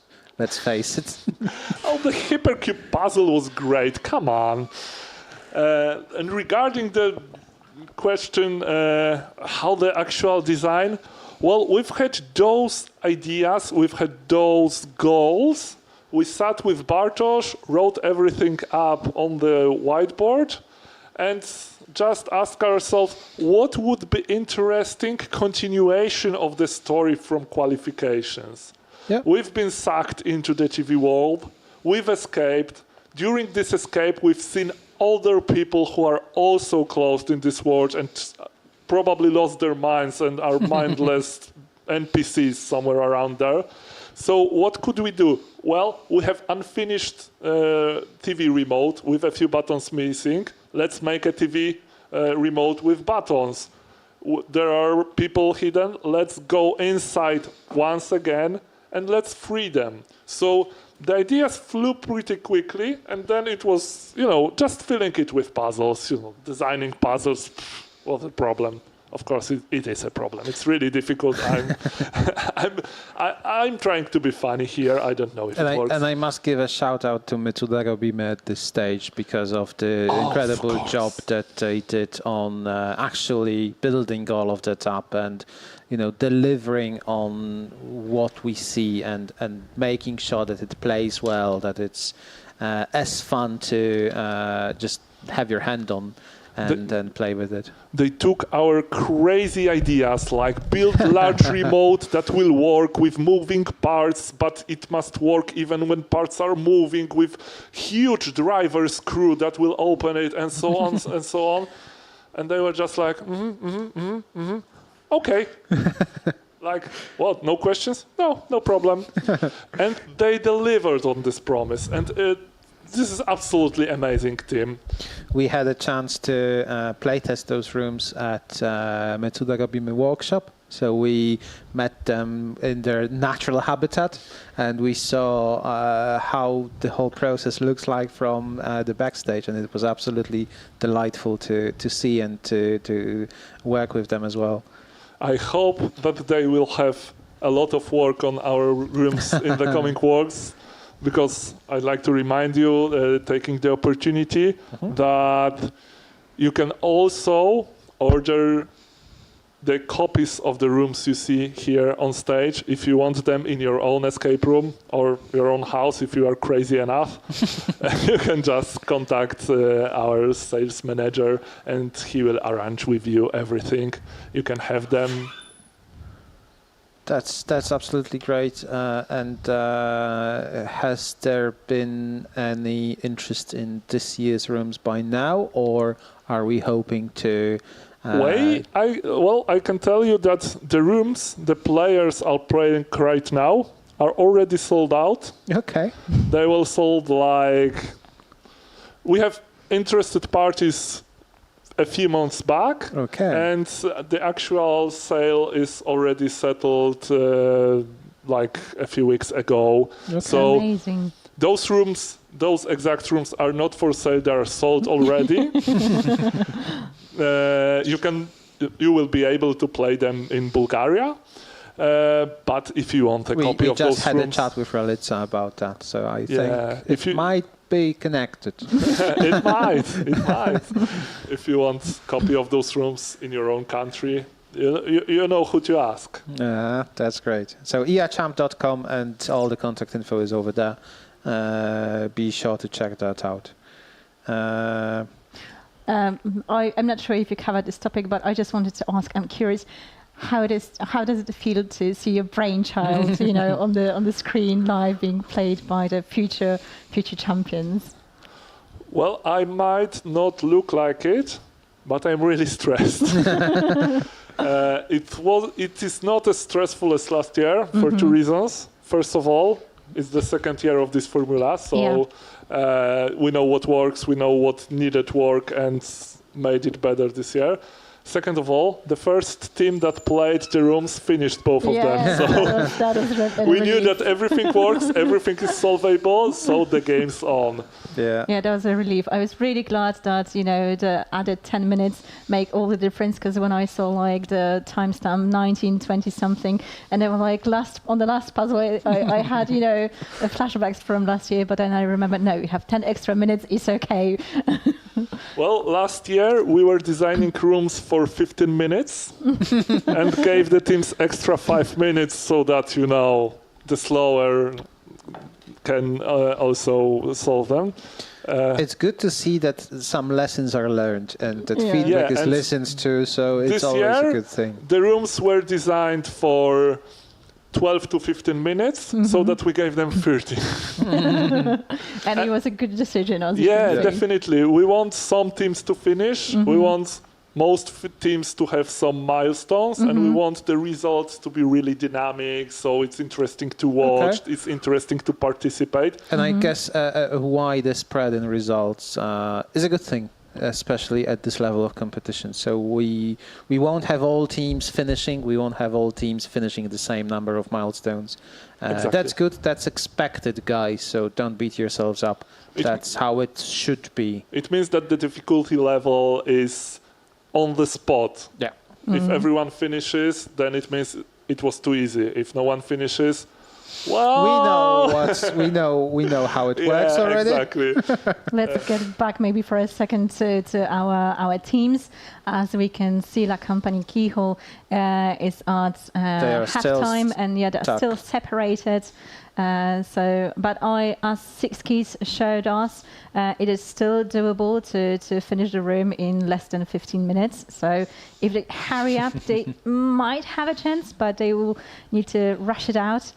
They need to start talking. Yeah. They will start talking right now. They still have enough time to rush through all remaining It's puzzles. surprising how many teams just don't communicate through the vent and don't approach the door. Yeah, that's what we've been discussing earlier, that it's the same scenario with each team. I mean, they do a good pat down of the rooms, of the props, especially the core, because it's, you know, in your face and you want to see what it's like and what does it do. But they do not talk to But one it's also the tricky part, and it's also not a puzzle itself, but a challenge that actually fits into it, so that you don't necessarily waste all your time on a core that is not lit up. It's not indicated that it's playing right now. There is nothing you can do with it. Sure, let's take 3-5 minutes on checking all of the sides and making sure that it's not useful right now. But after those 3 to 5 minutes, maybe the hint is, hey, it's not in use yet. I believe a bit that the weight on initiating the communication here, in fact, is in the room locked up, in the team locked up. We have this team codenamed Team Diana, but it's completely not important. It's reference to our qualification. The other team is Team Arthur. And Diana, yeah. Because they're locked in, they don't have the notepad, which suggests that they do not need to solve things. They see parts of the codes everywhere and no place to input any code. That's true. Which means we have information that is required elsewhere. Yeah, that's We've one of designed those. the room so that it should shout at the players. Yeah. You have parts of the code and nothing else. Yeah. That's one of those things we chatted about earlier, that as part of good game design, not just escape room, but game design in general, you want to show the player part of the answer or part of the goal, at least. Show them the chess before you give them the key. And as the player in this situation, you want to start with finding out where does the answer go into, and then work backwards from there. And we are not really seeing that a lot in Room 2. We have seen it a little bit, but surprisingly not enough. CKCOS at least are at the cable puzzle right now. I mean, with 5 minutes to go, if they manage to rush through the mazes, they might stand a chance of finishing. I mean, they already have the Alter TV button, which should pop the sitcom one. You just have to notice that it popped up. Yeah, it pops out just a bit. And they are pushing it back. Oh no. It might be a problem for them. Oh no. Yeah, I think they. There is also a just cable going over themselves. the sitcom button that. Yeah, but we've checked multiple times. Those cables aren't really on the way to open. They do no harm. we have seen that already before. That unless they haven't solved the cables correctly, and. It's also a possibility. Yeah. Don't the cables give you the alter button? I mean, you need to solve the cables to get the Alter TV, and then Alter TV opens sitcom, which leads you into the labyrinth with the You're ball. right. Once you solve the cables correctly, the noises from the TV should start. So they have probably done the noises. I'm not sure to be fair with you. I wasn't paying enough attention as I was talking about they already have different topics. They already have Alter TV button, which means they must have done the noises, and they have opened the compartment in the TV under the. So the sitcom button must be removable by now. Yes, that's the whole idea. So they are just looking at the Alter TV button from each side. I think we can see that it's a bit tilted. Yes, it is definitely. It is. Yes, there we go. Congratulations! That's. I mean, it's a cheeky little button. I'm not sure if they have enough time left. Well, let's certainly they hope have so. The maze. The maze drops the key. The key. You need gives to them open. You need to find the instructions and press 3 buttons, and then input the button. it might be last seconds. Yeah, definitely. And they are already at the second part of the maze. So. Well, I think the first part was more difficult for us because you have to find the magnet. Yeah, you have we to didn't find the magnet. They were for sure already seeing the magnet and before. they know where the key goes, so they have identified the chest before getting the key. 10 minutes to go, all to play for. That's a lot of time to just that. I mean, to just press 3 buttons. What's the problem here? They look so puzzled. I mean, they do not look happy with that one. But it looks complicated because if you haven't had a closer look, there is like this alien kind of language that's supposed to lead you on. I believe the Latin alphabet is not native to Taiwanese. I don't. I mean, getting from our comment section, I don't believe it is. But I think they see the instruction, the Control-Alt-Deal. I mean, all the teams were informed beforehand that the finals will be in English, and some rudimentary. We try to make it as easy and as language independent as possible, but hey, some language proficiency and some knowledge of English is mandatory. It's required, yeah. I mean, with this puzzle, you don't really need to have that much of an English knowledge. You just have to sift through all the information that is. There are many weird characters that are not used at all. Just ignore the rest and find a Control-Alt-Delete. And there is, as usually, a bit of intricacy that the control you need to find using the instruction, and then the Alt and Del are written in different casing, uppercase, lowercase, and so on. We have Deluxe and Alter those TV, are parts of the other buttons, and you need to find out that it's Deluxe and Alter TV. Yeah. I don't think they have time to do that. No, 10 seconds to go. I think they were so close. Intimidated by the instruction, but all they had to do was press 3 buttons. I'm so sorry. It's the same. It's the same line of thinking. Like all they had to do was take 1 minute less on the batteries or something else. And it's always that. It's always open like the that. sitcom earlier. Yeah, like that. I mean, you can see one of the judges explaining what was left to figure out, and I'm sure you're gonna see some regret on their faces as soon as they realize it was that. This looked like you were saying something that made sense, but we didn't listen to you.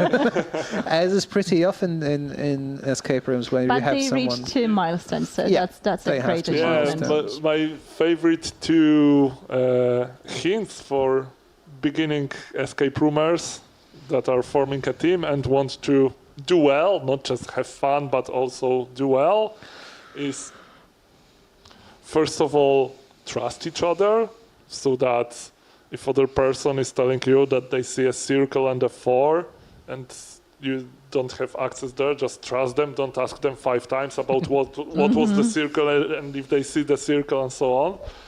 And the second and even more important hint is don't trust each other. If one person says that something doesn't work, it doesn't mean it doesn't work. It means it didn't work for them. The lock might work if you input the same code, and it's really the case very often. I mean, that's what we discussed earlier. Are they waving for a hint? That's what we discussed earlier, because when desperate for something to grip on, you are willing to listen to any idea that someone may have, and even if it's a wrong one, unfortunately. It's sad to see La Compagnie Keyhole being stuck, and with 5 minutes to go and still being separated, I don't think they stand a chance of finishing the second room. I believe the team Arthur did not go into the corridor to see all those hints. Not at all. They haven't been there. They just lay directly near the door that separates the 2 teams. They just need to go to the door, look to the left, and the first thing you ever do whenever you're separated is, where are my teammates? How can I reach them? Exactly. That's the first instinct you should have. Not playing with props. Just identify where they are. Maybe the teams were while preparing for this year's championship, watched once again, or maybe for the first time, last year's championship, where the teleportation chamber required that you divide and conquer, that each team member is doing something different, and if you are separated, you have to work differently. Yeah. But maybe this is the case, but they didn't take into account that we are constantly involving something different to challenge them in different ways. And speaking of that, can you share a little bit of our plans for the future? What's in store with VR Champ? What future horizon are you talking about? Days? Hours? Next year's edition. Tonight we know that we are having an after party afterwards and awards ceremony, and everyone is up for that who's here in Fun Arena with us. But then what? Then tomorrow we start work on next year's championship. We are surely constantly on the lookout for two things. First of all, sponsorship. If someone wants to show their brand or their, products through our championship, we are very open to that. Money makes the championship even better. Currently, it's mostly sponsored by LockMe and by selling of the final rooms. That's as straightforward as you get it, guys. So sponsors are welcome. Yeah, exactly. And the second thing, we are always on the lookout also for new program team members. We have a philosophy where the third of the program team members can stay for the next year, and we'd love for the remaining to be new. Obviously, this may change if we will not have enough interested people into that, but I invite you, it's really a journey that anyone interested in puzzle design, I think, should try. You might learn something different.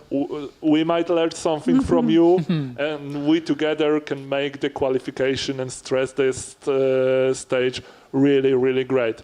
So we for sure start looking for sponsor and program team members already here, obviously, but about the horizon, you were trying, well, what is the future? Well, for us, the future is more work. It's always more work.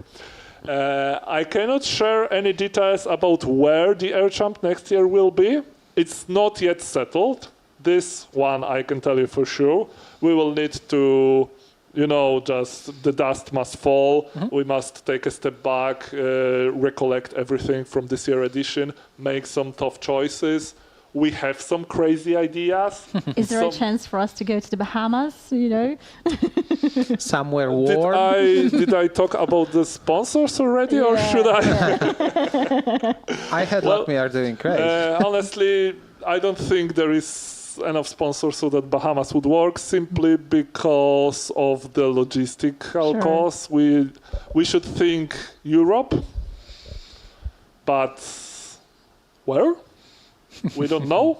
There are ideas. You will find out. Yeah. We will leak you information first and foremost on our Discord group, which I invite everyone to join right now if you are not there yet. This is the place when we share the sneak peeks, but also you will get newsletter, you will get our Facebook page, and all the other channels will share information once we have something. Yeah, Discord is something that hit off last edition, and it's been really popular among the players, and it's nice a nice community where you can share your thoughts or whatever. It works way better than any other tool to build a community we've tried before. So I think we will stay on the Discord for the foreseeable future, especially because we have fantastic admins on the Discord. We have professionals who are taking care of everything. I don't know who you're talking about. Pavel here is absolute Discord guru. He's setting up everything for us. We just come to here, how about our Discord, blah, blah, blah, blah, blah, blah. Okay, done. They just come in complaining and then leave satisfied, so it's the best thing you can do. Exactly.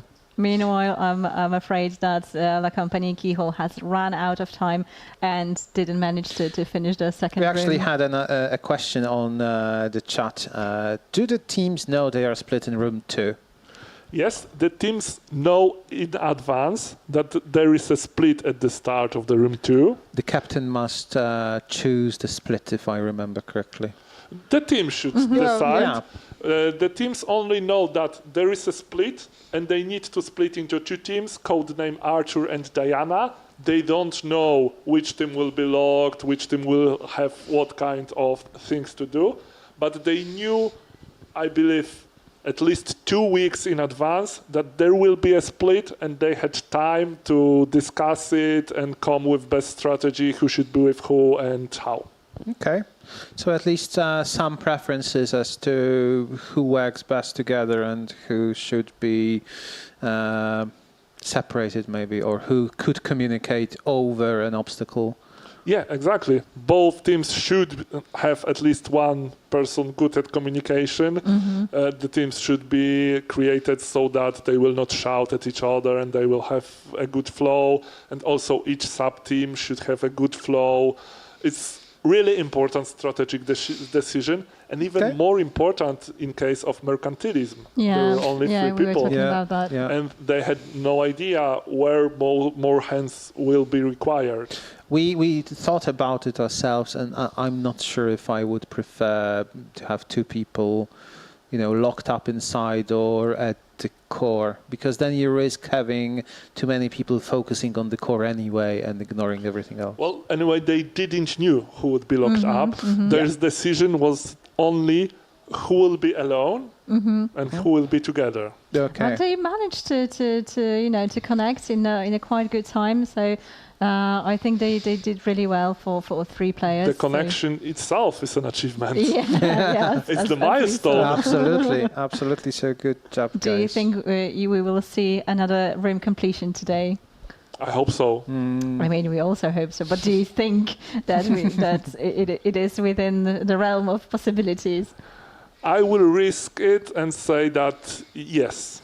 Okay. Let's remember that team that plays 9th was the second, if I remember correctly, in the qualification stage, and they were with us last year, and they got silver medal, if I remember correctly. And they also solved one of the rooms last year. Yeah, exactly. Yeah. So there are some strong competitors coming up. So everything, the ball is still in play, or however you call it in soccer. I have no idea. Let's take it to a post-game chat with La Compagnie Keyhole for just a while. Thank you. Thank you, Kuba. Thank you.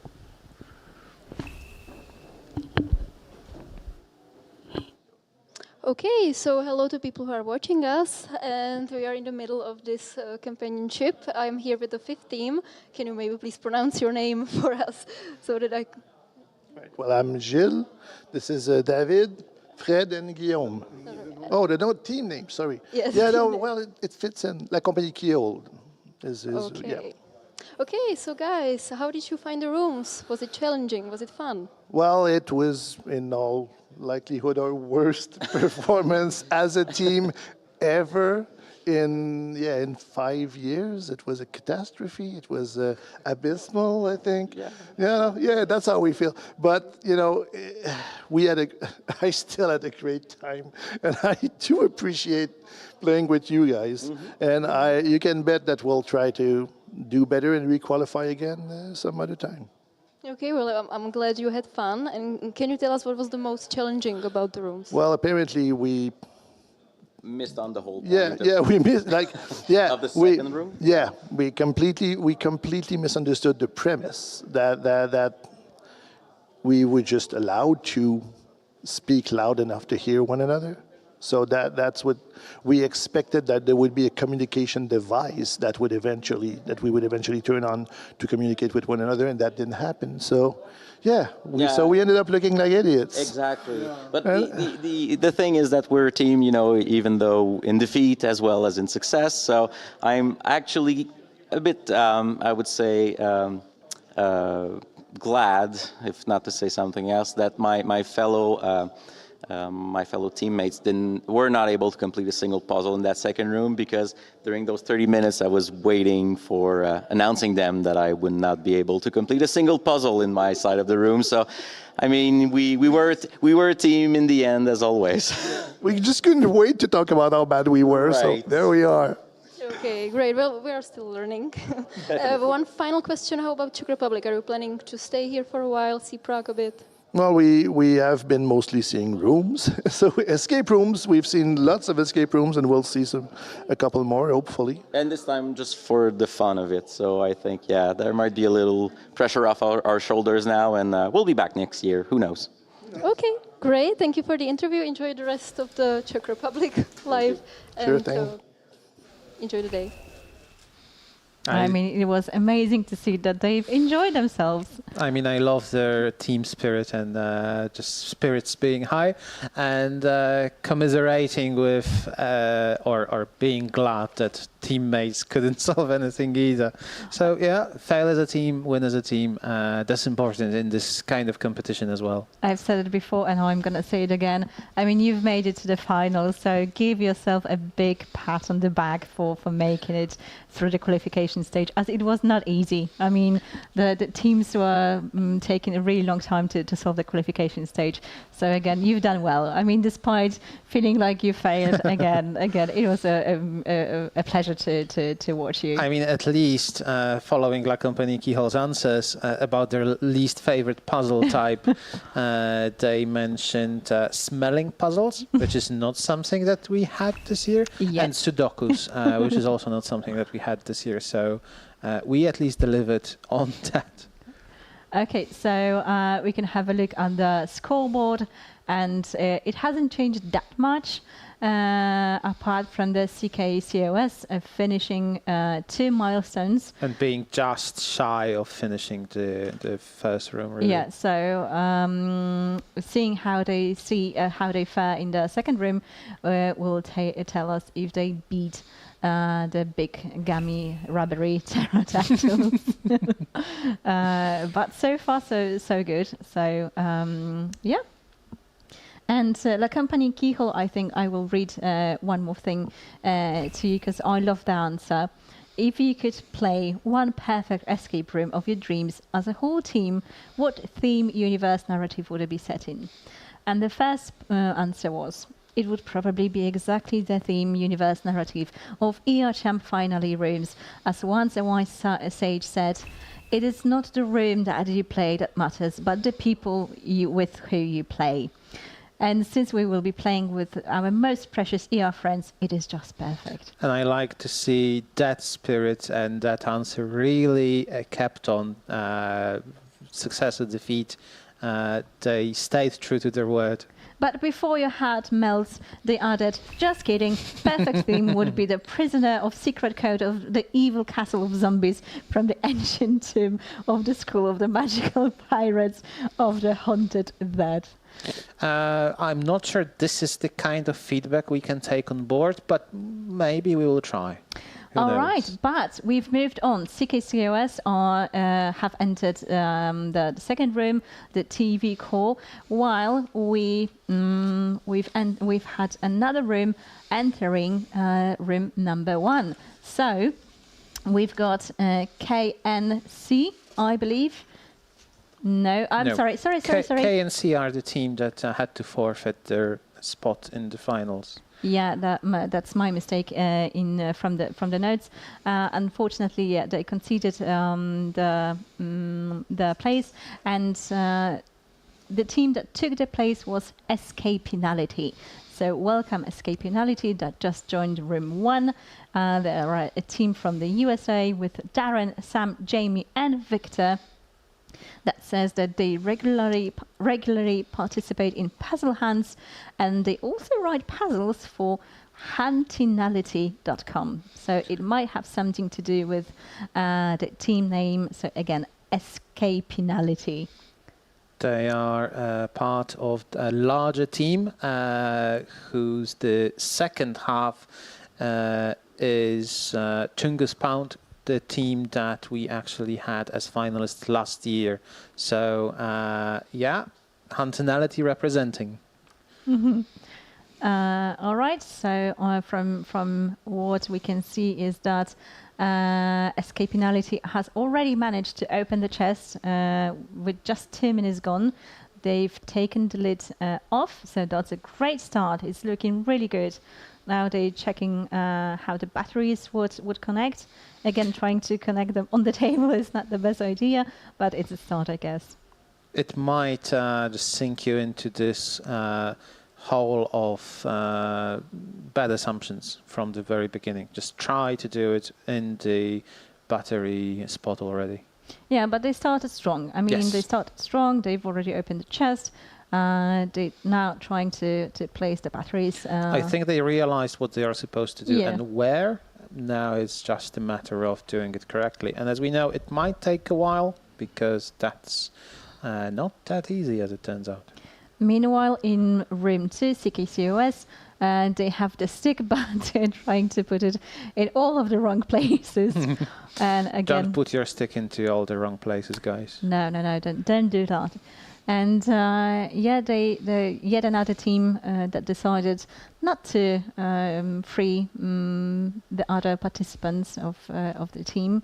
So let's see how soon that changes. Take their time. Maybe maybe they enjoy the separation a little bit. They are putting down all the elements, so they will understand what to do once they start communicating with the other half of their team. But yeah, that's the first step. Not look at the graffiti, just find your teammates.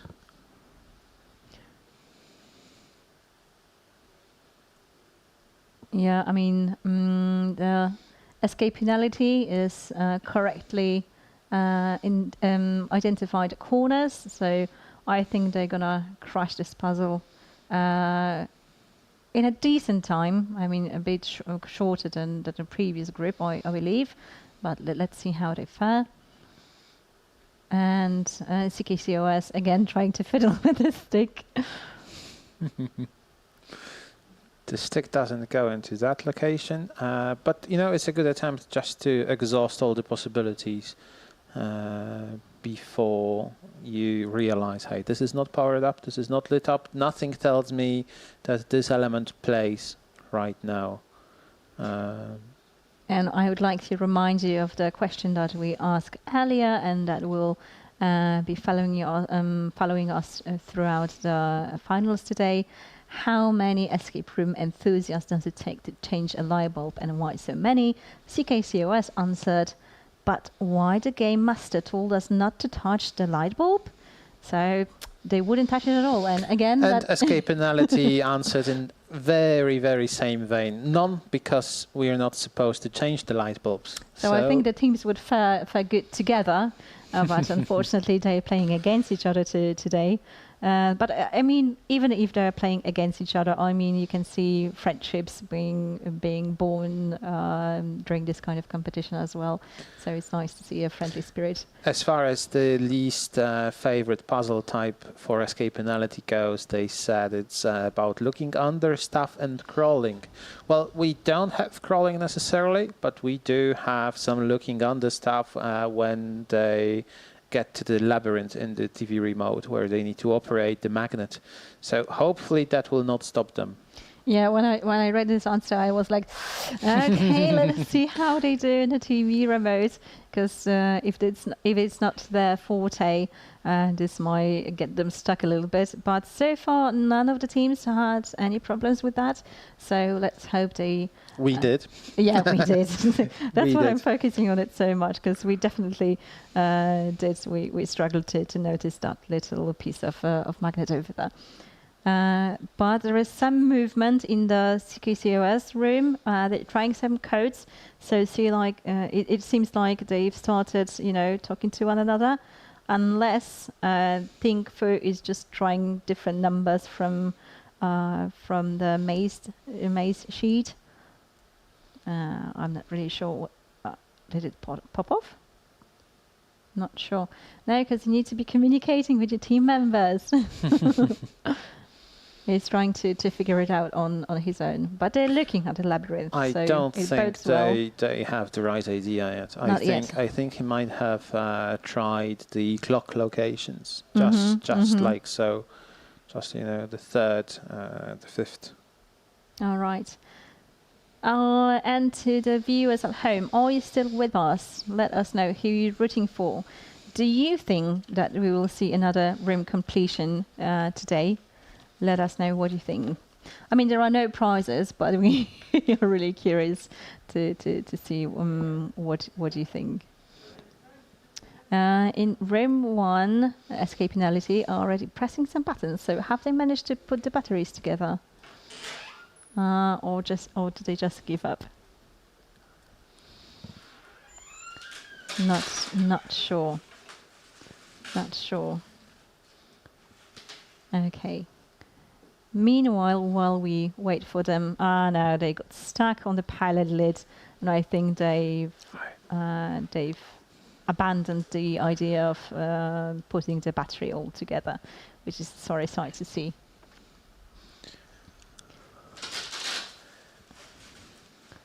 All right. Meanwhile, we have our special guest with us, Nadia. Nadia, thank you for joining us. Hi guys, very happy to be here. Thank you for joining us. Can you tell us a little bit about yourself? How did you find out about the champ, perhaps? Where do you come from? I come from Bulgaria, and I've been playing escape room for 10 years now. Oh, wow. With my team, a great score. Team Fury. Okay. Actually, we were part of another championship a couple of years ago.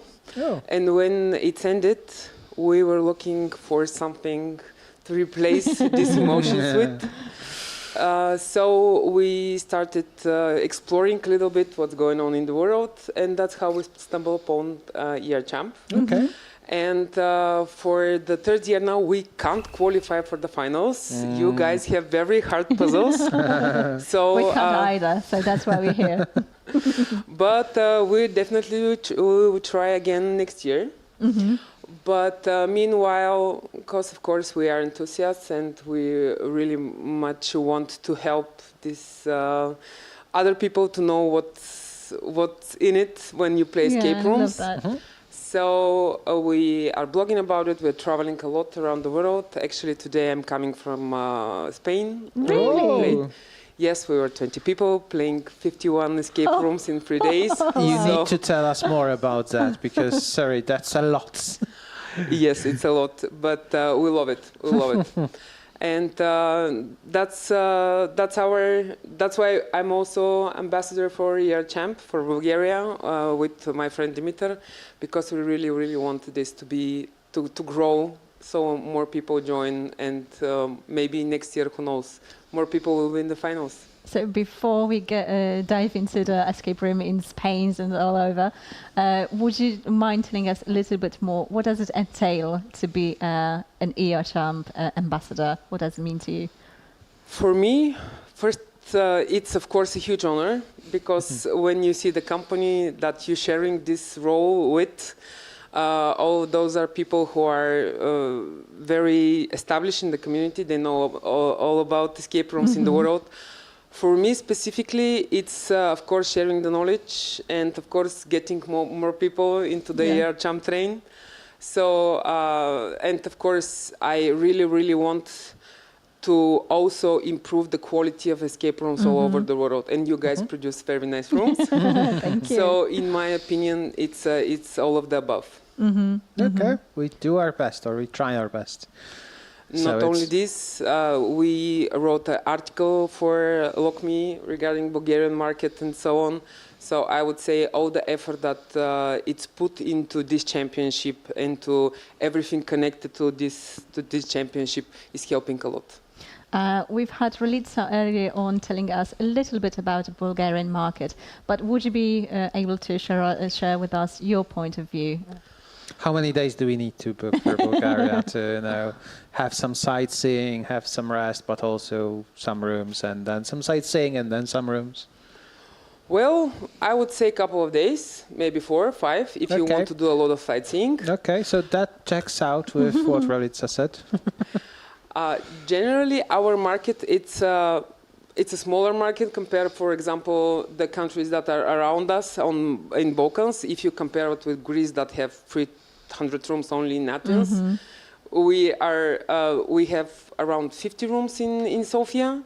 But we have also nice rooms in Plovdiv, in Burgas. So there are another cities in Bulgaria where you can also play very nice rooms and have a great experience. So in Sofia, if you want to do some sightseeing, have some very nice food. We are famous for it. Don't miss our tomatoes and our banitsa. Okay, we haven't tried those yet.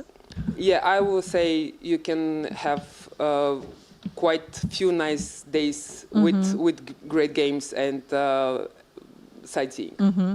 I've asked all my previous guests how do they think they would fare in today's finals. What do you think? How would you do? Well, I can tell you last year when I observed the previous championship, I was like, okay, this looks quite hard. And I knew some of the puzzles when we played the rooms, and we still finished it in 20 minutes. 20 minutes is a good time. Yes, but we knew half of the puzzles when we observed the live stream last year. So this year I intentionally don't look at your stream, guys. I'm just listening for about, but I'm not, because I want to play the games. I will play them in a couple of hours. I want to be surprised about it. I just picked a little bit. They look very, very nice and very fancy. I would say that we will not do less than an hour, but let's see how it goes. Yeah, I mean, we were really confident when we were testing, but we also didn't do it as well. I mean, 30 minutes looks like a lot of time, but it's really not when you're competing. I don't think so. And it's completely different experience when you compete and when we play for fun. Of course it is. Of course it is. Because I really can relate to the guys and the girls who play today, because I can imagine the adrenaline rush, and I can imagine when your brain is completely frozen because you really want to solve it, but you have no idea how. So we'll see how it goes. But I also pretty much look forward to see the new champion. Yeah. I have my favorites. I will not tell you who they are, but my fingers crossed that you have one team that has a special place in your heart. Yes. Okay. Meanwhile, I'm sorry for a second. Meanwhile, CKCOS have managed to reconnect 15 minutes in, so great times. And our 6 keys has shown us it is possible to solve this room with 15 minutes left on the clock. And they already knew what to do with the stick. They were really, really quick. They knew where it goes. They got another green stick, and bam, they already have the access to the plug. So let's see how they do, because they're really, really rushing right now, and you can tell that they're determined to finish the room. Meanwhile, from what I've seen in the TV remote, Escapinality have managed to solve the memo puzzle, and now they're trying to solve the TV remote itself. Oh, they're already at the cables. Perfect. And also they are halfway there. So again, really possible for them to finish in time. 15 minutes is totally doable, and it's great to see that they've managed to be already at the cables, meaning that they've managed to solve the TV remote lid. So fantastic, and I think we're in it for a treat. I mean, they might just finish in time. Okay, but Nadezhda, I mean, personally, I'm really curious about your experience in the travel, because if you haven't listened, me and Pavel have already talked a little bit about the tourism that escape rooms attract. What is your point of view in that? Well, I can tell you that much. This is my 15th country for the year. Wow, I'm so jealous now. And I have played probably only this year more than 90 rooms. Wow. We traveled to Greece, to Hungary, to Spain, to Netherlands, to Belgium, to Romania, to Serbia, to North Macedonia, to Prague. I've been here in April, also played almost all the room that there is in Prague. So for me, but we are mad. I would say this is not a normal behavior, don't get me wrong. Still traveling, being able to travel and to play escape games, this for me is a way of life now. My kids are all grown up now, so I can afford it. So now you have all the time and possibilities to do exactly, that. Exactly. But being able to combine both things, to sightseeing, to see the culture, to have time to just walk around the cities. Because, for example, as I mentioned, I'm coming from Spain. Just walking around Barcelona, it's enough, I would say. But at the same time, if we talk about tourism and we talk about escape games, you can see that countries differ a lot one from another. Yeah. So if we take, for example, Greece, most of the market is horror games. They have probably 300 games now in Athens, and they're mostly scary. And when I'm telling you scary, they are really, really, really, really scary. Yeah, and if we talk about, for example, games in Netherlands, they're very heavy on the puzzle side.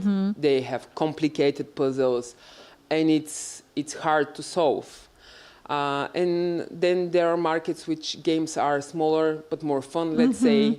Or in Spain, they are very heavy on the decoration, on the environment. So basically, for you to immerse in the story. And definitely all the markets are different and have their specifics. You know, for example, in US, it's completely normal to get together with strangers to play. So you will have to book a private game if you want to be on your own. We find it a bit, I mean, it's slightly different than what we are used to, definitely. Yes, in Europe, that's not a practice. No, but not at in all. US, obviously, it's a normal thing to do. And from what I've heard, they are slightly shifting from that. So it's more and more popular to play among friends. But to me, it's such a wild idea to go to an escape room and play with complete strangers. Because as we've seen from our games today, the communication and, you know, the flow that you have with your team is essential to whether or not you're able to actually solve the room. It's also easier to yell at your friends and not at strangers. So there are perks on it. Yeah. And meanwhile, CKCOS have managed to put the plug into the socket, so the core is now powered up, and they have 10 minutes to solve it. Not a lot of time, but in my opinion, still possible. But Nadia, you've touched a few of topics over here, and I'm just really curious to pick your mind, because you mentioned that the markets are very different from place to place, and this is something that we also discussed. It's even different from city to city in Poland, because you see that, for example, there was a time where escape rooms in, let's say, one city were more mathematical, or at least that was the hint. In our hometown, it was more grandeur, so they had more special effects and so on. Do you have your favorite type? I'm not going to ask you about your favorite escape room, because it's not a fair question, but a favorite type of escape rooms. I would say I prefer games with harder puzzles. I tend to perform better when somebody is not yelling at me and it's not dark. Okay. Which means that horror escape rooms are not my preferred games. Of course, I do them because I want to see everything and to have my own personal opinion on the game. But I definitely prefer games that I can sit, think, communicate with my teams, or more mechanical games. Regarding the theme, I don't mind. It doesn't matter if it's a detective team or ancient Egypt. Or one of my favorite rooms, we commented it today with some of your guests here, it's about air conditioners and ventilators. I haven't heard about that one. It's called Hans Revenge. It's in Belgium. Okay. And you are basically starting the stories that you start as a crew that will work with ventilators and with ventilation systems. Of course, as you can imagine, the story gets a completely unexpected Different, turn of yeah. events. But still, when you think about it, and when I go back to my family, I say, "Oh, you know, I played the escape rooms about ventilation systems and fans." So, and of course, anything that it's remotely funny for me, it's always very engaging. Yeah. I love ice sticky, for example. In Greece, you play in a ball pit for 2 hours. It's one of my favorites. That seems so lovely. Tao massage in Spain, which is you even get a little bit massaged as well, but you play in kimono. That sounds like a dream. Yeah. So and when you mentioned that rooms differ from town to town, I would say usually because there is no university of escape rooms. So initially the markets start to copy what works. Yeah. And go from there, and that's why I will encourage all the owners and all the people who want to go into that business. Please travel. Please travel. Please observe. Please play more games. Yes. This will make you better. Before we move on, I just saw an entire team of Escapinality lay under the TV remote, which was quite a sight. I think they were trying to figure out what to do with the little magnet that popped out, and they haven't noticed that the sitcom button popped out, but they have just now. So, I mean, with 7 minutes to go, they're looking promising. They look promising, so they might just be able to finish. While CKCOS are still fighting their way with the cube. I don't think. Sorry, not the cube. The core, and I don't think they're too far out. So let's see how they fare. I don't think they're that far out, but let's see how they do. 6 minutes to go. Again, all to play for. But Nadia, I think you mentioned a topic that is really close to our hearts, because you mentioned the horror rooms and that you're not feeling very well in them, and we've discovered that it's a really popular topic among escape rooms, and I imagine why, because there are lots of emotions over there. It's easy to tug at those heartstrings. Okay, just a second, because we got an information from our technical team that the pterodactyls were granted additional 40 seconds due to a technical error. So let's see if that changes anything on the scoreboard in a little while. But getting back to Nadia for a sec, do you think that horror rooms should have a place in escape rooms? If we talk about like market, of course, they gain more and more popularity with time, and I would say it's easier to leave a mark when you play escape room, of course, and it's easier to remember the experience, of course, because of the big emotions that you have. Definitely, but at the same time, it's really, I would say, if you love puzzle solving, better focus somewhere else, because of course they are mostly on chasing, not that much on riddles, and not that much on logic, I would say. Of course, if you want to see cinematics, for example, in Chapel and Catacombs, I will not spoil that much. They were first in the world a couple of years ago, but you observe somebody levitating through the room, which when you see from a distance is always very impressive. So if you look more for immersive environment and you want this adrenaline rush, maybe this is your forte. For me, and if you want to challenge more your mind, I would say no. If they have place on the market, for me, definitely. If we talk about championship, I would say no. Yeah, I think we feel quite similarly. Because what we find difficult is, as you mentioned, you want to visit those rooms because you know they're good, and you do not want to leave them out. But in the same time, you are physically afraid. And Yes. this is something that we've experienced with our team. We have one team member that really gets scared easily. And I'm not saying like jumpy scared and she's okay. She's getting like frightened. And we've had experiences when we asked the host or the game masters, listen, if you could make this more adventurous or anything, just, you know, tone down the scary bits. And we were amazed to see that they usually listen and they try to make this experience enjoyable for everyone. But we've also came across some escape rooms that said, no, this is, you know, a thriller or something. We want to scare you. So what do you think? Should they be more lenient towards players, or? I would say more and more in the last year and a half.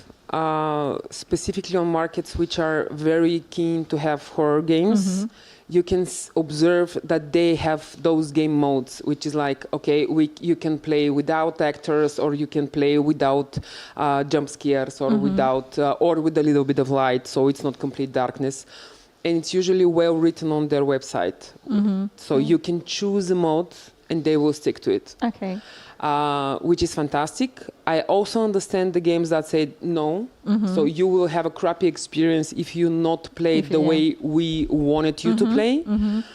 And if they are open about it, I can appreciate it. And then I would, for me personally, I would probably not play this game. Yeah, sure. But you know what you're signing up for. Yes, yes, definitely. And this is what I was always wanted from the owners, just to be transparent. And if you say you will not scare us, please don't scare us. That's stupid if you do that. Yeah, I mean, that's not fair. I have my teammates for this. And in the end, if you... Meanwhile, Yes, go. I'm sorry, CKCOS has just finished the second room. Well done. Well done, guys. With what? 48 seconds to spare? I mean, it's not an official time. So we're going to wait a little bit to see the official times. But Good yes, job, guys. yes, a round of applause for yourselves. Well done. Well done. Great. I'm so happy to see that happened. So we did have a successful solve. I mean, I'm great to see. hoping I just, you know, foresaw it, or I don't know, I was a prophet and make it happen, you know. But I'm really glad to see that happen. I mean, on the topic of horrors, again, we have two distinctive experiences within the last few years.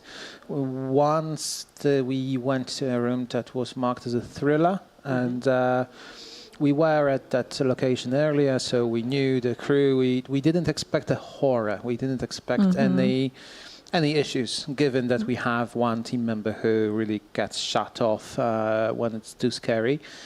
And we would contest it that it's a horror, especially that, again, not to spoil too much, and we are not naming the company or the room. One person gets separated a few times because there are puzzles where you need one player to go somewhere, find something, and lock the door or something like that. And that person's experience is of a horror one. Yeah. It's not a thriller. It's and a horror. it's meant to scare you. It's meant to scare you, and there is no heads up. It's marked as a thriller, and it instantly tanks 3 or 4 ratings for us, because the room itself is fine, but if it was marked as a horror, we would reach out and ask, hey, could you please maybe make it a little bit less scary, and then we will be fine to come. There was no opportunity to even get in touch with them because we weren't aware that it's a horror.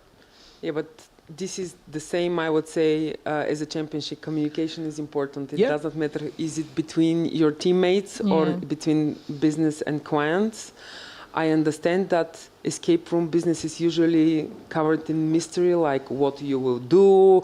It's an adventure, but there is no clear information what will happen, how it would go.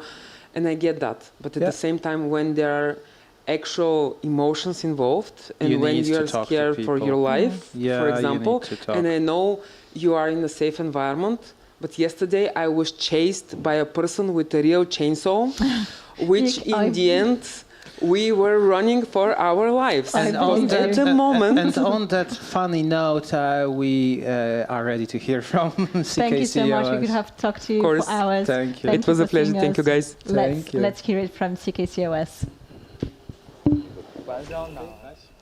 Thank you. Hi. So we are here with another team, CKCOS.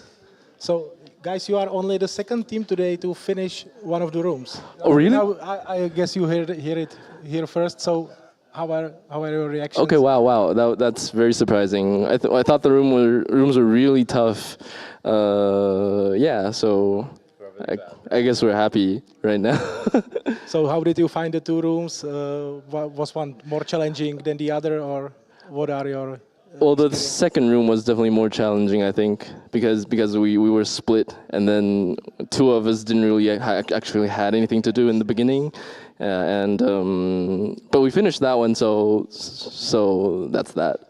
Satisfied in the end. Yes, we are definitely. Yeah. Nice. Is it very different to compete like in front of all the cameras and stuff like that, or when you are in the room you just switch off and you are focused only on the challenge ahead? Yeah, for me, I just pretended that the cameras were invisible because, it didn't really affect our performance, I think. Yeah, I think so too. So you performed very well. Thank you guys for your answers, and I hope you enjoy the stay in Prague. All right, thank you. Thank you. Congratulations, CKCOS. So happy to see yet another room completion. CKCOS, well done. I really hope that the whole way that you traveled here was all worth it. And let's have a look at the results. So this 6 keys still in the lead. Yes, but this mixed our scoreboard a little bit. So 6 keys are ahead only by 30 seconds or so. So it's getting a bit closer. But again, there are leading with 2 room completions.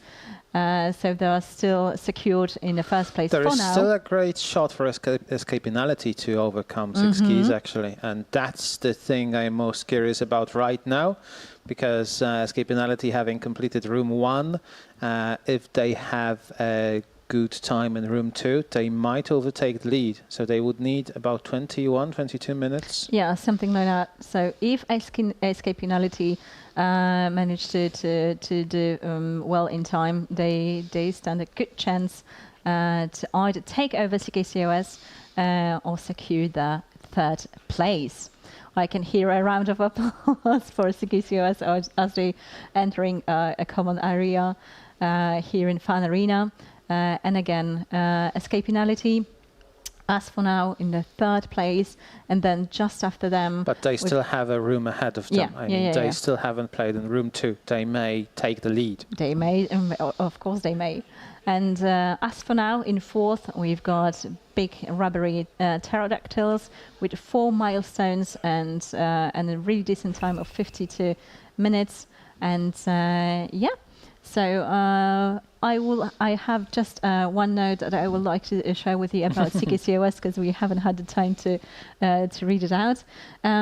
So we asked them what maze would it be if there was no rat, and the answer was, we don't know, but a rat without a maze would be a happy one.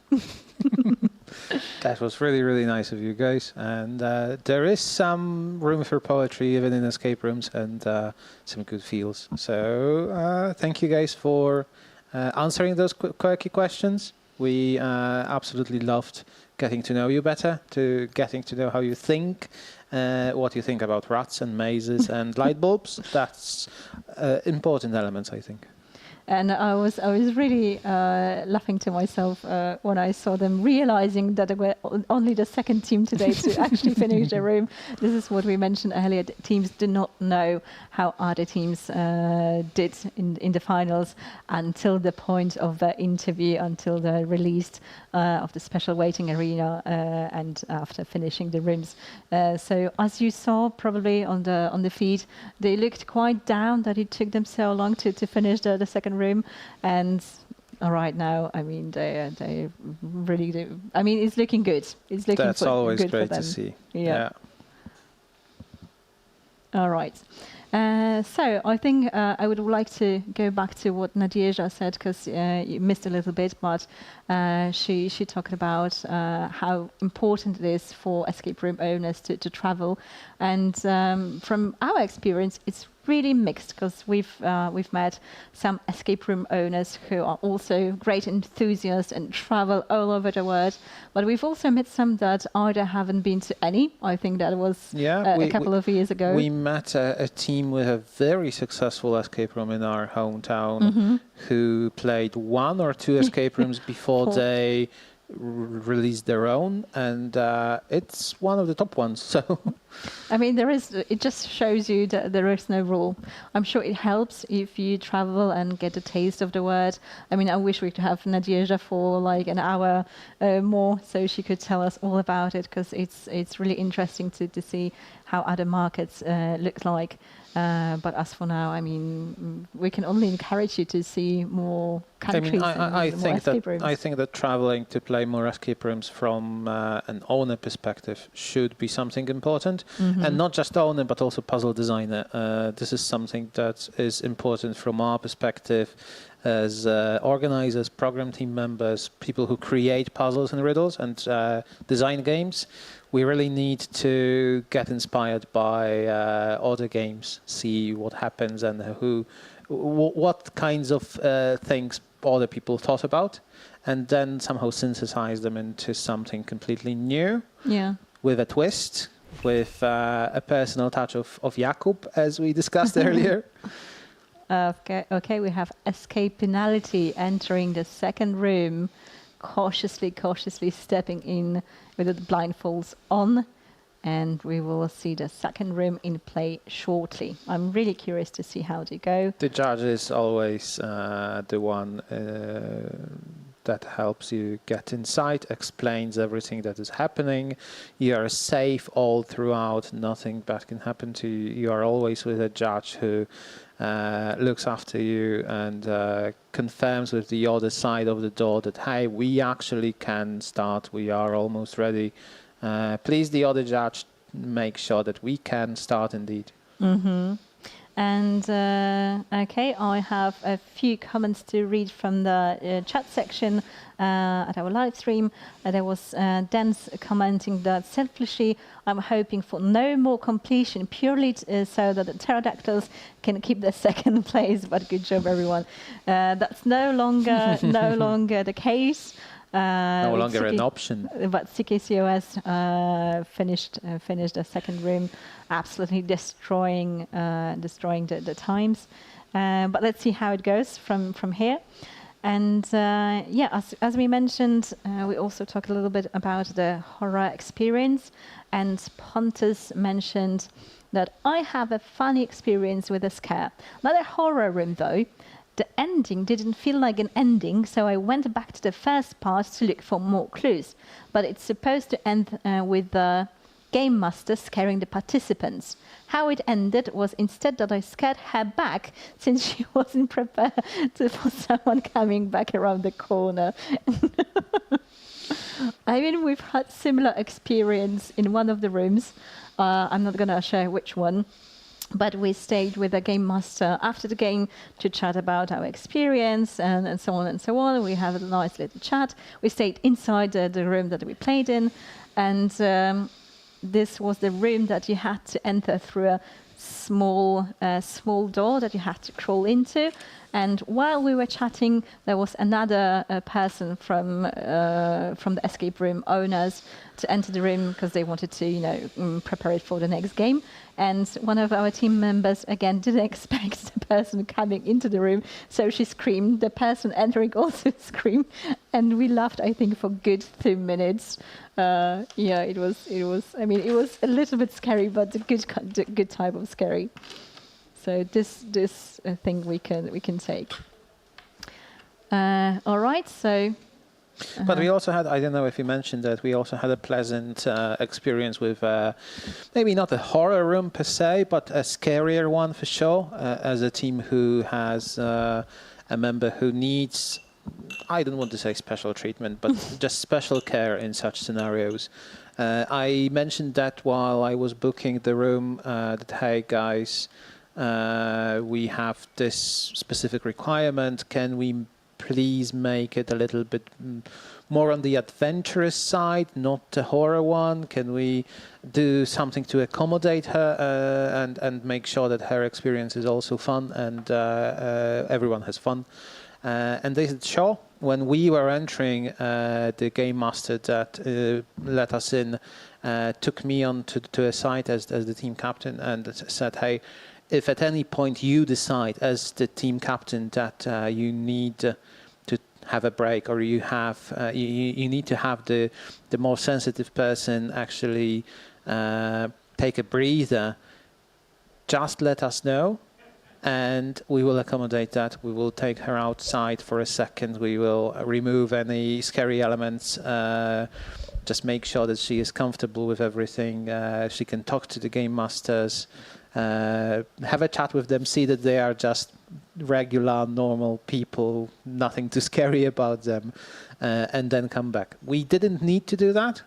We ended up not breaking down at all at any point, but it was an option. So we really appreciated the cordiality and understanding of the owners. I think this was especially nice because it was a great escape room, and we all wanted to experience it together as a team, because we usually do the rooms in a group of 4. So she really wanted to have that experience, and it was great for the game masters to allow her to be included.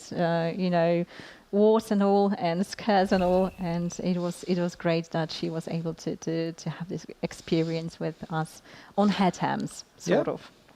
And we have one of the top contenders for the title this year in room number 1, the team United Discord from USA. United Discord Can we have a very quick overview of United Discord? There we go. A beautiful picture of United Discord, which Rich, Waywar, Daniel and Mike, also known as Oggy. Beautiful picture, guys. I mean, this is a returning team, so you might recognize them from last year. They were also seconds away from finishing one of the rooms. So again, a really strong team. It's already under the TV remote. I mean, that was quick. They are thorough. That was quick, but okay. You cannot say anything if they are not thorough. That was quick, that's good. Okay. That's good to identify and take your bearings. Basically, understand what you're playing with, what you're doing. Basically, let's see how their experience and how their involvement in the wider escape room community actually helps or doesn't help. How do they benefit from it? So that we can compare how they play compared to other teams. One of the fun little tidbits about Rich is that he is the creator and main person in TERPECA. That lovely gent in blue hair, you must recognize him. So we are very keen to see how do they go through. All right, and we have another wonderful guest here with us, Adrian. Hello, hi. Adrian, thank you for joining us. Thank you so much. If you would be so kind as to introduce yourself to our viewers. Yes, of course. I'm the CEO of 11 Puzzles, and 11 Puzzles is a video game company, and we are actually doing escape room-like video games. That's why we are here. But the twist is that our games are purely cooperative. They are for 2 players only. Okay. So how is it, different to other online games with your being the cooperative one? I'm sorry, can you say that again? I'm sorry. How is it different? I mean, your type of games, how is it different to other games on the market? So, the big twist in our games is the cooperation, and I don't think there are that many games that are focused on cooperation. In our games, players are most of the time they are separated, which means they see different clues and different environments, and they have to work together and they have to communicate in order to solve the puzzles. And this is a big thing because we designed the puzzles around the cooperation from the ground up. There is no single-player version of the game, but this means that every puzzle that we have in the game is actually very unique. What did you think when you saw how teams failed to communicate in room 2 all throughout the day today? The communication in games and in escape rooms especially is tricky. That's true. And when I saw this, I realized, we kind of noticed that the communication part makes the puzzles way more difficult by design. And our games, because of that, we tend to design puzzles a little bit simpler because the cooperation aspect will bring the difficulty up. Okay. Just the fact that you have to deal with another human being is already difficult enough. Yes, and we saw a lot of players that just choose not to talk to each other. Yeah. Okay. I don't know why. Maybe they are married and just, have enough talking. Yeah, we actually make a good duo, I think. So. In escape rooms, in any cooperative games, whatever the game is, it doesn't need to be puzzly. I think we work really well until we play Overcooked. But then it works as well, I think. It's just different. So why did you decide to go into the cooperative market? Subgenre, maybe. Well, that's... It feels like it limits the audience maybe sometimes. But I'm sure that's everyone... not the case. Yeah, actually that's not the case. Why? The reason is because I play very often escape rooms with my wife, but we know how it goes, and we love that. We are very good at playing escape rooms. However, every time when we play other game that makes us compete with each other, it's just horrible. That's why we decided that if we are going to make video games, we need to make them cooperative, because those kind of games we personally we just love to play. So that's why we are making games like that. And in terms of market, we initially thought that it might be small, because we are limiting kind of the pool of players that can play our games. However, it turned out that there is not that many games that play like that, which means that there is still room on the market for a video game like ours. And there is also a second component, because we also noticed that a lot of players play with their spouse, or usually they have one gaming device in the household. So that's why our games are both on Steam and on mobile. So the other person can play on mobile and everyone can play easily. So we kind of lowered the barrier of entry. Is there any element to couch cooperation, or do you need two devices and go online? You need two devices, but you can be on the couch. That sounds a perfect solution. That sounds good. I mean, mixing in mobile devices, I think, is the way to go, because otherwise it will become difficult. I mean, now that you mention it, it makes perfect sense, because we love to play with each other. But again, I do realize that Pavel is slightly better than me, and I hate to admit it. So, the co-op games give you this, nice leeway that you don't have to admit it. You can actually have the experience of playing together, not against each other. So, given that we are already interested, can you tell us a little bit about your existing games that we can find on Steam? On Steam, we actually have two games right now. One is free, so I would recommend it as a perfect place to start. It's free. It's called Unsolved Case, and it's a perfect entry. It shows perfectly what kind of gameplay is in our games, and there is no ads, there is nothing there. It's just free, like in free beer. Okay. That's it.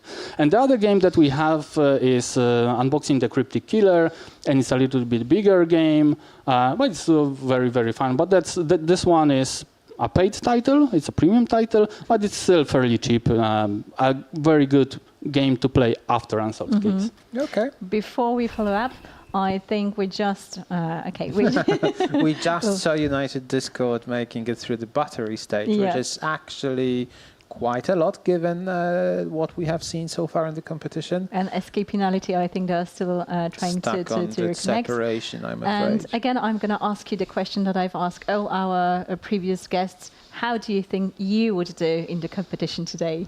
With your team or with your wife, or however you play typically? Honestly, I don't know. It looks like the puzzles are quite difficult. But in the evening, I'm going to try, so we will know. Perfect. Okay. Let us know how it goes. And do you have any preferred of those two games that we have today, or? Well, obviously the second room, because it has part of the cooperation. There is part, about the cooperation, and I would love to try this one. The big part of our games is cooperation, and we are about to release our third game. So, yeah. I like that we have varied answers to the preferred room 1 versus 2. Every guest has different answer and different reasoning as to what is the main popping factor. But you mentioned your upcoming game. What can we expect from that? Oh, the upcoming game is much bigger than anything that we have released before, and it's this time it's about 2 detectives that are chasing a killer, but somehow they become his target. And they need to, unwillingly they are part of his experiment. The hunters become the hunted. Yes, sounds intriguing. That's true. But in this game, we took the idea of cooperation in the game way further than we did before, and it's a long game, much longer than anything that we did before, because it's around 10 hours of gameplay. Oh, wow. And we had to ask ourselves how to make it interesting so that everyone that plays it keeps playing and finds it interesting and fun. So we incorporated a lot of different puzzles and variety in gameplay. Sometimes you are in a first-person perspective. Sometimes it's more like a point-and-click. There are also NPCs that you can talk to, a hub area, a map. There's a lot of different things. But everything is what can we do with the cooperation and how we can innovate actually in this genre. I really like what I'm hearing, so I will be checking that out. Maybe not today and not tomorrow, but soon. We also have a free demo of the new game available. Okay. We will check it out. We will check it out. If it's free, again, you have our interest. But no, for real, I wanted to ask you, what's the difficulty level? How would you estimate that? Will beginners do good in your games? I think so. We design our games to be for everyone. However, well, this is a huge challenge for us because we want it to be engaging for seasoned players, but also approachable for beginners. But we have a really nice, like a comic book style art that makes it a little bit simpler to notice which parts of the game are important and which aren't. But I think it's approachable and it's fun for pretty much everyone. There is also built-in hint system, so you won't get lost. I was just about to ask if you have a hint system. But it's a game for everyone. Everyone will find something for themselves. So it's a bit easier than our championship where you cannot ask for hints. You just I was just about to mention. But there is a cooperation aspect, so players will always find a way to complicate puzzles. Absolutely. Definitely. I was just about to mention the United Discord's answer to the lightbulb question, and to quote directly from United Discord, we can't find the lightbulb, can we get a hint? No guys, you can't get a hint, but if you do play one of the 11 puzzles games, then there is a robust hint system, you should enjoy it as well. Yes. In the meantime, I see that United Discord is doing quite well. They're trying the second code. Let's see if they manage to open that. They've already done the memo puzzle, which took them a little bit, but now they're on the TV program. And once they figure that out, I do think they still have a fair chance of That's the finishing puzzle the room. that takes the most time, even though the batteries take a while. This is the one that is the longest typically. So if they crack it faster, then... Meanwhile, Escapinality has finally taken the diagram into their hands. Maybe they will start to communicate with team members. They have 30 minutes to go. Not a lot of time, but still possible to beat the room. Let's see if they manage to reconnect and finish the call. I'm not sure if they are communicating yet. That's the whole issue. Oh, so the cables are already drawn by United Discord. This is record time for this puzzle. Great Absolutely. DIY was solved in record time.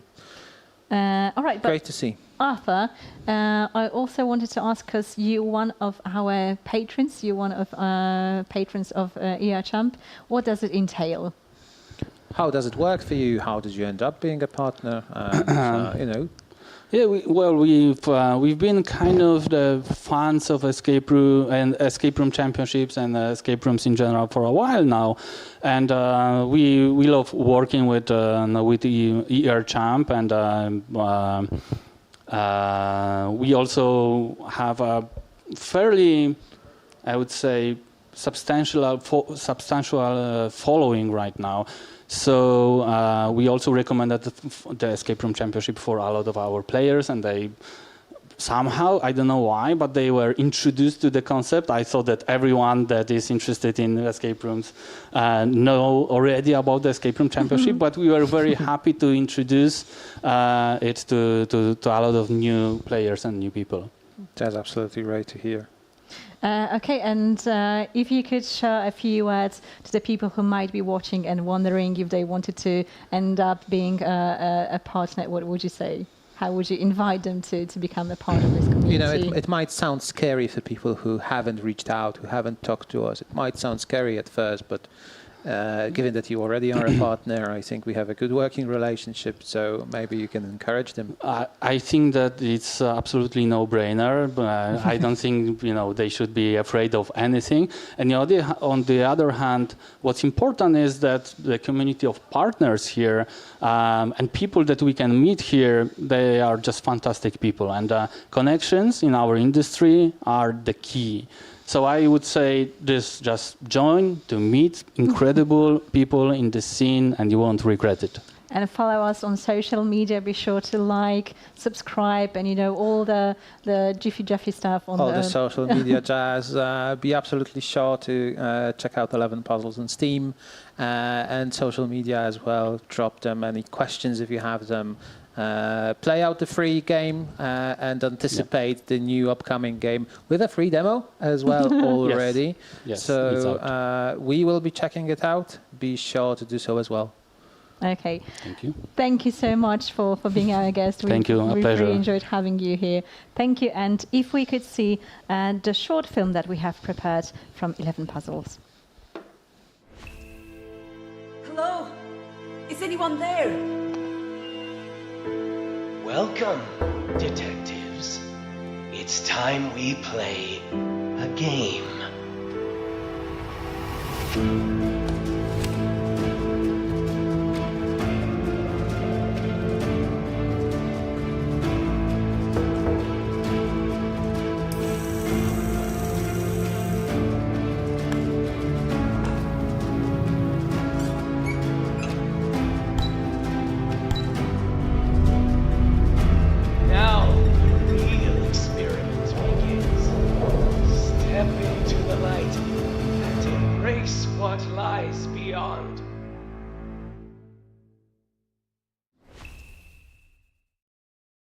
I will be checking that out, absolutely.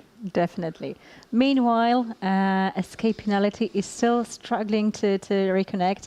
9 minutes to go, doesn't look that bright, but they're having a good go with the codes. I think they're getting a hang of it. They're just not there yet. Meanwhile, United Discord, I mean, look at them go. They found a magnet. They're going through the maze. One maze already done. And they still have over 12 minutes to go. I mean, this is an amazing result. Yeah, the maze is being pretty much solved right now and almost there. And once they have cracked the maze, all that's left is just to use the key on the lock and figure out the alien language Control-Delete instruction. Okay, I'm gonna cut to our comment section. Let's go United Discord. Yeah, we love to see. I do see some family bias in the comments. Yeah, there is go Escapinality too. So yeah, root for your favorites. Go Adrian. There is a comment saying that great hosting from me. Thank you so much. Okay, and free demos, of course, one would be excited for free demos, absolutely. Okay, meanwhile, room number 2, so Escapinality still trying to figure out what the maze is all about.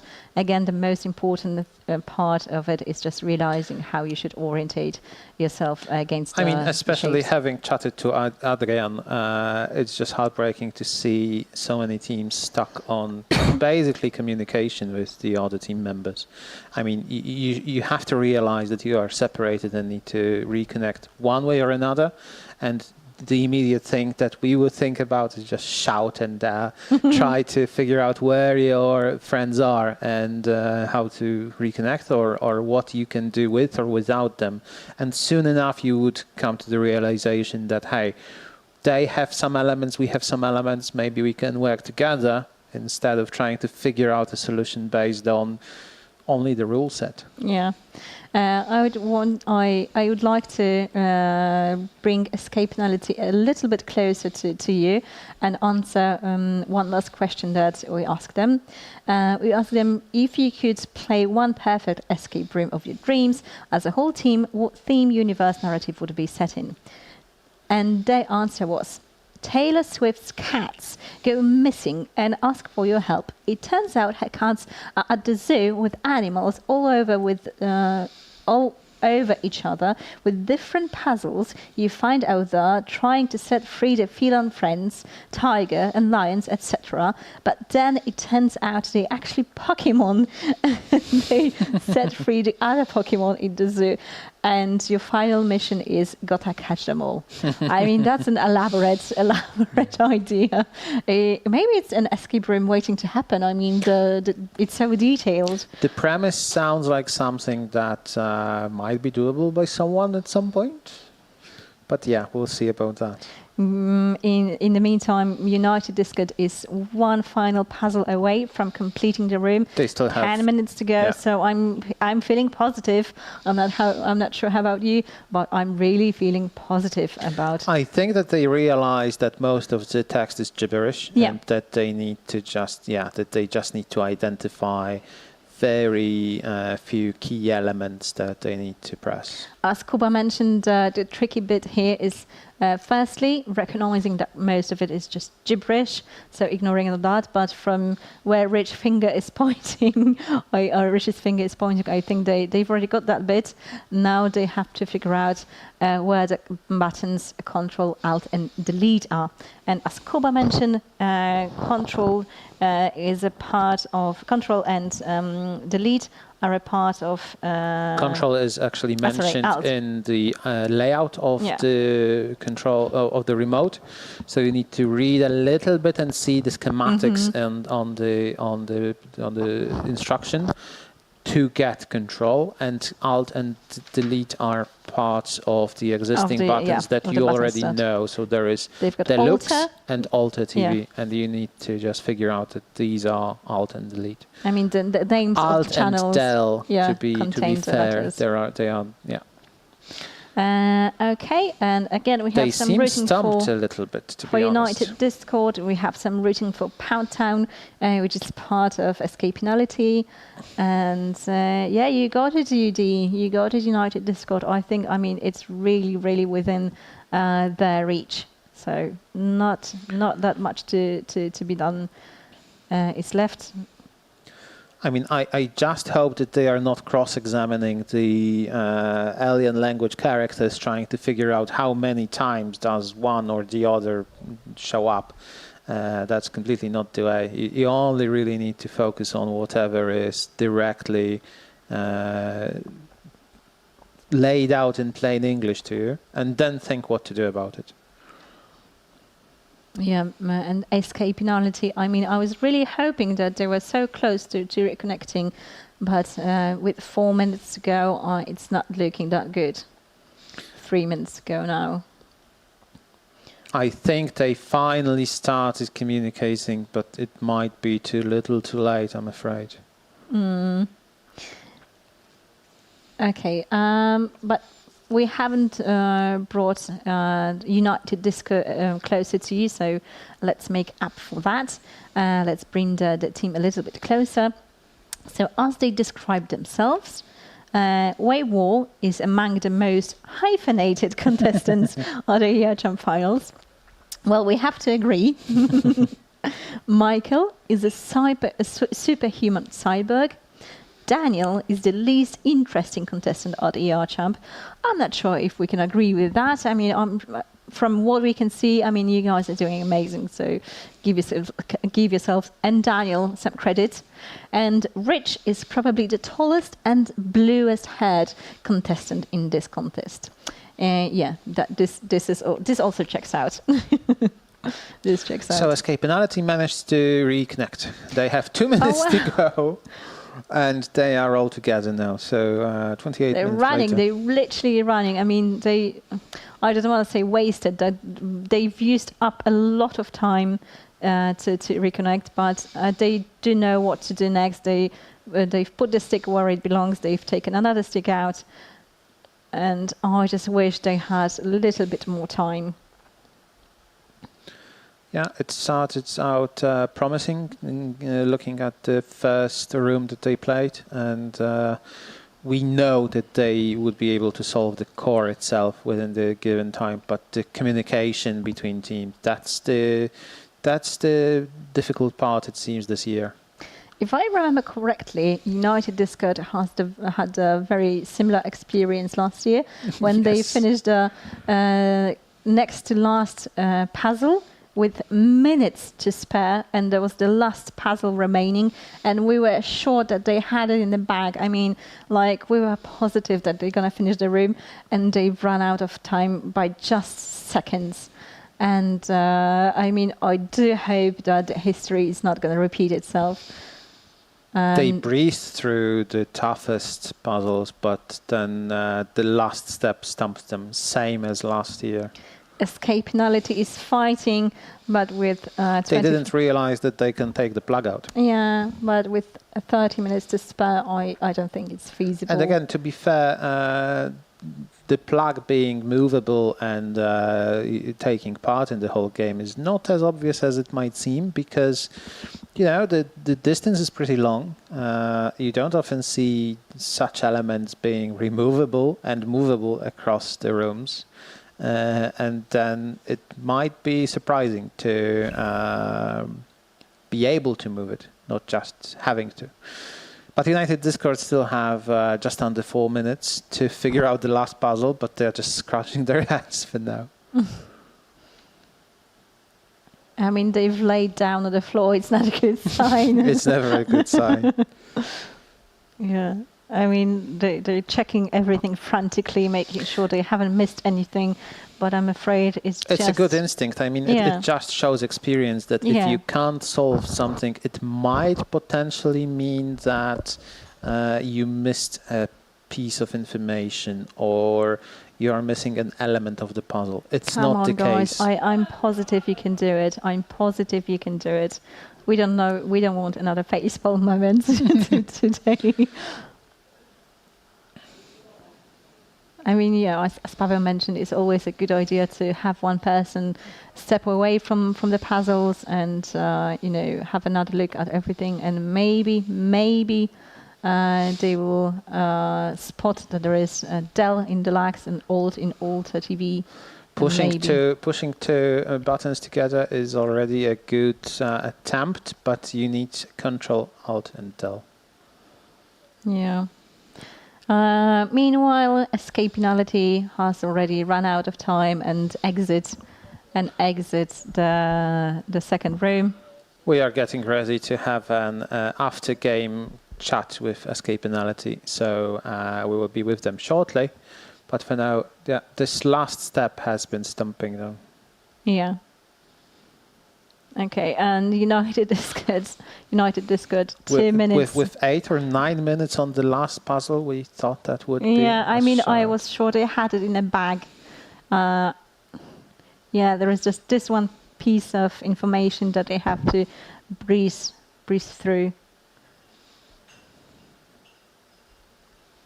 Okay, and again, there is just lots of redundant information that they just have to ignore. They need to find the information that is at the bottom with Control-Alt-Delete. That's all they need to do. Ignore the letters that actually don't mean anything, and ignore the information overload that doesn't seem helpful. You are told explicitly at the bottom that you need to press Control plus Alt plus Delete, and then you can figure out which one Control is. I mean, I believe it might be a bit frustrating because you're on probably the last puzzle, and then you get. I wouldn't say so. They might be thinking that there's still a lot ahead of them, given how they breezed through it. They had 9 minutes, so almost a third of the time. And they might be thinking, hey, there must be a lot ahead of us. But at least they have 2 milestones reached, so that's a great. Correct, but that already eliminates them from contesting first spot if they can't figure this one out. That's true. 50 seconds to go. Let's go, guys. Let's go. I mean, it's just 3 buttons. 3 buttons away. Fingers crossed. What I really like is that you really see the same teams having good results each year, and it just shows that it's not just sheer luck or just figuring out one puzzle and then being ahead of the competition. But it really takes skill and experience to be the EA champ. Michelle from our chat section is sending brainwaves, so I do hope that helps, but they have just seconds to go. I'm not sure brainwaves can reach us in time, unfortunately. I'm so sorry that they couldn't finish it in time. And now we will have our judge showing what they were meant to do. I mean, it's the same thing that happened last year, and I think they've just realized it now. I'm having a déjà vu. Yeah. I mean, absolutely. Yeah, I'm so sorry, United Discord, but again, a great effort, 2 milestones reached, so well done you. And now let's hear it from Escapinality, and let's see what they have to say after the game. Yeah. So, hello, Real World, and we are back with the 7th team to play both of the final games. Escapinality, that's how they call themselves. So please tell me and the spectators, how did you enjoy the games? Okay, maybe you didn't really have much time to enjoy the second room. Unfortunately. Like in its fulliness. But still, maybe you have some impressions that you would like to share. I think it was pretty cool. They definitely felt pretty well designed. I definitely enjoyed solving the first one for sure. And the second one, of what we could see, it was definitely leading up to something pretty cool. Yeah, I totally agree. I thought the first room, the theme with the overall the overall series of escape rooms was really cool. Like how we're basically reconstructing the remote. I wish we got to see more of the second room, but that's partially our fault. So yeah. Yes. So let me also ask a question about your background, because in finals we actually can see performance of different kinds of teams. Like some of them are like escape room enthusiasts with hundreds of games in their account. Some other are mostly like puzzle hunt gamers, and some of them are just completely new to the puzzle industry in a way. So which is your background? How did you meet, and what you actually enjoy the most? Okay, maybe I can start. So we're mostly puzzle hunters. That's mostly what we do. Jamie and Sam have done maybe 50 or 60 escape rooms. Victor and I have done fewer than 10 before coming to Prague. Mostly we do puzzles that are online and can last many hours. So yeah. That sums it up pretty well. Yeah. And Prague added a lot more to the count. Prague added a lot more to the count of escape rooms we've done. Yeah, so did you have time to actually enjoy Prague in its fulliness as well? Like escape rooms, the city, beer, whatever? Sure. Yeah, I did. I went everywhere, the Charles Bridge, the river, Old Town, Malstrana, basically all over the city. Maybe I should have spent more time practicing instead of walking around the city, but that's okay. Yeah.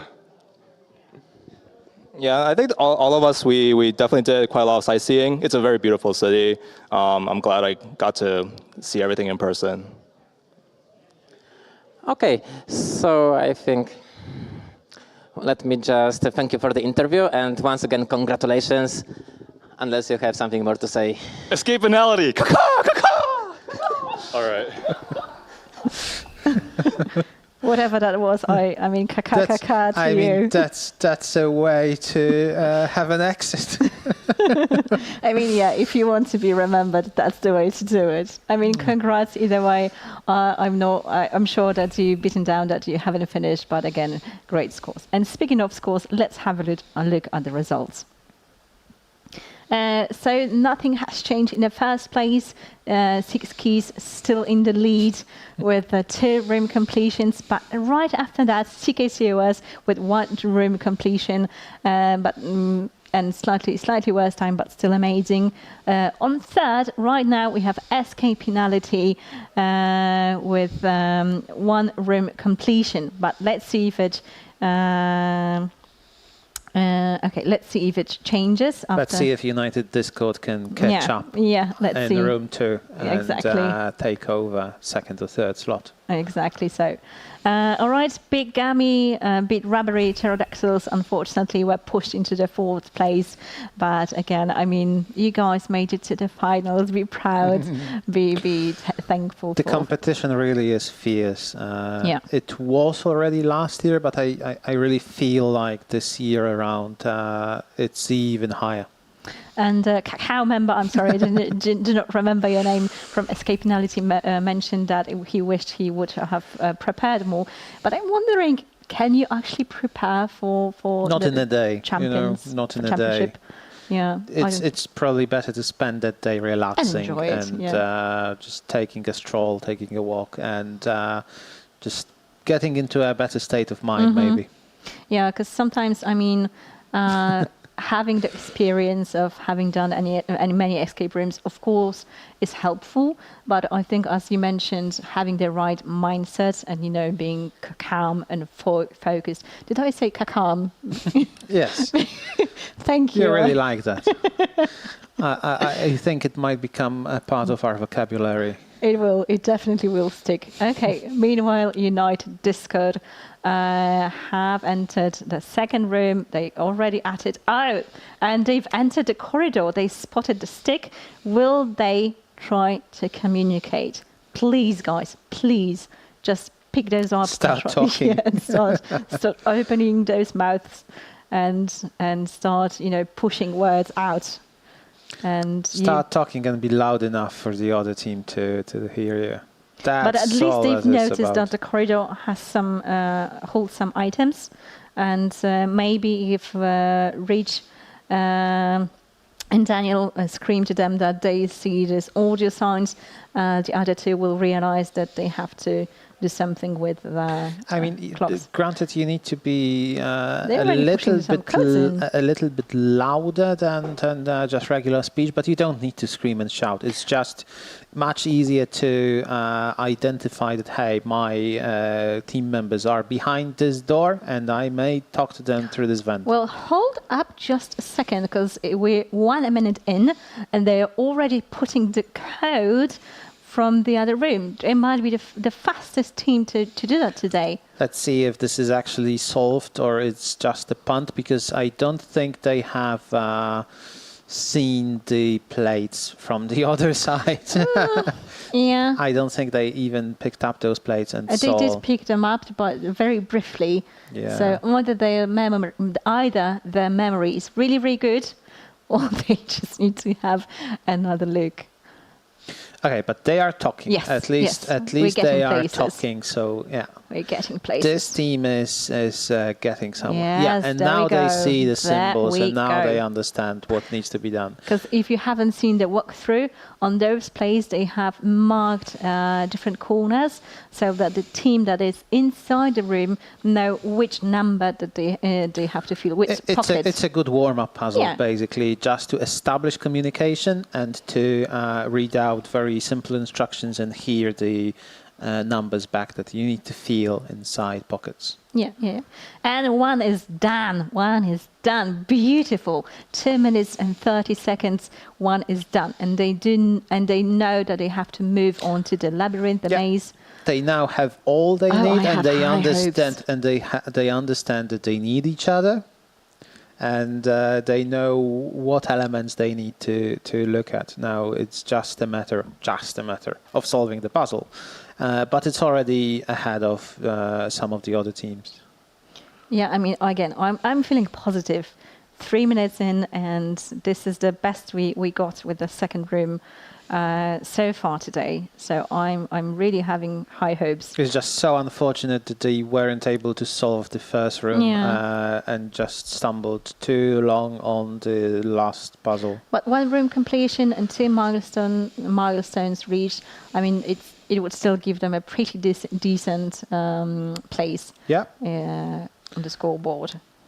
Second, maybe third, but most likely second if they can breeze through this one as well. Let's see how they do.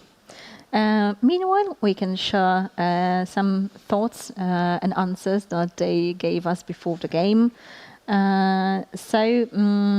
About the salad, I think they would be quite a sweet one. I mean, they are very sweet players, but I would eat this salad. They answer regarding the question what ingredients their teammates would be. Wayward would be jello. Mike would be mini marshmallows. I think it's important to indicate that there are mini marshmallows. Rich would be pineapple, and Dan would be whipped cream. I mean, you can't say you would be whipped cream and claim that you're the least interesting contestant all in one breath. You just can't. So one of those must not be true. And speaking of truth and lies, we will see how they fare, hopefully, with spotting the liars. That was swift. That was I'm swift. getting better. I'm leveling up. I mean, we only, 5 hours in? So, yeah. 6.5 hours. 6.5. I mean, it was a breeze, wasn't it? Yes, absolutely. Are you still with us? I can We're see. not.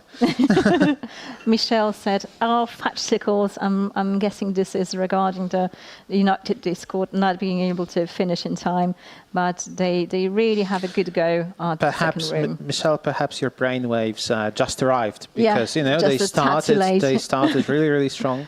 Touch late for the first room, but just in time for the second room. And the first room is being reset and set up for Les Wyrds. If we could see Les Wyrds' team page, please, that would be awesome.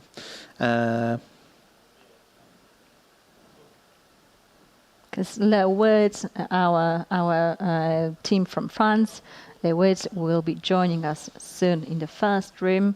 We're just getting that prepared for you.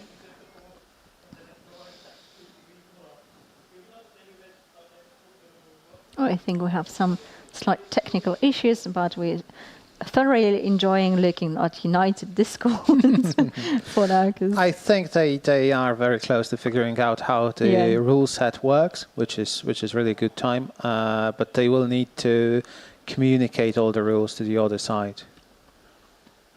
Yeah, I mean, they have the right idea. That's definitely, that's for sure. But now it's the matter of reorientating.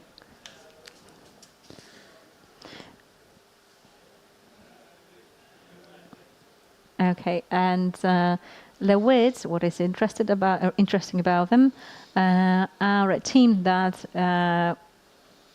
were second in the online they finished second in qualifications, but decided to play as ninth. I mean, this is the first question that I'm going to ask them in the after party, why they decided to do that.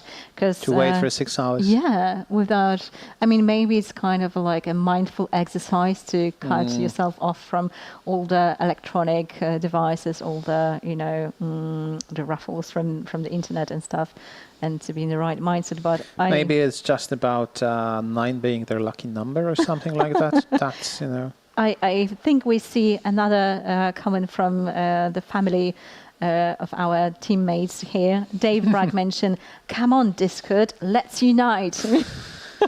Hopefully they can. And now I wish I came up with that, but thank you, Dave. Thank you, Dave. And Les Wyrds were the only one of the 2 teams that solved the room last year at all. Again, I think we have slight technical issues, but we will join them soon in the first room. And we will see their beautiful picture with their faces on it. All right. And there we have the Les Wyrds. I'm sorry, I'm still not remembering how to pronounce your name correctly, but they came prepared. They have their own T-shirts, so well done them. We see them in purple as we did last year, I believe, and they're already at the chest. They're already at the chest. I'm not sure. They are very thorough as well. But I mean, they are looking underneath the remote. Yeah. They are checking everything. But they haven't yet spread out the TV program. Not that it's necessary at this point, but to be fair, that's good.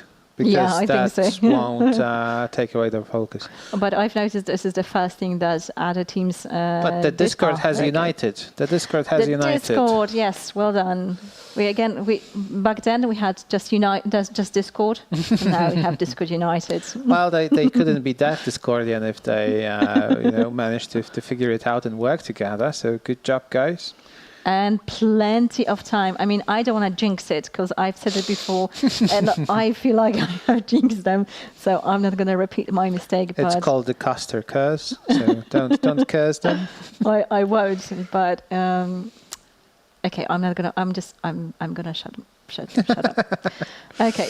In the meantime, Les Wyrds are trying to figure out the code to the chest, and they open the chest.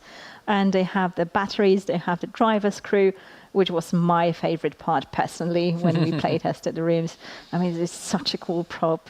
Again, a huge shout out to my co robimy for making this come to life. And it's honestly just a magnet that you need to use on the battery cover.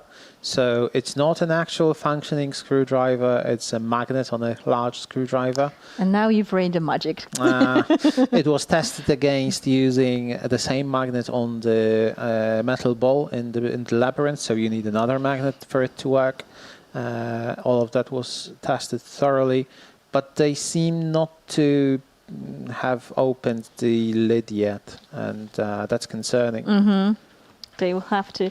I mean, they were very thorough just a second ago, so I'm hoping that they will notice it very, very shortly. It might be somehow related to their least favorite puzzle type that they themselves admitted. First of all, those that are overly repetitive just to make the room longer, and I would hope that this is not the case this time around. But they also don't really enjoy searching. So what do you do if you don't enjoy searching? You search through the whole room first, and then you worry about everything else. That's actually a very good strategy, and I wouldn't say that I don't like searching, but I do know that my team struggles with searching, and we very often omit some details or not find all the elements. So yeah, figuring that out and searching through everything first just to get it done and be over with it. I remember we went to one escape room where we were told that the whole escape room is based on searching. And we were terrified, but once we had that mindset that we have to touch everything and turn every corner and leave no stone unturned, then we did actually quite okay. But we were really focused. We had the room record back then, if that's the one you are talking about. I'm not sure which one you're thinking about. But Yes. Okay, and let's bring Les Wyrds a little bit closer to you. So here they are, the beautiful faces, not photoshopped at all. This is an actual picture of Raphael, Melanie, Jean-Baptiste, and Noé. One of them sometimes simply turns out into a paper cutout. And that's normal for some teams. If it happens to you, please don't be alarmed. Yeah, exactly. And let's see what Les Wyrds are saying about themselves. We are a French team that comes from different cities, Lille, Paris, and Strasbourg. We all met on a website based on puzzles and fantasy book universes, such as Harry Potter. So we naturally all became big fans of escape rooms. We did between 60 and more than 100 escape rooms. We also participated in last year's final. Yeah, and they were one of the only 2 teams to solve any of the rooms. Yeah, and I've shared my favorite experience with them a little early on. But if you have just joined us, I'm going to do it again. I remember the interview that they did just after finishing the game, and they looked really beaten up that we finished so late. I mean, our completion time is so rubbish. And when they were told that they were the only one of the 2 teams, the only team by then that have finished their room, they were really shocked. I think it was one of my favorite things from last year. And now they're struggling with the naughty batteries. But they have the edges from what I can see on camera 1, so it's just a matter of time until they figure it out. Meanwhile, United Discord have connected the plug, and I think they are playing with the truth or false right now, because they're looking at the screens, trying to figure out who ate the cake and who didn't. I'm worried they are trying to solve it by the way that Kuba described earlier. Rather than focusing on truth and lies, they are focusing too much on who ate the cake and how many cakes there were. In the comment section, we have UC Med rooting for United Discord. Conquer Room 2. Yes, conquer it. I mean... Just let them know who the master is. Hello, hello, hello. So I sit here, right? Yes. Yeah. Okay. And I mean, we already know that it takes a while for the team to finish up with the batteries, and United Discord is already at the call. So we have a brief moment to welcome our another guest. So please welcome to, I'm sorry again, my Czech is not that fluent yet, but Vojtěch, would that be correct? Yeah, Vojtěch. Vojtěch, okay, so it's very similar to what we have in Polish. Yeah. If you could please introduce yourself to our lovely viewers. Looking there, right? Looking over there, yeah. Okay, hello, my name is Vojtěch Vašák, and I'm the CEO of The Chamber, which is escape games company here in Prague mainly, or we have also franchise in Ostrava. And well, me personally, I'm working for The Chamber 6 years for now, but we as a company celebrated this year 10th birthday. Oh, so we were one of the... Happy birthday. Thank you. Actually, just a few days ago, we had a big event at this place in Fun Arena to celebrate our 10th birthday. Amazing. How amazing is that? I mean, one of our contestants celebrated their birthday today, but it already feels like 3 days ago. Okay. So, again, happy birthday. Yeah. Well, to our company. Yeah, I mean, yeah. 10 years is a lot, a long time. So yeah, I think we were one of the first, definitely not the first one in Prague, but among the first ones that emerged in Prague 10 years ago. So is this the bit that makes your company, the Chamber, special, or is it anything else that makes it stand out? Well, I hope that it's something else as well. And well, I'm not the creator of our previous games because 6 years ago I started as a room master actually in our company. Oh, okay. Quite a way to go. Yeah.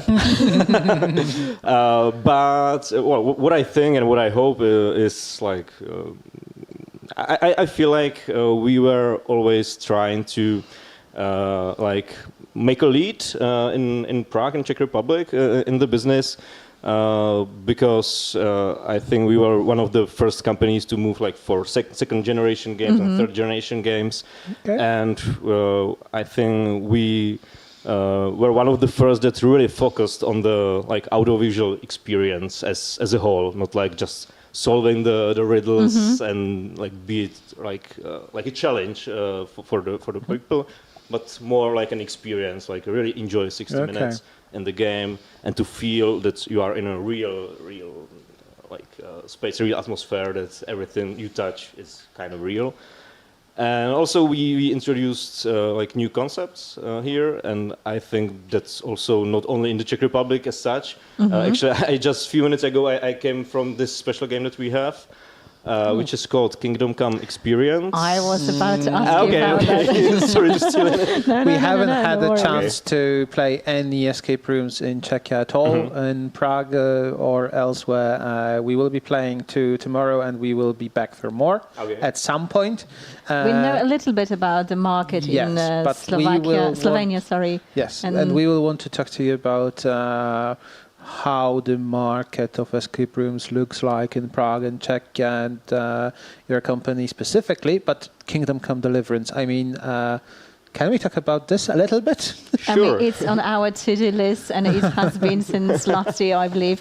We just haven't had the time simply, but it sounds incredible. I mean, it's definitely something that we haven't seen anywhere else so far. Yeah, well, I think it's kind of unique. Definitely there are similar concepts in the world already, but we started this game in 2018, which was the year that the video game Kingdom Come Deliverance was introduced. So in the same year, we already prepared the game like in real life, let's say, in cooperation with Warhorse Studios that created the video game. It's always great to see coordination and cooperation with the original creators of an IP rather than just using the IP without a word. Before we move on, I just wanted to add that Les Wyrds have just completed the memo, I believe, because they've moved on. They are on the memo. They're on the memo. Okay. Yes. Okay. They're on the memo, so they haven't figured out the buttons, but they've done the batteries. Yes. So that's perfect. And United Discord is still I think fighting. they are squashing bugs now. Yeah, they're doing the sounds, so they're close. They're really close. We're going to keep a close eye on them. But coming back to that, sure. Because we know what the experience is, but could you share with our viewers what it's all about? Yeah, maybe just for viewers who don't know the video game, it's a super realistic RPG medieval game from like Czech or Bohemian 15th century. And what we brought is this game in real life, let's say, for almost 4 hours with 10 actors. And the setting is amazing because we have kind of real medieval castle. It's like small castle, it's not anything like big, but actually what you can experience in video game, they are neither like super big castles, it's more like... I mean, personally, it's a dream come true, and I've been dying to try it. There are only a few weekends that you do this? Excuse me? There are only a few weekends in a year that you do this? Usually because partly it's outdoors and even indoors in the castle, it's not really pleasant. Like even now, it was already too cold, and it was just one time game today that we had for a team building company. It starts usually from April to October, and it's usually 2 weekends per month. What is happening right now is that there's going to be second part of the video game next year in February probably. And the thing is that the map of the second game will be also at the place that we are having our game. Coincidence. So we are expecting much more people, even like not from Czech Republic, but all around at least Europe, to come to play the game. So it's going to be a challenge for us as well. We will have to probably change a little bit even the story to like put it really in the setting of the game when the game takes place at our castle actually. Because right now we were just like maybe 12 kilometers from real map of the first video game.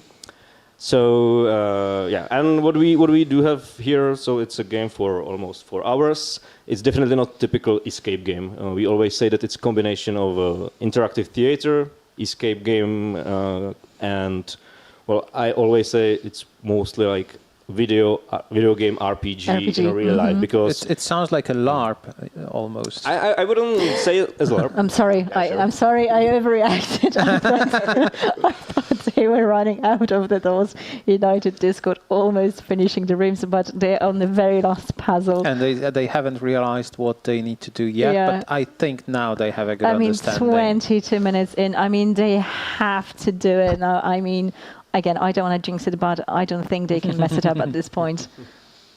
I think they've got it in a bag. I think they have the list of colors that they need to follow now, and they have realized how the whole mechanism works. So, I mean, sorry, just one comment from the comment section from Dave.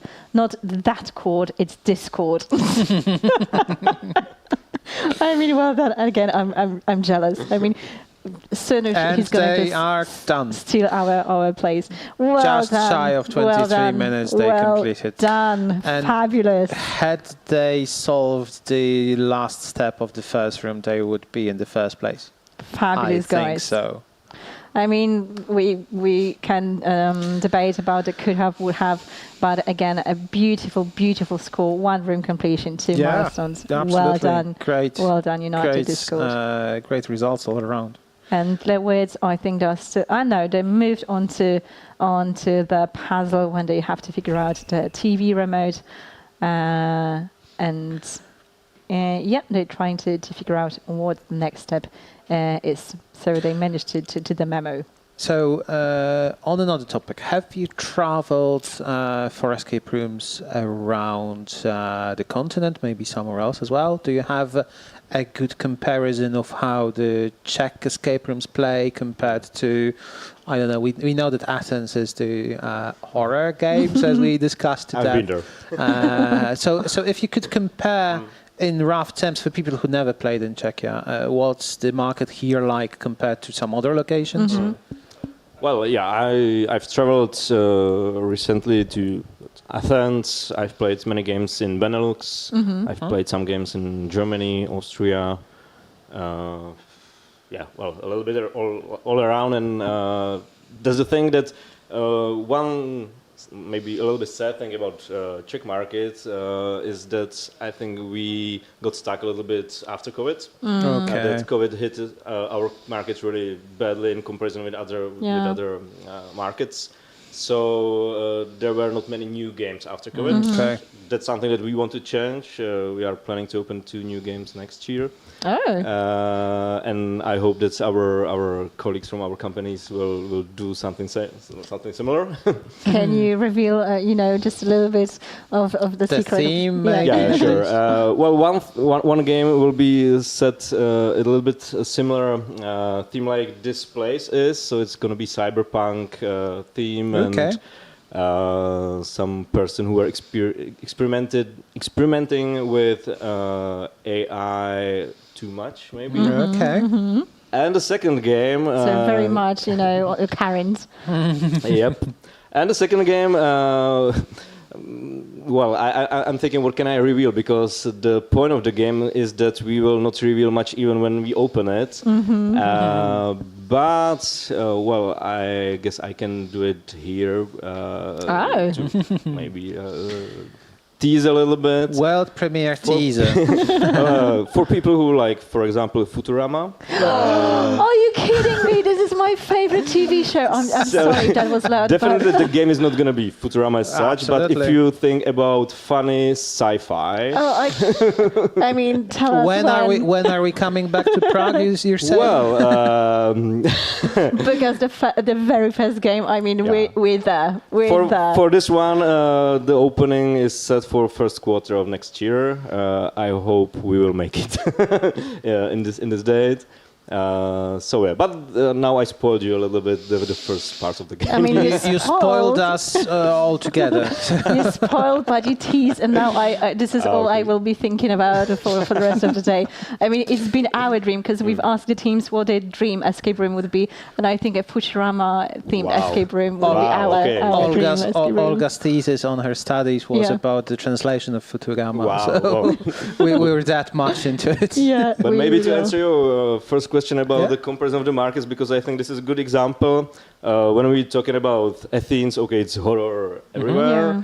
And when I think about Czech market, for example, talking about horror games, I think there are not so many of them. We have 2 really horror games. And actually with this one, the first idea was to make a horror sci-fi game, like an alien thing.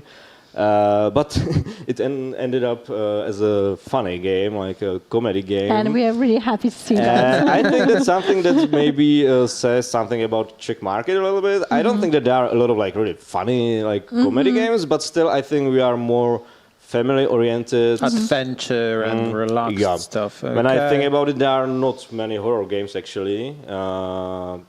So yeah, I think that some comparison, like with markets that are really focused on horrors, Czech market is not that much. I think it's more family-oriented. Yeah. I mean, personally, we're happy to see that. I'm sure there are fans of horror rooms out there, but personally, yeah. We don't care for them, and we do care for good sci-fi. Definitely. So, There's not a lot of them, so we will be really happy to see that.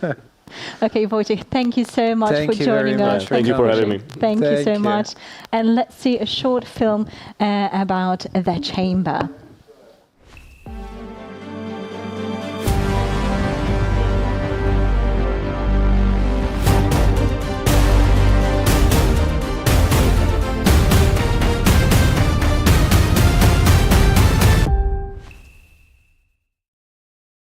Still at the fun arena here in Prague, and right now here's the team, United Discord, who just finished their final room. So guys, can you please share your impressions and experience? The room design was a lot more exciting. The room design was a lot more exciting and much more thematic with the theme that we got. So that was fun, and we can also still see how ER Champ might be able to sell those designs to other places. So I think those designs are a big improvement over last year. Okay, and which room did you find more challenging, the first one or the second one? That would be the one we didn't finish. That's the first one. Yeah. Specifically the last puzzle of the first one, or second to last, or whatever it was. If it's the last puzzle. I think it was second to last. Yeah, we demoed it at the end. Anyway, yes, last puzzle, first room. Yeah, why do you think it was so hard? Because there was a whole lot of extra information that distracted us instead of focusing on the small part that we should have been focusing on to solve the puzzle. We tend to come from a classic puzzle hunt background, which often has a lot of obscure codes and decoding. So when we see something like a bunch of alien language or the symbols that we don't understand, our first instinct is to try to find a way to decode it. Okay, but the second room went quite well, so... Yeah. Okay, one final question. How do you enjoy Czech Republic? Have you tried our Czech beer, or maybe you want to go around Prague a bit? Yeah, we've been all around town. It's an awesome place. So happy to get the chance to come here for that. Tried some different foods. Good stuff, yeah. Yeah, sure, yeah. Pilsner Urkel and I are now old friends. We've gotten along very well in a very short time. So I think we're going to continue our relationship when I return to the States as well. Okay, great. Thank you for the interview. Enjoy the rest of the day here at Fun Arena, and congratulations. Thank you. Thanks, y'all. Thank you. And let's see how that's changed the scoreboard. Second place. Congratulations, guys. United Discord, well done. Second place. I mean, no one no one has beaten the 6 keys. They were still in the first place, but United Discord with 1 room finished, 4 milestones reached, but better time than CKCOS have just pushed onto the second place. Third place is still with CKCOS. So now I Great think... time also. I mean, 16:50 for the second milestone, and they had, 8 minutes for the last puzzle. I mean, it was, and I can relate to the obscure code and obscure languages, etc., trying to decode them, and that information noise being the essence of this last step. But really awesome times, guys. I think this is one of the puzzles when being this experience actually plays against you. You come in with some pre-assumptions, and you try to see something that isn't there, and we know that we are guilty of that as well. Exactly, this is something that makes us fail or stumble maybe way too often, and this is, I think, the kind of a puzzle that less experienced teams do better at, because they do not look at those fancy explanations. They just look at it. Our French team is already on the cables with 6 minutes remaining, and this means that they have already beaten the TV program, which was the longest one. So after the cables, we will need to see if they can notice the sitcom button being popped up, because that's what really was problematic in some of the previous games. They have 6 minutes left, or 5.5, so it would be quite tricky to finish it, but not impossible, I want to say. Yeah. They still have just enough time to just beat it in the nick of time. And they did finish just in seconds, with seconds left last year, so who knows, maybe they will. I really like that they saw that their solution didn't work, and so they didn't try to change just one thing, but they were aware that there was at least one other solution to check as well. And I would like to share some notes that Les Wyrds shared with us.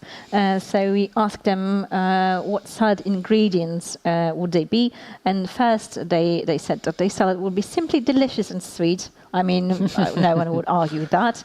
And Jean-Baptiste would be the onion because he stings. Thinks over many layers of a puzzle, from micro details to overall concept of the puzzle. Noah would be the lemon because he helps reveal the hidden pieces of information. So if you don't know that this is the kind of, ink, invisible ink that you can write and then smear with the lemon. I mean, I'm sure you guys know what we're talking about.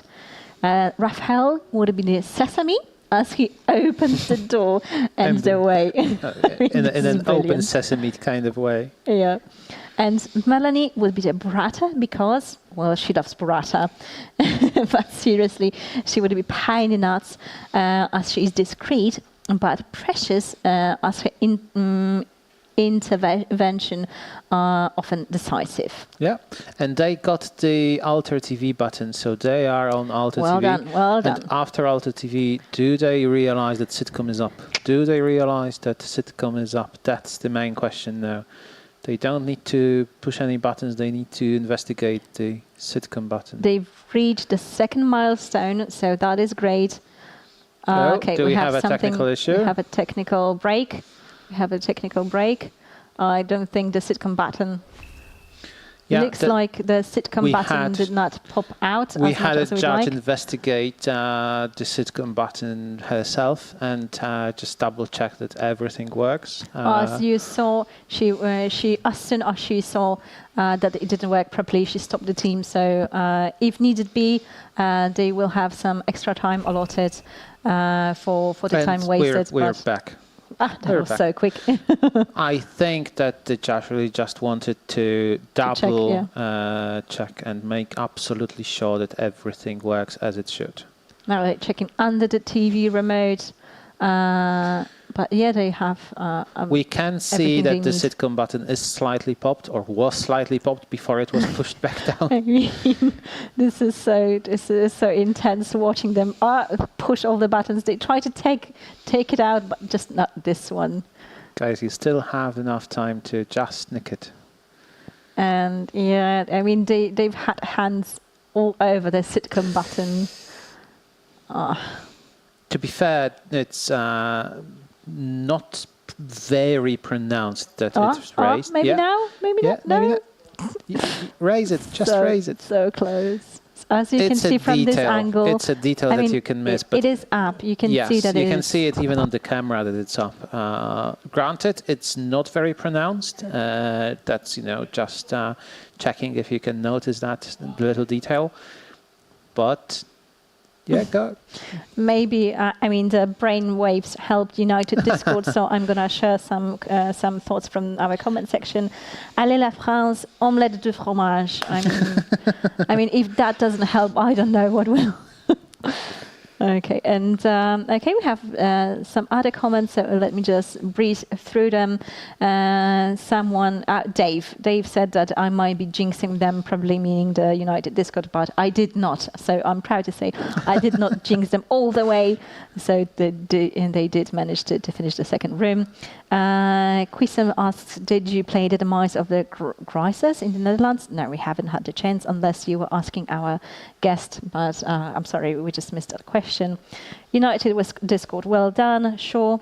And Dave, but another Dave asks just to poke the bear when Rich comes onto the show later, show him a screenshot of 8.5 minutes left in the room one when he pointed at the answer for a full minute with 8 minutes to spare.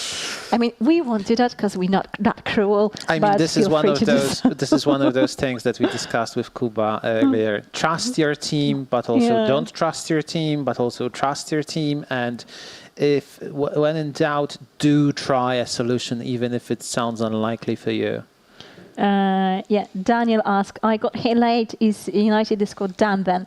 Yes, they are done. They're currently in the second place. I mean, the scoreboard might change because we still have a few teams left to play. But as for now, they finished one room and they almost finished, not to rub the salt in the wound, but they almost finished the second room as well. Alexandre says, Ale le bleu, and with 10 minutes to spare. I think, unfortunately, that we're out of time for Les Wyrds, and they didn't manage to figure out the sitcom button in time. Yeah, I'm really sorry to see that. But if they manage to solve the core room in the time, do they still have a chance? I didn't see how many milestones they've done. If they can do it really, really fast, if they can breeze through the second room, I think so, because they have. Although we will need to consult the results because I'm not exactly sure where the second milestone unlocks for. Yeah. We'll check the scoreboard soon and we'll reveal the result shortly. But as for now, the Wyrds are getting ready to play. I mean, they are very good at teamwork and communication, as we saw last year. So I have high hopes for them beating the second room in record time. So fingers crossed to see some great play from them. Yeah, I mean, even if they did not complete, or even as now they haven't completed the first room, you can tell that they're a really strong team and they are great at communicating, at searching. What the first thing they did, they did a really thorough pat down of the room. So as you said, high hopes. Okay, and could we please have a quick look at the scoreboard for now, so we know what's in it to play for. Maybe in just 1 second, a quick look at the scoreboard. There we go. So again, 6 keys unchangeably on the first place. Then United Discord on second, CKCOS on third. And let's see if the Wyrds finish the second room. Do they still have a chance? To be fair, they would need 12 minutes time of completion in the second room. Yeah, I mean, it is possible. It will be rough. But it will be rough. Yeah, because again, they do stand a chance of getting third if they do complete the third room, because the third team, CKCOS, is currently standing on finishing 1 room and 2 milestones. But again, it would be quite difficult to beat this time. I mean, to get third, they need just to have a score of 26, 27 minutes in the second room. I think this is within their reach. This should be doable for them. I do hope so. I mean, they are a great team. I do hope so. And I hope you're still with us, because I mean there was some raffle in the comment section when the United Discord were playing. But I do hope you're still with us to cheer for the 2 teams that are left. We have, I believe, Poziomki and Elo. And is that it? Is that our final team? Yes. We have Les Wyrds to finish the second, or play the second room, and then we have Poziomki, the 4th team from Poland, to compete. Poziomki and Elo have actually been lucky enough to qualify, because there we go, beautiful people. We've got Małgorzata, Szymon, Aldona, and Paweł. Beautiful picture, I think, from one of the escape rooms in Spain. We haven't played, but I think I've seen this background somewhere before. Correct me if I'm wrong. And what I like about them is obviously the answer to the light bulb question. So we can already start making you familiar with this team by going with the light bulb answer. Reminder, you can still let us know in the YouTube chat how many escape room enthusiasts do you think it would take to change a light bulb, and why that many? that's the question of the day and the evening, and probably the week to follow. The answer by Poziomki is that you would need 4 of them. The first one is looking for the light bulb. The second one is looking for the place where it could be screwed in. The third one is shouting at the other 2 that the light bulb will be needed for another puzzle, so leave it be. And the fourth one just replaces the light bulb, hey, because this is not an escape room. Yeah. So I do definitely agree. 4 is the way to go. Let's see if 4 is also the way to solve our final rooms. I'm sure they're getting ready to get started in the first room. I can already have a little sneak peek that the judges will be are explaining the rules as we speak. So they should be starting off shortly. We really need to commend our judge teams and all the crew that are not just looking after the teams and introducing them to the rooms, but also resetting the rooms for the subsequent teams. It's been really, really fluid today. So great job, guys. We hope you also had fun doing that. Because there is a lot of invisible work, I think, to organising and holding this kind of event. I mean, it really takes a village to run the champ. We are not even joking. Other than the main organisers and the program team and the ambassadors who help us, we also have a lot of people helping out with preparing the rooms, guiding the teams, running the interviews, making sure that the waiting area is all right, that nice the teams, and secure, yes, that the teams don't miss anything. All the live stream setup, and this is again a beautiful work from kudos Live. and thank you to Tech Live, to Vojtěch and his team. Absolute delight to work with.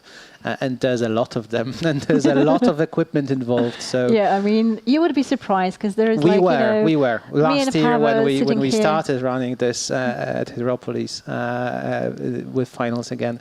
We were surprised how many people and how much equipment and how much stuff is needed to run an event like this.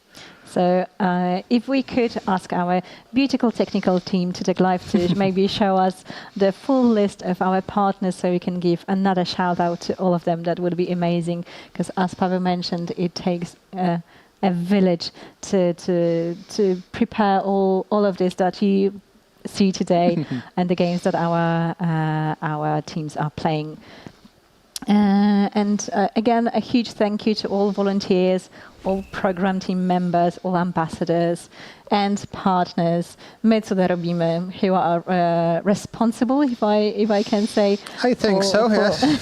for the actual practical side of creating the props and the games and setting all of that up and for making sure that it works. Dreams the reality. Yes, the design into an actual game, delight to work with as well. Exit 19, who is our meritocratic partner, Fun Arena, when we are hosting this wonderful event, 11 puzzles as we've had before, Bluekey again, and Tech Live. Thank you so much for being with us. And of course, we wouldn't be here without our main organizer and sponsor, LockMe. So again, if you do not know them, be sure to check them out. And we just got the information from our amazing technical team that Les Wyrds will have 90 seconds added to the times due to the technical errors. So I think. So we'll see how this shuffles the results table once it's updated and available. We'll take a look at that. But for now, we have them still looking at the final steps. Yeah. Okay, they're already at the maze.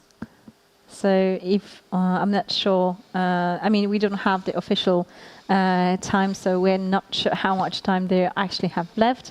But this is one of the final puzzles. So. I mean, it's the maze, and after the maze, it's pretty much only the alien language. Only, you know. Some teams would argue that it's only the alien language. Yeah. We've also have a question from Escape Roomowa Rodzina. Can you tell us how many escape rooms each team has done? I'm curious how big their experience is. We can just roughly estimate. You know, we don't have this information on hand, but Les Wyrds would have between 60 and 100 escape rooms. As of last year, I think they had close to 100. But yeah, about 100. That's the level, I would say. And I think it varies from team to team. I mean, as we mentioned before, some teams have 200, 300 rooms, and some teams have like a little over 10. I think, and maybe I will be corrected if I'm wrong during the after party, but CKCOS and Merkantylizm are probably the teams with the least number of escape rooms completed. But and only United because they enjoy playing online riddles. So I think it balances itself out because, you know... You can't really translate experience from other kinds of puzzle games, hunts, and all of that directly into escape rooms, because as we saw with United Discord, if you are used to more classical hunts, you may have some presumptions about how a puzzle works, and that may be a problem when it comes to an escape room like this. When it turns out it's much easier than you think it is, and then you spend way too much time overthinking it. We know that it happens to us, and I had to relearn how to play escape rooms when we started based on the online riddle mentality. It's completely different. So I think the question about the number of actual escape rooms, physical escape rooms, is valid, but we don't really have all that information other than probably United Discord being still in the lead, especially when you combine their numbers, and it goes into thousands, not hundreds, thousands. Yeah. And I would like to share a little thought from Les Wyrds. We are a group of friends that often participate in treasure hunts and puzzle hunts, mostly in France at online events. We've had the chance to win a real diamond during an online treasure hunt. And I wanted to get... Good job, boys. Well, I mean, obviously, well done. But I'm just curious because treasure hunts are not something that is very popular in Poland. I don't think so. I haven't seen it in our neighboring countries. So I'm not sure if this is something specific to France, although I think we've read that our American teams have also participated in some kind of classical hunts, puzzle hunts or other. And I wish we had more of them. I mean, a treasure hunt must be really exciting and, you know, give you that adrenaline rush that, well, you might get from joining the ER champ, but if you did not qualify, this is the second best, maybe. I don't know. Haven't had a chance to play yet, hopefully. No, maybe they will come too. I mean, we have a very robust market and a lot of interested players who would like to play something like this. It's just a matter of the right company, the right partner, starting something out, and you know, talking to an already established company running a marketplace for escape rooms, just to figure out how to start, and then taking it from there. Yeah. Wink, wink. Wink, wink, exactly. Wink, wink, exactly. I'm really curious to see how Les Wyrds will do in the second room, the TV call. And they're already being introduced to the room. And this is actually a good moment to share a little bit about the puzzle design that we've had with the maze puzzle, I believe, because I remember the first iteration of this puzzle, and it was, as Kuba, I think, mentioned in his interview, so much more complex, because when we first designed puzzles, we just throw everything we have at them, and then after we test, we realized that we have to make it a little bit more simple, a little bit more coherent. And I remember the first version of this puzzle that we saw, and it looked completely different than to what we see now. You actually have Indiana Johan, one of our ambassadors, by the way. Hi, good to see you around, explaining what treasure hunts are all about on our YouTube chat. So be sure to drop into the chat as well. Share your thoughts, share your experiences. But meanwhile, we see Wyrds actually figuring out that the corridor exists. So it's not a bad start. Just half a minute on the clock, and they already know that there are elements to play with. That's great start. And in the chat section, I can see some comments saying that it's Jean's birthday today. So are we having a second contestant celebrating his birthday? If so, Jean, happy birthday! I mean, you have a birthday buddy with Kalen. 6 Geese. Yeah, amazing. So again, a huge happy birthday from all of us in ERChamp. If that's true, I hope Roman is not leading us astray. But yeah. Okay. And okay. Someone from the chat says Unsolved Hands is doing a lot of treasure hunt in France right now. There is the Golden Elixir going on for more than 1 year right now, and Excalibur, which will begin on next April or May. Okay, if you could tell us a little bit more about that would be great. I'm really intrigued because, again, I'm really sad to see that we do not have treasure hunts in Poland, and it sounds like something really fun that we would enjoy. So what does it look like? I mean, do you have like a treasure that you have to get and it's a physical thing, or it's just like an escape room where you just have to finish it? Or is it all played online is my main question, I suppose. And yes, Escape Gumowego Godzino, please do play next year, participate. We might see you in the final, and even if not, the qualification games are really fun, and they definitely you are. may surprise yourselves with how good you do. So do compete. I mean, it's not about the completion of. I mean, of course, this is what we look at. It's always about reaching number 1. I mean, what are you even talking about? But even if you don't, even if you miss the number 1 spot, I think it's all fun and games. So well worth the time. And I don't think we've had what Les Wyrds have to say about the light bulb, have we? We have. We have. Okay. No, okay. we didn't. Sorry, not this one. Okay. Yeah, go ahead. All right. So they say that to the question, how many escape room enthusiasts does it take to change a light bulb? One so many. They answer. One that is not bothered by the absence of light.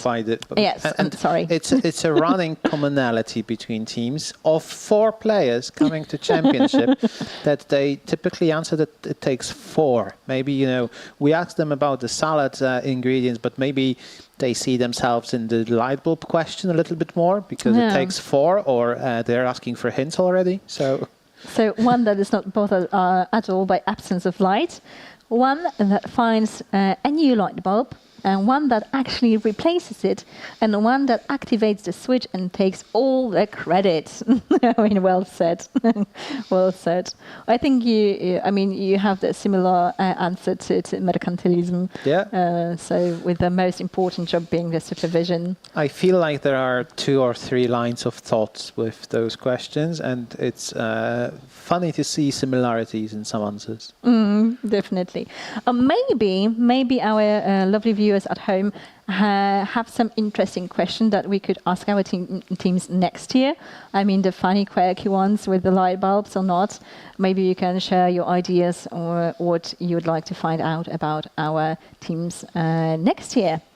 So why not share your ideas? We can't promise that they will answer them. We can promise that we will try asking. Make them.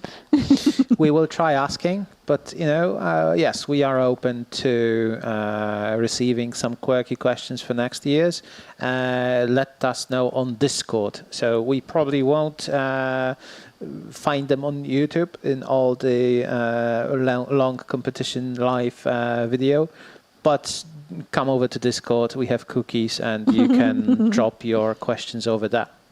Meanwhile, in the chat section on our live stream, Wisem said that there is a treasure buried somewhere in France worth 100K. Jesus. Where we have a parchment with written enigmas and pictures, and by solving 100% of the riddle inside, you get a very precise location in France. So not only you have a treasure hunt, you also get to travel in France and have a chance to win 100k. I mean, this is amazing. All the riddles inside can be solved behind your computer at home. Okay, there we go. If you want to see what a golden elixir looks like, and they did an English version of the parchment. Brilliant. I think that words actually got the other way around to the labyrinth. They seem to be drawing or redrawing the labyrinth from the other side rather than explaining the rules. This is going to be painful. One mistake is all it takes to fail at this approach. If you can convey it perfectly, then sure, it might be easier, but it will be painful if you quite a complicated maze. So I don't think he can draw it by hand like that, but best of luck to Les Wyrds. And thankfully we now have a special guest with us who just played this puzzle. You might recognize this face from just a few minutes before. So please welcome Rich from United Discord. Hello, Rich. Thank you for joining us. How are you doing? Happy to be here. You know what? This has been a blast. That's great to hear. I mean, once the dust has settled, can you tell us how you feel about how you did today? I am pretty proud of our performance. I think we did well. As you should be. It was really great. There's that part of me that. If you could just hold it. Yeah. There's the part that wishes we'd had that one insight.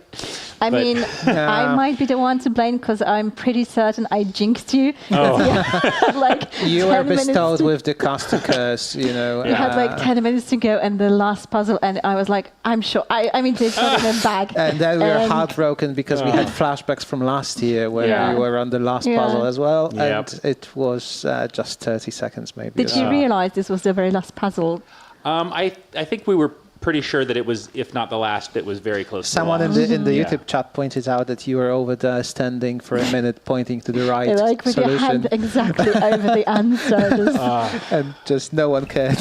Yeah. But the problem is I was looking at it, but I wasn't reading the words, and that was the Yeah, because I, as we said, I think this is where the experience really kills you, because you try to actually solve it, and what you have to do is just ignore the rubbish. And I know. Yeah, I mean, ultimately, that's a 1 minute puzzle. If you have that insight, you're done. Yeah. That's why I felt so confident that you got it in the bag. Again, my bad. No worries. It was still such a great experience, and I feel like all the improvements from last year are amazing. Like I can tell that. This is really going in a great direction. We're moving forward, definitely. And it is improved, I think. We're really happy that we've extended a lot of time to 30 minutes, because we're having, again, flashbacks with teams being on 19 minutes, so close to the finishing line. So I'm really happy to see a little bit more, challenge on the scoreboard today. Yeah, absolutely. The spread is really nice too. Yeah. And can you tell us which of the rooms you enjoyed more as the player? Any favorite steps? Any we know your least favorite by now. But well, I really love the giant remote and just all the stuff around that. Like I love how it sort of tied into the qualifiers, and it felt like sort of the natural extension that you've got this giant set piece in there that was the centerpiece of all the puzzles. So yeah, that was cool. Yeah. And whilst because we played the rooms ourselves, but we weren't in the competition. So is it different? I mean, do you get to enjoy the props and everything while you're in the heat of the moment? Oh yeah. Running the giant plug across the room, that was fun. I think some teams, as we watched the teams at that stage, they didn't realize is one thing, but they didn't believe or didn't think that, hey, you can actually take it out and run it across the room. It's unexpected. No, that's one of those like delightful moments that I wouldn't expect to have in a room built for a competition. Like it's just so over the top, and that would be memorable in a regular room that you go just play for fun. Glad to hear that. Glad to. Okay, but we've talked about your experience today. But if you could introduce yourself to our viewers, because we know who you are. Some people might still not recognize you or know you, despite all the hair branding and all the detail. So if you could say a few words to so you want me to viewers. talk about TERPECA? That too. All right, fair. We would love to pick your brain on all the topics as well, but we need to get that behind us. Yeah. So I run a project called the Top Escape Rooms Project, which is basically a way to find the best escape rooms in the world, and so we use the experience of escape room enthusiasts from all over the world that have played 100 or more games, and everybody basically gives their data about what they think is the best, and then we compile all the results and we do our reward show each year and reward the top 100 games in the world for an English-speaking audience specifically. But yeah, it's a lot of fun. I've got to meet a lot of cool people like yourselves. And yeah, it's taken off in ways that I never expected. So, how many years has it been? First year was 2018.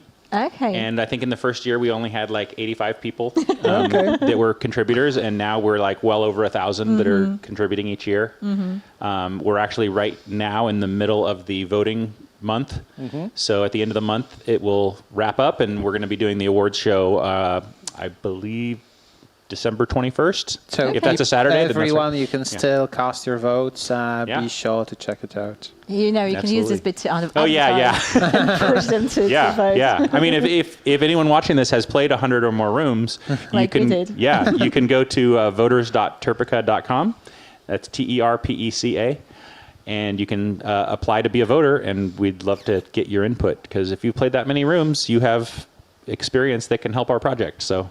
And correct me if I am wrong, if you had over 200, you can nominate. Yes, absolutely right. So yeah, if you're over 200, you can nominate. Nominations are already done this year, but you can still sign up and get in the system, and you'd be good for next year when it comes time to nominate again. I think I have a slightly controversial... I'm sorry. In the meantime, Les Wyrds have managed to reconnect, and they are pressing all the right buttons, they are poking all the right sticks, and with... 17 minutes to go. I think this is looking rather bright for them. So you said that before. So you promised not to, and you are doing it again. Yeah, I am. I mean, but I'm just so excited for them to reach this point and to actually reconnect. One cursed team is enough today. Yeah, these guys are tough competitors. Yeah. I mean, they are. They really are. The most surprising element was that they decided to go as 9th because they were second in qualification. I mean, would you do we that? absolutely need to talk to them about this later. Because I did talk to them about it, because we were confused a bit too.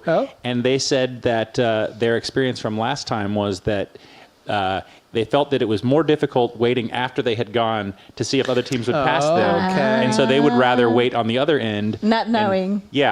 Okay. That makes sense, I guess. Point of view. Yeah. Okay. I wouldn't do it this way, but it makes sense. Yeah. Okay. Yeah, I get it.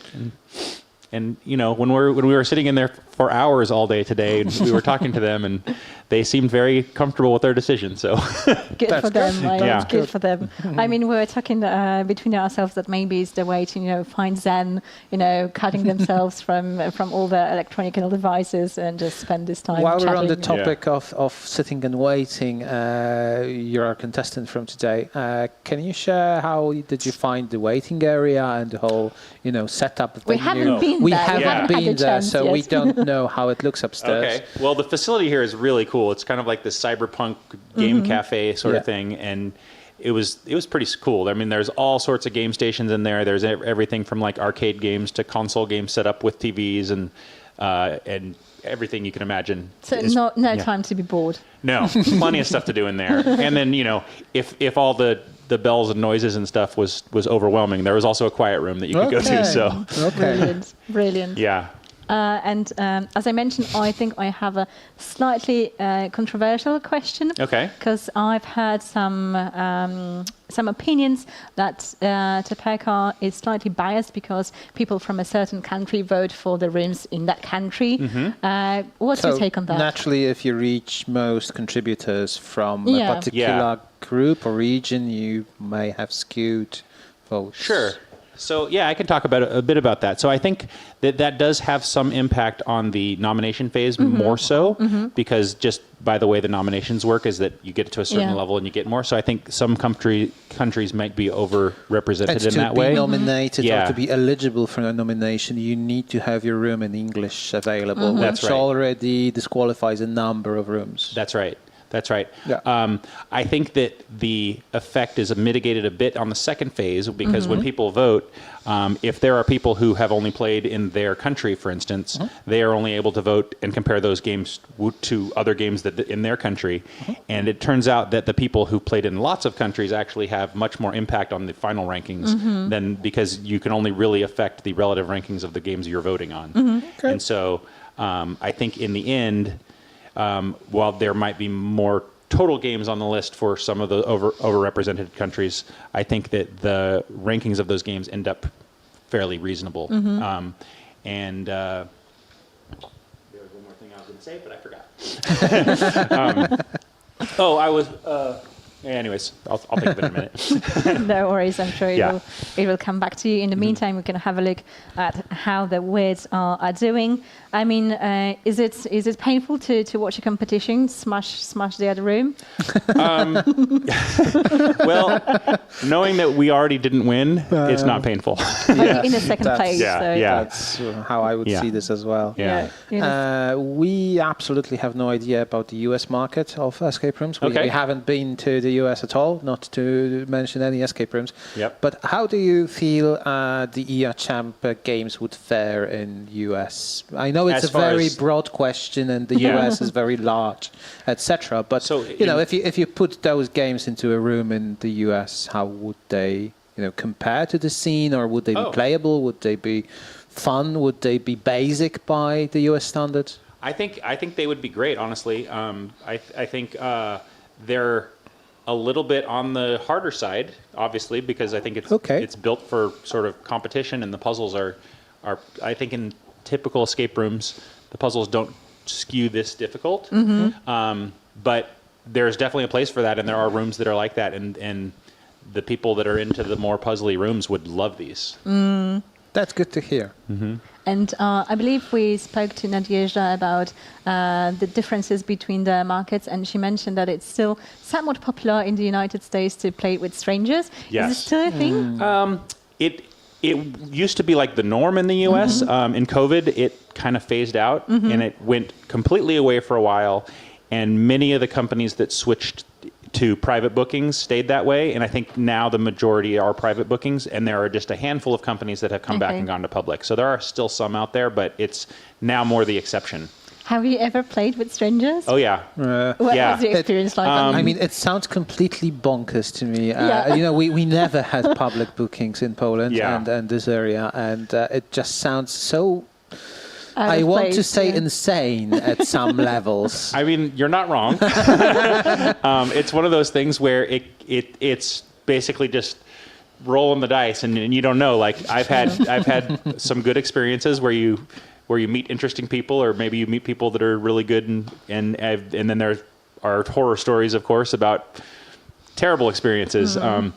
Early on, though, as soon as I realized that I didn't like that, like we would do everything possible not to do that. So like sometimes we would even buy extra slots just to make sure that nobody would book in with us.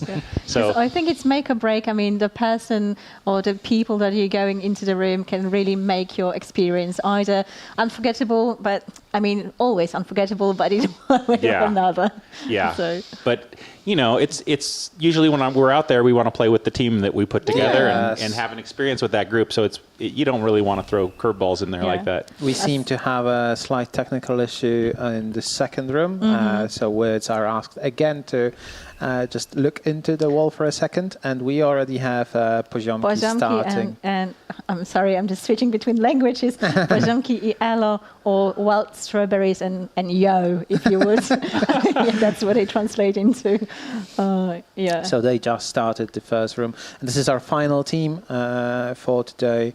They, again, qualified for the finals because one of the teams forfeited their place in the finals. And as for playing with strangers, I think my favorite summary of the experience is what Nadia said. I mean, it's really difficult to yell at strangers. And I mean... Yeah, that's true. I mean, because when you're with friends, I mean, at least in our group, we know who to send to the scary room. We know who's the one to communicate with the game master and stuff.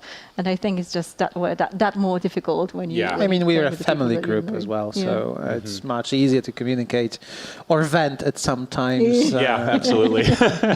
Do you tend to argue when you play together?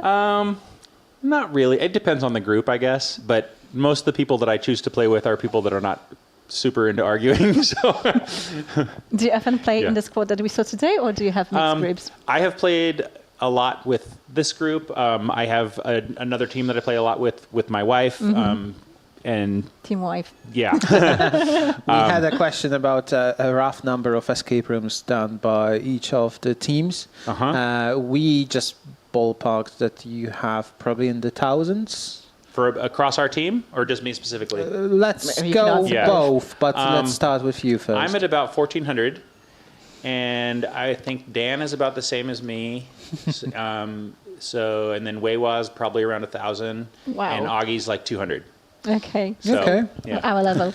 And would you say that your experience in escape rooms helps or doesn't help in the competition like this one? Oh, I think it definitely helps. It doesn't help as much as you might think, but yeah, you know, I think we've seen a lot of different puzzles, and I heard, for instance, that that some of the teams went into the split start and didn't talk immediately. Yeah. Most of the most of the teams. Wow. Yeah. I mean, so that's one where I feel like our experience having split starts, like we've done a ton of those. Yeah. The first thing you do whenever you split, yell and exactly. Try to find where your teammates are. What are they doing? What are they seeing? And how can you reconnect? Because that's the first thing that you need to do. Exactly. And meanwhile, I'm sorry, Poziomki and Elo, they've just opened up the box with the batteries and they are trying to reattach them, realign them. And as we know, it might take a little while. The batteries puzzle is not the easiest one either, and we are absolutely aware of that. We had an actual jigsaw champion with us when we were testing it, and it still took us a while to figure it out. Again, what helps you most is realizing that there are edges of the whole setup that you must follow. I honestly don't remember because we've been here for like 3 days. They finished the battery. They finished the battery. That was quick. Whoa. But what was your take on that, on the battery? 3:30. But this is one of the puzzles that the teams are stuck the longest for. You know, we have an experienced player who also competed just in those games, so we are going to squeeze you dry. No, the battery was a tough puzzle. I mean, that I could see getting stuck on that for a really long time, and it felt like it took us a long time. I mean, for most teams, I mean, it takes a while. They were incredibly quick with that one. Usually, when the team is stuck on the batteries, we can have the guest and talk like for 10 minutes, and there is still no changes in the room. We saw a couple of teams trying to assemble the batteries outside of the remote, so on the floor even, and they started with something that resembled a valid pattern, but you have many patterns that may look okay, and then they tried to put them in and they didn't work, and that was heartbreaking to see. Well, right, because in between the batteries, it shows you how the things have to route, and you can't tell that if you're doing it on the ground. Yeah. But coming back to your experience again, you were one of the first teams that actually started talking to one another through the doors because it was so frustrating. There were some teams that, you know, it took them 20 some minutes to realize that they actually have to, you know, connect. We had one team, I don't remember which one, but they, when they, I think there was like Compagnie Keyhole, who said that they were just about to share their experience, how crappy they did in their respective rooms, only to realize that they were supposed to reconnect, and neither of them. So that's how they hurt each other? Was just Yes. So they said, if we're going to fail, let's fail together. And teamwork to the end. At least that was good to see. Well, I'm really relieved to see that everyone is having fun. I mean, this is what we do it. Why we do it. They are having a similar issue to ours. When we play tested it, we put the battery's lid onto the wide buttons, the circle ones. Did with the notepad. And we weren't able to figure out that they are interactive and that they actually do so. That's the eureka moment. You had that. That's the eureka moment. Yeah, and that's actually cool because. Those unassuming white circles actually have a role. Yeah. They do something, and it's easy to overlook them. And how does it feel to be on the other side? After finishing the game, having a look how the other teams are doing, seeing how the youngsters are doing. I feel much more relaxed now than I did before. They're doing really well. Seems like they are. They're breezing through the room. 6 minutes to go and already on the memo. Yeah, they already did the memo. So, if the team that finished 11th and only got in because somebody canceled wins, that means that they need to expand the field next year, right? I mean, we have to hold the finals for 2 days. To be fair, it might mean that team needs to brush up on their online skills. That's fair. We have 6 keys who absolutely dominate the online part each and every year for a while now, and it's a delight to see them just breezing through. When there's the qualification stage, we sit together at the office and just refresh live and watch the results. We can also check exactly where each team is, so the engine allows to track what you're doing, what you're typing even into the answer box. So we have our favorite teams and we absolutely have a look at what they're doing. Well, just tracking and seeing, hey, is it as solvable as we thought it was? Is it as doable as we thought it was? Will it take as much time as we were betting on? And 6 keys are just bloom. Yeah. They're amazing. We have another clever comment from the comment section. Can we say this is a brag race? Sorry. I'm not sure if that was a personal comment, but it's great to see Les Wyrds back at the game. So the technical issue is done with, and they're rushing through the room. 10 minutes to spare. I think it's doable. Would you say so, Rich? Yeah, I think so. They're going to have to execute really well. But yeah, I think it can be done.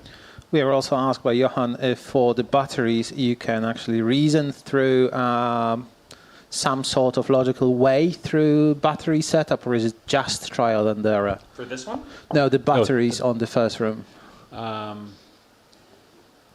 batteries. There is some reasoning you can do, and there's also some trial and error. I think that if you took a step back, you might be able to fully logic it out, but I think that might not be the fastest way. Yeah. I think the main thing is to realize there are edges or corners or some elements that you must put into specific slots and then go from there. Right. And trial and error, but it may be just switching one around and two with their places, and that should be enough to get you started, really. Yeah, we had a couple of cases where we had an entire battery assembled where it was really close, and then we realized that all we had to do was flip the entire battery 180, and it fixed it. So So there you go. Yeah. And I think a final question, and we'll let you rest for the rest of the day. And not that there is one proper answer to this question, but was it all worth it to come all this way to play the final? Of course, absolutely. I mean, we're going to try real hard to come back next time if we can. We're really looking forward to seeing you. It was a blast. Thank you so much. No problem. Thanks for having me on. It's a pleasure to have you. Absolutely. Thank you, Rich. Thank you, Jake. Meanwhile, we do have the Wyrds on the final puzzle of the second room. They are already at the blinking lights, and looks like they're just about to finish. I think they understand what they need to do. They just reset the sequence, so it should take them just a mere moment to finish. And I mean, with 8 minutes to go, I think, can I say it? Can I say it? I think they're going to make it. There, I said it. And just the final lines, just a couple to go. And in the meantime, we had a comment section saying that it was incredible to see the creator of TERPECA. It makes the link because on the escapers, you can see the TERPECA maps. Great. Oh, and someone had the final question for Big R, but we let him go. So if you do have one more question, maybe hit it up on Discord, because all our players are... Rich can be reached on Discord as well, so all of our finalists. So feel more than welcome to join us on Discord, ERChamp Discord. You can find the link, the invitation link on erchamp.com. And yes, we have completed the room. Congratulations. We have completed the room. I mean, Les Wyrds. Congratulations, Les Wyrds, guys. Congratulations. Well done, guys. I'm not sure they are now that the realization hit. They were like, what's happening? What's happening? But yeah, I mean, they've pulled the plug and... the final blinking lights did finish. So yeah, I think they're just discussing with the judges what's the technical issue was. I think either they want to figure out the technical issue, or they want to notice something, or they have a question how one of the puzzles worked. So maybe they just fluked through the truth and lies, and and maybe they just wanted to confirm with Kuba what actually happened and why this way. It's very normal after a game, as you probably know, after any escape room. But they look relieved that they finished the room. I mean, well done, Les Wyrds. And with beautiful time. I mean, they had like seven minutes to spare. So beautiful timing and... I'm not sure if it's enough for them to overtake the podium slot, but let's see in just a while when the results are refreshed. Meanwhile, we have Poziomki. The judges will have to adjust the time for the technical errors. Why it might take a while to have the scoreboard up again. Mm-hmm. And okay. Now we have Poziomki and I'm sorry. I mean, it's difficult to just say. Get used to the name Poziomki, and that will be good enough. Hey, Poziomki, maybe just should switch to Poziomki and Elo, because it just rolls on your tongue real nicely. Poziomki and Elo. Poziomki and Elo, yeah. Again, it means wild strawberries and yo. Basically, so like an informal greeting or whatever you would call it. I mean, it's the youngsters, so I'm not sure what they meant by that. I'm not going to try to guess. But yeah. But you can share some thoughts about Poziomki and Elo.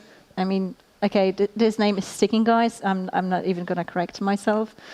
So they said what brought them together was board games in 1917, and shortly after that they went for the first escape room adventure. And across the years, despite over 300 kilometers dividing them, they've done over or close to 200 escape rooms.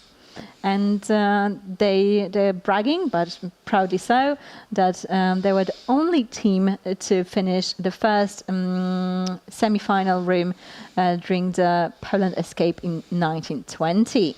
So they are not new to the game. This might be the first time we're seeing them on their live finals, but they know what they're doing. Yeah, absolutely. You can see the experience, you can see the teamwork, you can see the communication. I just hope that they will hit it off during the second room quickly enough to start communicating and not spend too much time on the very, very early steps. I mean, as Rich said, imagine the surprise if there were to be two rooms having come 11. Stranger things have happened, so... True. And currently, I think they're close to figuring out... I'm not sure if they're figuring it out or arguing it out. Fair.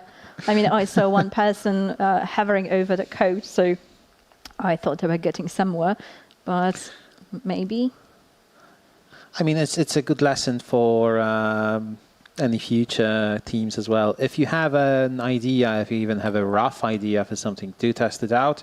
You can at least sieve out whatever doesn't work. So you know it doesn't work this way for one reason or another, and you need to reset your mindset. Yeah. And maybe we can share what they said about just a second. About the rat. About the rat maze. The maze without a rat in their eyes.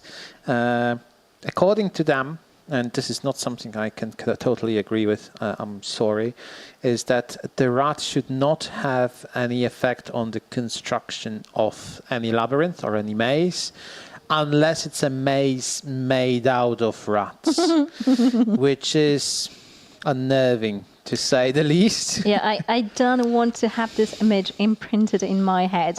No, thank you. Someone in the chat congratulated the Wyrds, and they said, congratulations for being that good, especially after happened last week. I mean, now that you mention it, you have to share with us what was what happened last week.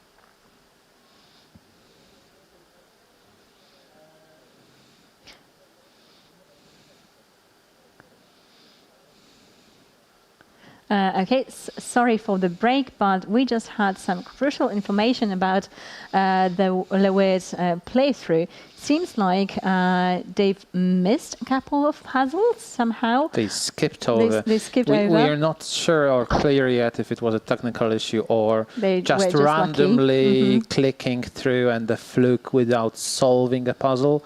And one of the rules of EA Champ is that you need to solve the puzzle or demonstrate that you know how the puzzle works and you have solved it rather than guessed the answer.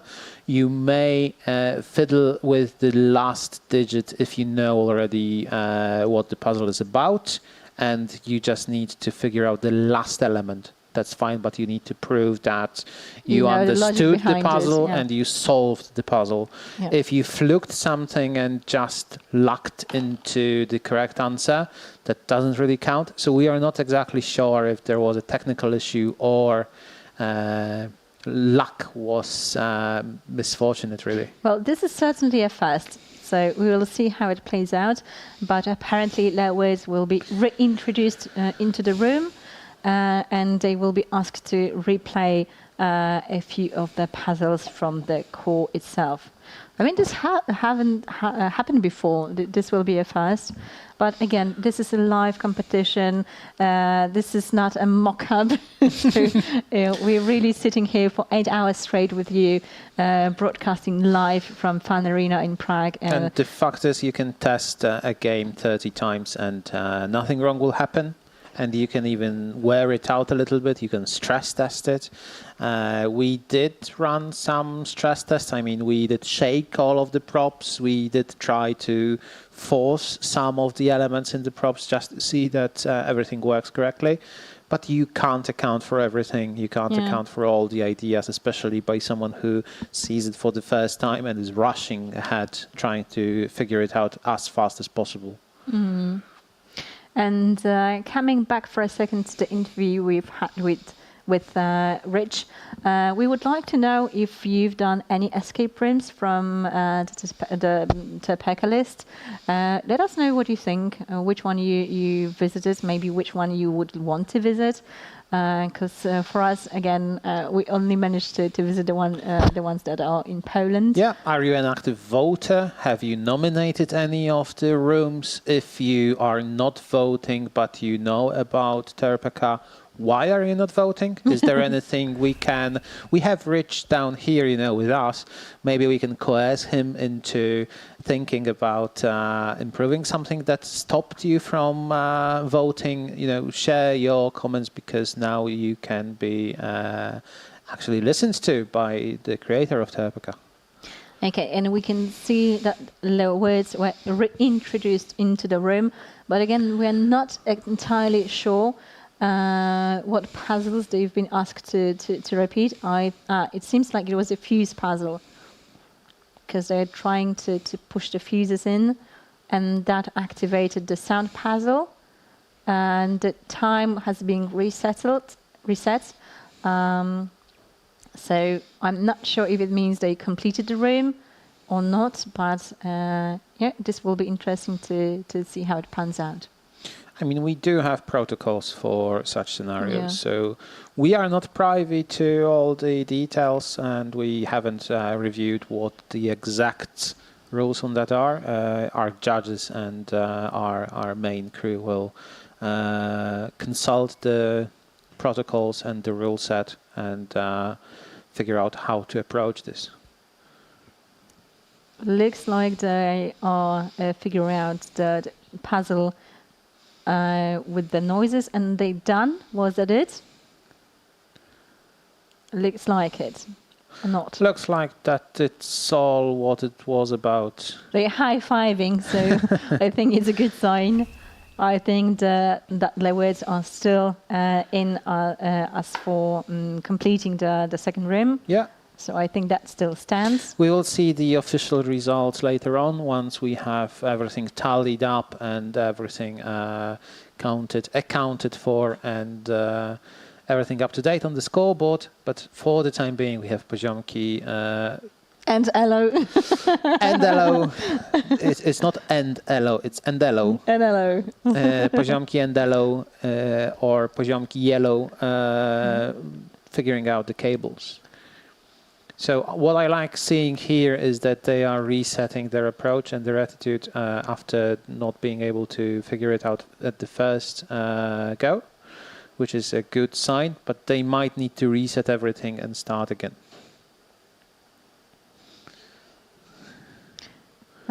Yeah, and now we can see that Poziomki are still struggling with the cables a bit. Which is surprising given how fast they got through the batteries, how fast they got through the TV program, which seems to be the most problematic element for most teams. And then they're taking their sweet time on the cables.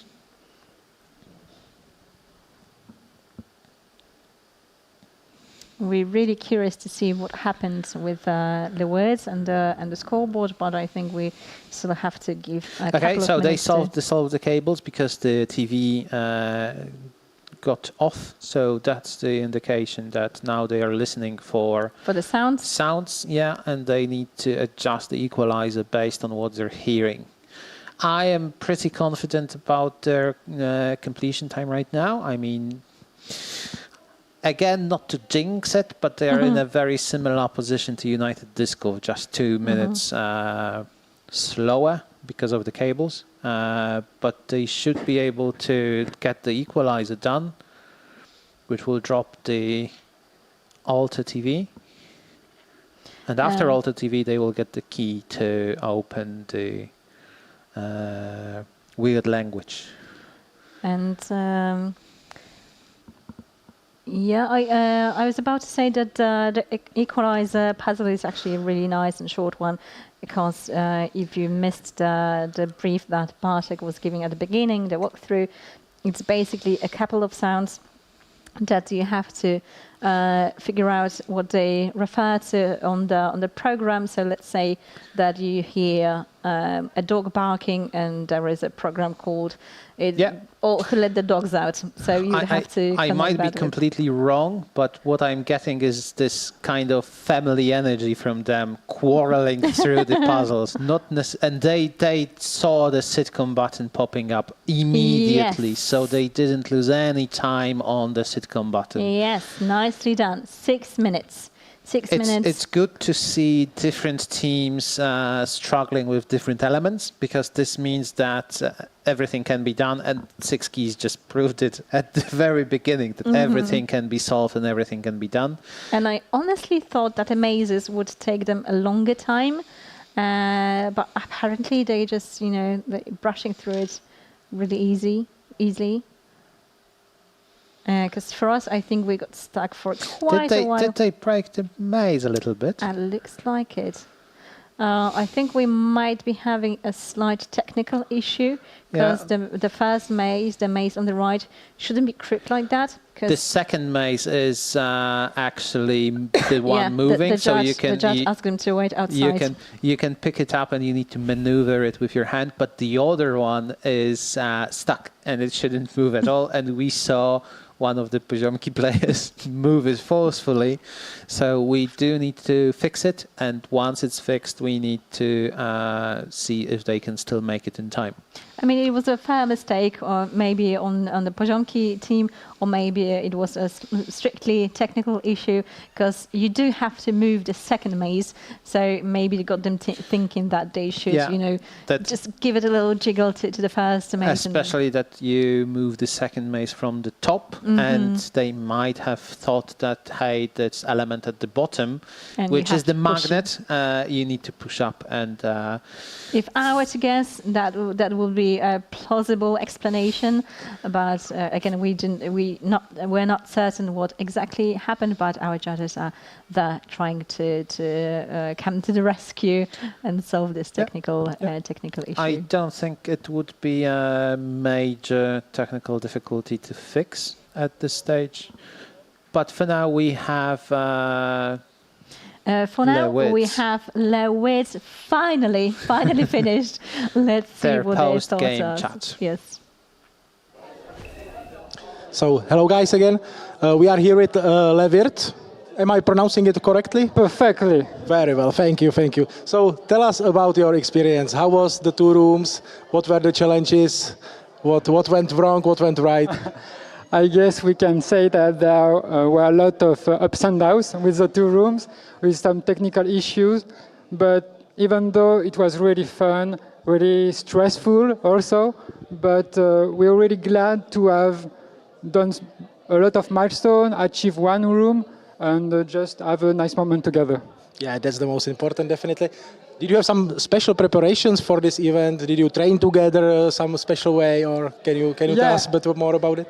Yeah, a little bit. We did obviously some escape rooms, and also our kind of coach, Sebastian, made some riddles and puzzles in the Airbnbs where we were, and to try to define which one were the best binom. Okay. And yes, that was it almost. So you entered in perfect shape. Almost also. So next year it will be perfect then. Yes, if we qualify. So. We hope so. That's a big change. It was a pleasure to have you here, guys. Enjoy your stay in Prague, and see you next year. Thank you. Thank you to Les Wyrds. Thank you. And it seems like we've been mispronouncing the name for the entire day today. Les Wyrds. I mean, guys, come and see us after the game and finally teach us how to say our name Especially that something tells me that we might be seeing you again next year, or in the future if you. I would bet on that. So you might just teach us how to pronounce it once and for all. It's fun to hear a round of applause in our audio feed, because for the round of applause to be catchable in our ears, it had to be like really loud in the waiting area. We're keeping an eye on the situation in room 1. I think we are close to resolving it, although there might be some longer issue. So just give us a couple, just give us a couple more minutes to figure out this technical issue, and we'll be back shortly with Poziomki and Elo in the first. Dear production team, do we have the updated scoreboard yet with the new and updated and fixed result for Les Wyrds? Or Les Wyrds? I don't think we do just yet, but once we might still be getting there. Once we do, please let us know so we can share the results and the scoreboard and have a look at that. Because to be honest, I really lost track of who's where. I mean, I remember 6 keys because no one has beat you guys yet. But after that, there's been some shuffling. Absolutely, I think so, and especially with the whole Wyrds situation, we might need to take a closer look at what happened. So guys at home, tell us, did this final so far played as you thought it would? Anything unexpected happened? Any teams that you were rooting for went through or not? Any major upsets other than 8 minutes at the alien language? Okay, we just got info that we need 2 more minutes. So maybe you have some question for us. I mean, we're here, you are here. Maybe, hopefully. Maybe you would want to ask us something that we haven't yet discussed. Yeah, go ahead. And I think there is something that we discussed, but I haven't asked you. So I would really like to know, are you personally a fan of horror escape rooms? Because, again, this is something that's been dividing the community. There's been lots of comments, either pro or con, saying that either horror rooms should be completely separate escape rooms. Some people who thoroughly enjoy them, they really want to see more of them. So which group you are in? Yeah, curious what you guys thought, what you guys think. And I'm already having a look at the comments. Someone saying that the pronunciation is probably something weird. I mean, I can imagine this play of words.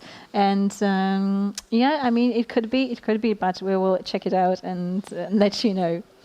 Versi says, expected slightly more finishes, but the spectacle is more intense than last year for sure. I mean, I couldn't agree more. And it's great to have you, Versi, throughout the whole day and active in the chat. Appreciate you and appreciate all our viewers who have been sticking throughout. So thank you guys also for watching, because while it is competition for the finalists and to crown the new champions, we are here for you.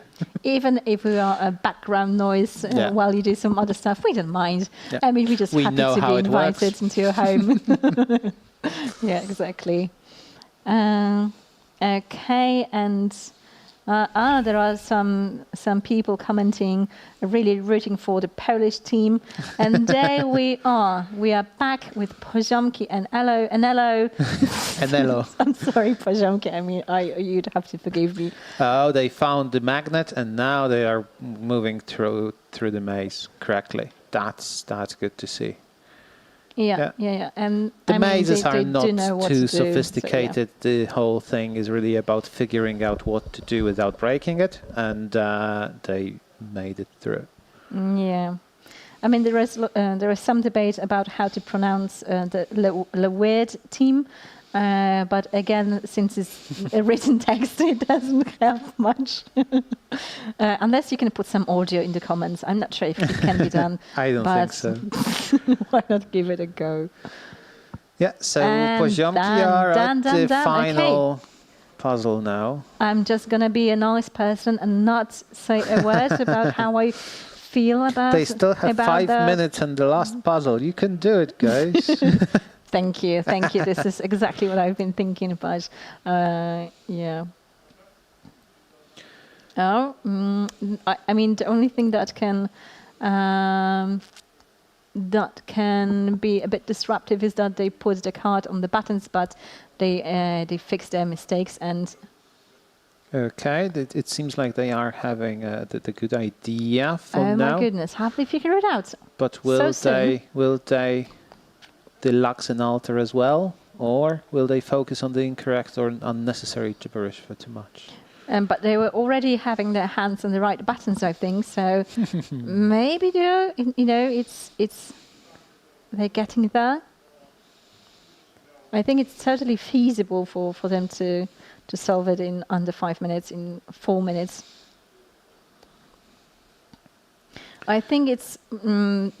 I mean, no, they are looking for more elements now, so it feels like they don't have the right idea yet. I think the reason why this particular puzzle is having our team struggle so much is that it just looks slightly intimidating. Yeah, there's a lot of text that you don't need. Because that's just a huge blob of text. It's a quite a big prop. And with the rush of the competition and not much time left, you can feel overwhelmed. And to be fair, it's difficult on its own to filter out the excessive information that you don't need. I mean, that's the whole puzzle. Filter out what you do need and focus on that and just do what you are told. But it's difficult to do it. And someone in the chat section says, so it's pronounced like word, right? I mean, are you mocking us at this point? Because I'm not sure. I'm not sure. But once we check with the teams, with the team, we will be, more knowledgeable for next year if they qualify. Yeah, Control, Alt, and Delete, and they've done it. We have the first room solved by the 11th team from qualification. I mean, a slow clap from me after 7.5 hours. Absolutely A slow great clap. to see. They look so happy and relieved. And well tired. Done. Yeah, and tired. I mean, remember that we've been talking to you for the 7.5 hours, but they've been waiting here for over 8 hours. Video games. Yeah, playing video games, sure. But I mean, I'm sure you have it in the back of your head that that you're waiting to be competing and you cannot fully relax because you know that the other teams are here to beat you basically at this competition. But they really made it. I mean, they made it in time. So we did see more finishes and solves, so that's already good. To be fair, I also thought we would see more full completions. But as Kuba said earlier during our chat, I do think it's a good balance between the spread of the scoreboard is really good. It just shows that the overall level of the competition is at the correct difficulty, because we don't want all teams. I don't think we want most teams solving everything, because I think it's a good mix this year. Yeah, we don't want most teams solving everything. We don't want most things not solving anything. So the spread right now is perfect, or at least it seems perfect. I don't remember the scoreboard exactly. If you could have a look at the scoreboard by any chance, that would be amazing. Yeah. Because again, I'm not so sure who's where at this point. We still have Poziomki to go, but there we go. 6 keys, unbeatable at first place so far. But again, with Poziomki having finished the first room, well, they might be a threat. Let's say that. If they finish the second room in about 20 minutes, they have it. Yeah. United Discord close second. Then CKCOS on third so far, and let's see how it plays out for Poziomki and Elo, who are currently on the 5th.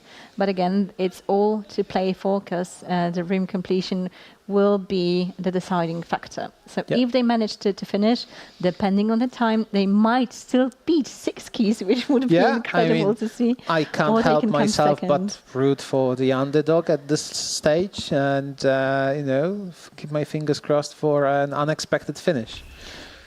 I mean, we've had 6 Finnish games from what I can see today. So to have the 7th would be something really, really amazing. Yeah. And having 2 teams. I mean, I really like their communication and their cooperation in the first room. So I do have high hopes for them to at least start on the right foot in the second room, and then we'll see what happens. Right now, I would like to greet the trolls in the chat section saying, but you don't pronounce the E at the end. I mean, that's up to you. There is no E at the end, and I know it. Apart from that, Versi says that the fact that there are milestones is a very good addition, and I agree. I mean, it's something that helps us differentiate between the teams and their progress. It did take a bit to figure out the best way to introduce it. And, there is always some level of just decision-making and just figuring out or deciding how we want to run it, how we want to operate it. It might not be perfect, or there might be some, in retrospect, it might have been a little bit better, but it certainly might have been worse. So I do think it's really good. And we have Poziomki getting ready for the final challenge of this day.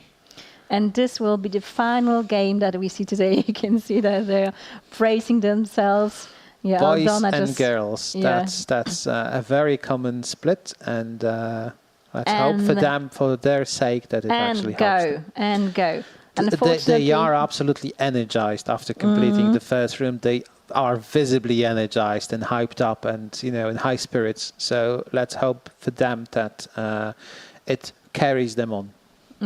Yeah, unfortunately, they started with patting down the room and the TV core. So I do hope they realize fairly quickly that they need to reconnect as soon as possible, because they're doing what most of the teams have done today. It's just the first minute. I still have high hopes. I mean, obviously. You absolutely get the family energy from the team again. Quarreling and shouting through the solutions rather than being too calm and too cautious about. You can tell they're close. Okay, so the team in room 2, they've already realized that there are numbers hidden inside the pockets, and now we're just waiting for the realization moment when they come up with the fact that they need to communicate. In the meantime, Versi says in the chat section, I also love the huge controller visually. I mean, obviously, there is nothing not to love about it. It's just, it is amazing. It's honestly one of my favorite props from any escape room. I mean, it's just fun to play with. It's just made so well. And, definitely. It's not just for the finals. It's just a great element to play around with. I think they now hear each other, but they need to figure out what they need to do. Yeah, Versi also says you really see the connection with the semi-finals. I think you mean the themes and the storyline, not many people focus on that. And the remote, the seeing the remote, the physical item after you carried it all the way around through the qualification stage, and you had to sacrifice it and then rediscover it at some point in the later chapter, and now you have it in front of you. That's a game come true if I've seen one. I mean, not many people actually focus on the storyline. I mean, it's understandable. I beg to differ. I would say that the majority of players do focus on the theme and the storyline. I would say it's at least 60-40. Maybe they don't pay attention to all the details, and I am aware of that, but I still like to craft all the details in the world as presented and the narrative and all of that, because I think it makes sense, and it's worth it for those couple few who actually do look at the details and who realize that, hey, that detail goes with that. But I think the majority of players, even if just shy higher than 50%, do look at the overall theme and narrative and story. I think it's something that if you do notice, you start to really appreciate it. I mean, for those who pay attention to the story, I think it's really coherent, and it really adds that another layer of flavor to this competition. If you do not, I mean, it doesn't take away from the playthrough itself. Although I think the narrative really connects all the rooms that have been introduced today. They are talking, but I don't think the ladies have approached the corridor yet. Oh, they have now. So now they should notice and realize, hey, these are the elements that we should focus on, not the core, not the fuses, not anything else. This is what we need to focus on, because they can hear each other. They talk to each other now. They know what elements they have. Now it's just, and again, I'm always using that in quotes, just figure out the puzzle. You can just imagine the air quotes being sent towards your way. We have a request on our YouTube chat to explain how the scoreboard is ranked. Sure. The first thing that is the most important and will be taken into account as the first element is the number of rooms that you completed. So if you completed both rooms, you will be at the very top in top 3 or so, just because not every team completed both of them. If you have not completed a room, you are still awarded some points for reaching a milestone, and each room has 2 milestones. Technically, you could think about room completion as the 3rd milestone, which is the most important. But not to overcomplicate, you have 2 milestones for each of the games. And if you compare tied teams, so let's say 2 teams completed 4 milestones, just shy of finishing the rooms, what we look at is the total time that it took to reach the farthest milestone. And this gets added together, and the time is the deciding factor when it comes to tie breaks at the same milestone level. As Danny mentioned, the scoreboard itself is a fun puzzle. I mean, I know it might not be as straightforward as it usually is with a competition like that, but I think it's a bit more fair than the system that we had last year. It makes sense as well, and the milestones are spread roughly evenly across the whole room and after a major puzzle. So we're not tracking your completion puzzle by puzzle. We are tracking specific milestones that are set for all teams at the same stage. And this system was communicated to the finalists beforehand. So they were aware. They didn't know, obviously, which puzzle would give them a milestone completion, although it is tracked within the game itself. So on the core, you can see that you reached a milestone because it goes green. On the core and in the TV room, it was also displayed at the TV. There were 2 lights, and if the light lit up green, that meant that you have reached one of the milestones. Which is actually important for the players inside, because it gives them a way to gauge. This was me just playing with a glassy duck.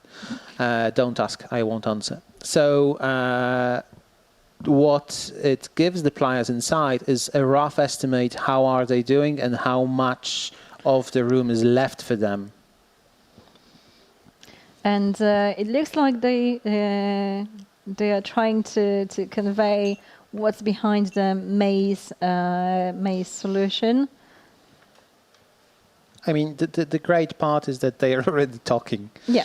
They are talking, they are focusing on the correct elements. It might be difficult for them. They might I don't know, regret some of the split decisions, or they may need to have a minute or two to review the rules and the example. But they are already talking, they are already looking at what they need. That's great. And we have another comment from the comment section. I'm sorry, I'm not going to read your name because I'm not just, giving myself on a plate to you. But they said, we're messing with you a bit, but more seriously, thank you for commenting, guys. It's really pleasant to watch, thanks to your dynamism and sense of humor. Thank you so much. Must be about you. I mean, we're bickering married couples. I mean, it's probably thanks to that. Versi agrees. Yes, thank you. You're doing an amazing job. Thank you so much. Oh, thank you for being here. I mean, it's a pleasure. It's all for you guys. I mean, we wouldn't be here if no one was watching. Yeah. So thank you. Your comments are keeping us live here. It's been almost 8.5 hours right now. But yeah. Honestly, I have mixed feelings about this because, I mean, when I'm looking back at the first teams that have started today, it both feels like it was 3 days ago and 10 minutes ago at the same time. We are in a different time zone of the mind right now. But when we were preparing for this broadcast, and we thought to ourselves, I mean, last year we did 6 hours. And by the hour number 4, I was like, we were pretty tired, so I was like, there is no way we're gonna sit through the 8 hours and make it, coherent for the viewers and people watching. But once you're here and you're in the heat of the competition, it's a pleasure. What's worrying me slightly about Poziomki and Elo right now is they look so beaten up. The vibe and the energy inside the locked out room, for one, and for two. The ladies seem to be drawing the maze on the piece of paper rather than trying to solve it on the other way. And we also see the same issue with the plates coming into play at the incorrect moment and incorrect method. But, if once you know the solution, once you know how it all works and how it all plays out, it's easy. But when you're over there, tired after the whole day and stressed about the ticking clock, it's very, very easy to just get into a rabbit hole of way of thinking, tunnel vision. It's amazing how a human mind works. You see a shape and you want it so badly to connect to something. So as I said, it's not a cat. If it fits, it doesn't sit. And as Pavel mentioned before, I think the most important factor in playing the rooms is the state of your mind. Because if you let the 10 minutes stack out to get better of you, it will be really difficult to move forward from this point. We know that each team that competes today has a shot at winning, because they are here. They already qualified. They have already proven that they work as a team, that they have good experience, that they know how to do it. It's just about the energy and the mindset today, really, to get you through. Today.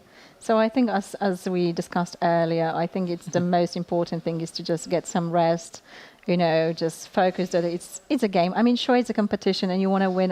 It's obvious, and every competition is the same. You play to win, sure. It's like that with every sport.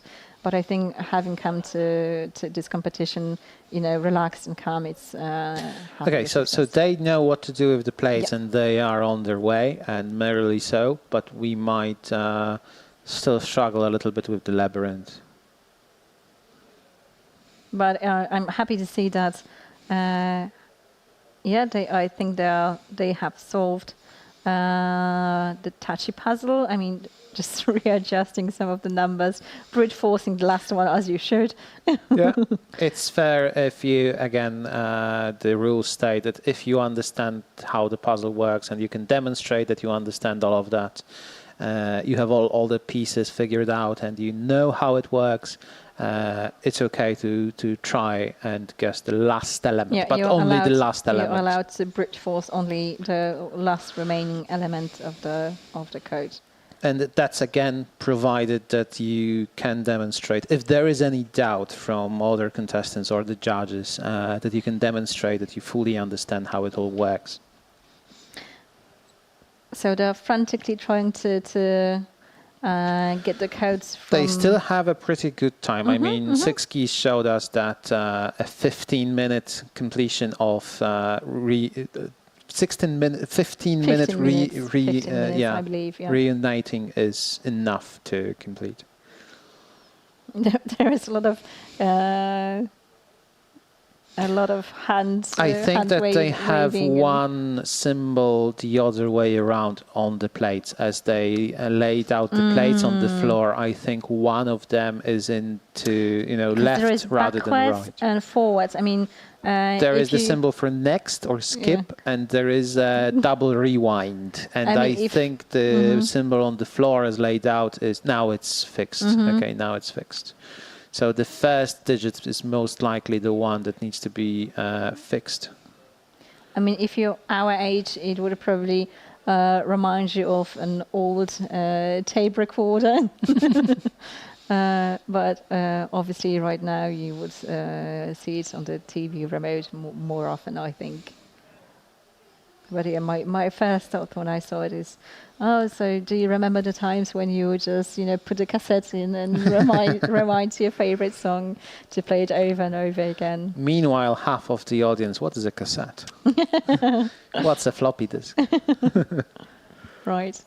And I don't think we've read what Poziomki and Alo said about the team and how they answer the questions that we asked them. We did say about the light bulb and the maze. We didn't say about the salad. Okay, so Gosia said she would be feta cheese because she's really crumbly but a little spicy. They opened. Nice. They are opening the door. Nice. So they are ahead of 6 keys slightly on the clock at this stage, and they actually have a chance at beating at finishing the room. Yeah, at finishing the room. All right.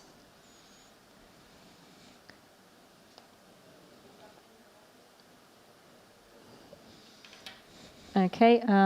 Okay. They are still trying to pat down the numbers in the other room, but it's not important right now. So they can focus on the core. They need to They need to use the stick. To go back to they need to use the stick in the correct place. So they need to get the stick and they remember where it goes. So we know that Gosia would be the feta cheese, but what about the others? Shimon would be pineapple. Just like when it comes to pizza, no one knows what he's doing over here, but it works somehow. Pavel would be red onion. He's only tasty in limited amounts, but without him, the salad would be just boring. And Aldona, who's the captain, would be the sauce, the dressing. So as you know, the dressing makes it come together. They have the green stick, the so-called green stick, and they try to put it into whatever holes they can find on the core, but all the holes that you need for the sticks are in the other room, guys. And this one is color-coded, so in top right of the other structure, the other prop, you can see the green slot. They have plenty of time. Over here, top right, guys, there is the green slot. Almost there. You have green stick. Where can it go if not into the green slots? And there will be the obvious facepalm moment when they finally realize it. Where does the green stick go? I mean, they've looked everywhere but there. Oh, and she just missed it. Oh no. I mean, it's very easy to comment on, I mean, obviously. We're seeing it for the 10th time today, and we play tested it, and we know how it works, and all of that.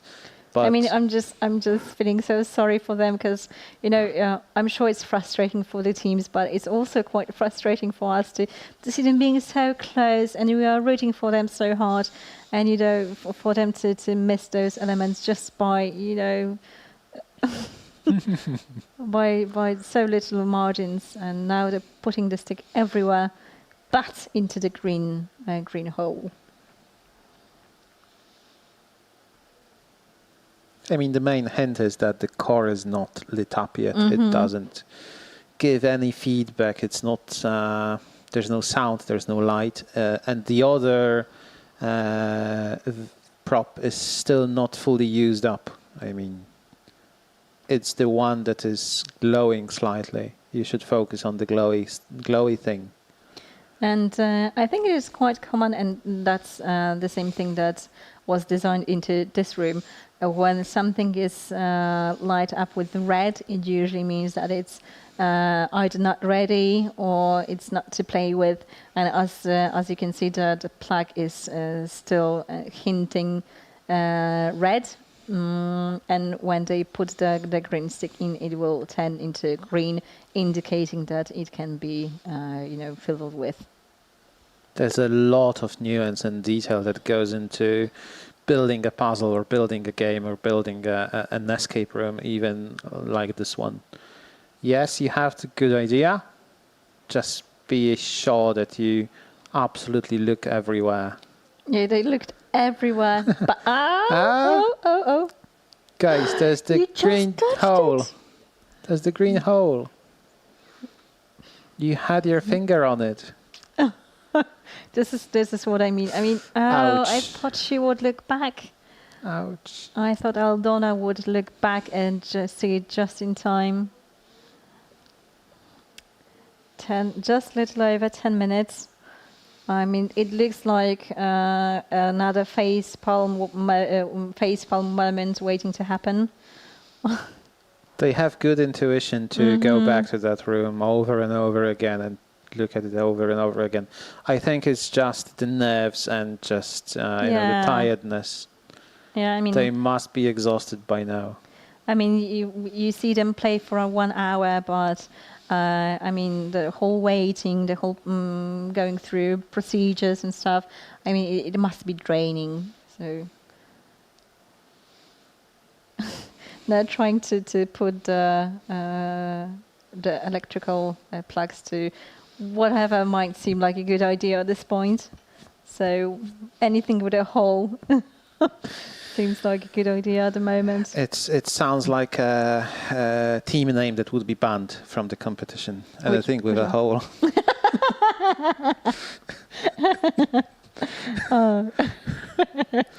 To those who don't know, usually each year there are a couple of team names that we have to ban or change, either because they are slightly offensive or they include swear words and something like that. Something that would be quite difficult to announce when broadcasted. So for those teams, the Lock Me or Air Jump team comes up with new names, and as Pavel mentioned, it happens every year. But I'm wondering whether the holes one would be banned or not. But it definitely would be a fun one. Yeah.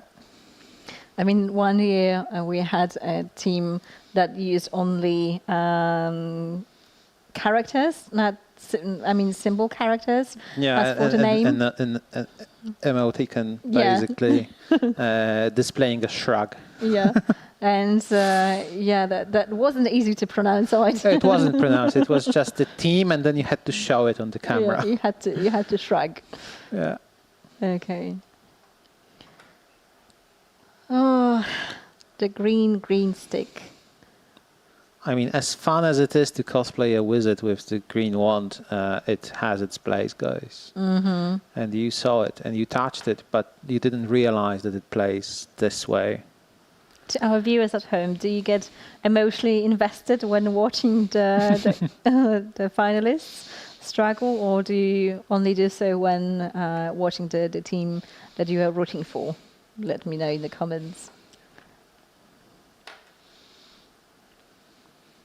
Because for me, I mean, I really do feel for them, because I can see on the faces that they're really determined and they are really, really trying the best. And I mean, we can imagine ourselves playing this as well. We play tested those rooms. We played in multiple rooms. We played in competitions. So we can very easily imagine ourselves in their shoes, and that's the main thing, I think. I mean, again, we would have taken a hint like 20 minutes ago, maybe 15. I feel like they just glimpsed over the green hole again. Versi in the comment section says, I'm so invested. Also because I'm rooting for my Wiz friends and the podium is currently at stake. I mean, that's true. Poziomki could really shuffle the scoreboard. The funny thing and the dangerous thing when you're trying to solve a puzzle after a while with unsuccessful attempts is that your mind tends to wander off and you start seeing things that are not there, and you're trying to reason in ways that completely make no sense, to be honest.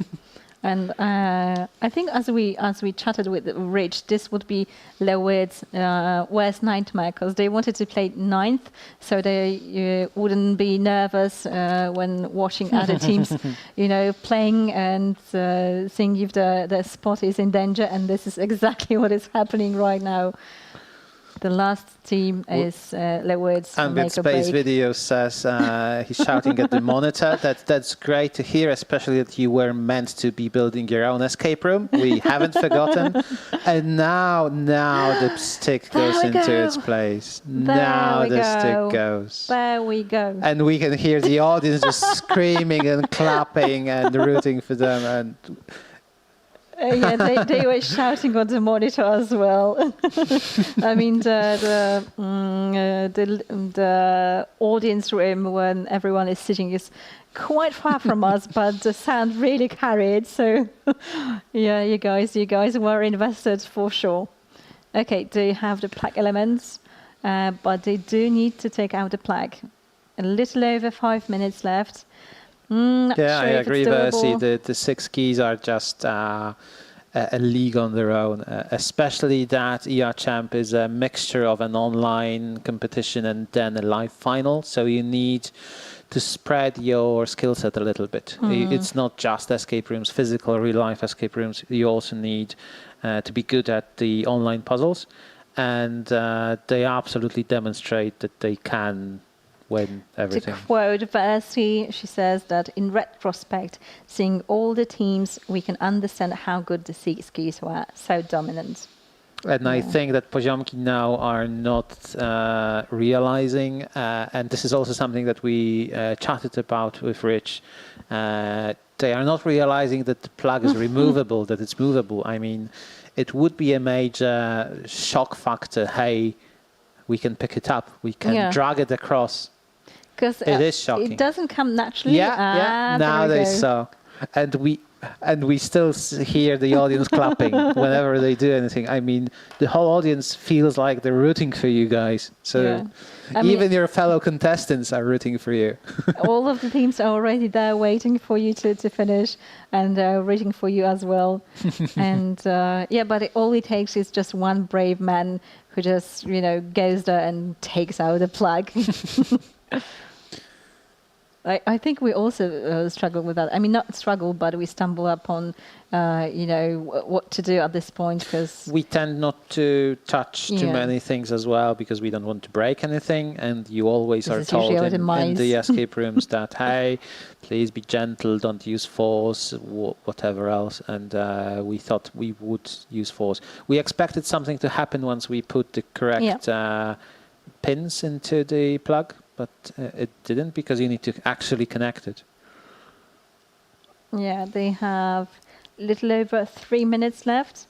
So right now, I think it's about the number of milestones they can reach. They already have the first one. But I mean, they already have the balls, though. Yeah, they already have the balls. And I think they are so intimate with the core that they might actually understand and see and realize many of its elements and just breeze through the last steps. What I'm worried about is the very last puzzle takes a while. It just physically takes a while to complete because you need to wait for the light to blink through to the correct color. And we have people in the chat rooting for different teams. We've got Go 6 Keys from Phoenix, Arizona, and you have Go Poziomki. So let's see how it all plays out. Everything will be clear in a little under 3 minutes. And I mean, we will have to wait for the official scores. The scoreboard that you will see at the end of this live stream will not be the official scoreboard. But the official one will be shared on our website. We will have a review if everything is correct and if all the scores and all the recorded elements are. I'm sorry, but I just saw the screen. How I'm not sure whether it was Małgosia or Adzona, but she was putting in the code and someone was trying to help, and she just snapped at them. She's like, "It's my code. I'm at it." No, don't touch it. I know what I'm doing. The family vibes are there, certainly. So what will happen next is we will have our judges and organizers and the main crew review everything, make sure that there are no mistakes, there are no appeals, that everyone is happy with what happened, basically. Double check the final scores for everyone, and then we will have an announcement of the final winners, the awards ceremony live during the after party, and the after party here at the Fun Arena. Yeah, so it's the very last minute of the competition, the very last minute. So enjoy while it lasts, because we're gonna see you next year after we've finished with this game. So the very last They have seconds. the good understanding of what they need to do and what's happening, but... Poziomki, if it helps, you've got Szymon jedziesz, go Poziomki. Straight from our live stream chat. They do have a few good assumptions, but also not... I'm afraid that they are not fast enough on this one. And the last seconds, I mean, again, it's not the official time, but we've got last seconds of the competition. So 5, 4, 3, 2, 1. And time. Last room, last team have finished. They haven't completed the room, but they've reached the first milestone. There is a round of applause from our live audience over here at Fun Arena. Everyone was rooting for you guys, and congratulations for getting that far. I mean, if not for the green stick, we probably would have seen another solved room. Exactly. And our dear technical team, please let us know when the scoreboard is ready so we can have one last look how it looks like at the moment. Again, it might vary, it might change after the judges have had their input. But as of now, all the games are finished, and we are, I mean, I'm really happy how it panned out. I'm so glad to see so many finished rooms, so many milestones reached. I am absolutely happy about the spread. I mean, understandably, not every team will be happy with the result, and that's completely fair, that's completely fine. But it really looks much better than last year. Yeah, definitely. And as Kuba said exactly, we want to have not every room solved by every team. We want only a few issues, and a good mix is basically what we want. As for now, I mean, again, we are still waiting for the official results, but as for now, first place seems to be in the hands of 6 keys, with 2 rooms being finished. Then United Discord on the second place with 1 room finished, 4 milestones reached, but in the best times, because we have 3 teams that have completed 1 room and reached 4 milestones, but this is where the times decide. So the United Discord, Les Wyrds and CKCOS are sequenced according to the times that they completed the rooms. Yep. And we are getting ready for an after-game chat with Poziomki, so let's take it away to the lobby. Yes, so hello everyone. After many hours in isolation, after many nerves and fight, we're finally with the last team of our this year's finals, Poziomki y Elo. Hi. So let me ask you a few questions. For instance, how do you feel? How do you feel like satisfied after your performance? From the first room, yes, but then I think we feel kind of defeated. I think we just communication wasn't working that well, I think. Me and Aldona didn't notice that we can go between the rooms at first, so probably that's what kind of slowed us down, and we focused on the wrong puzzle. So, yeah, it could be better. Yeah, we will see. I mean, the results will be announced probably soon after you move to the space right after me. Yeah. But is there something that you actually really enjoyed? Maybe like about the finals in general? Did you like the waiting time? Yeah, waiting time was a bit rough. but at least we don't have to wait for the results. So that's it. And I personally enjoyed the TV remote. It was on the team, and also the plug. It was a huge TV remote, so that was really nice. We generally, I think we enjoyed these rooms. Okay, so one last question. What place you bet you would get in these finals? You have like an option from 1 to 10, So 7? 5. Oh, maybe 5. 5 sounds good. It's like in the middle. Like in the middle.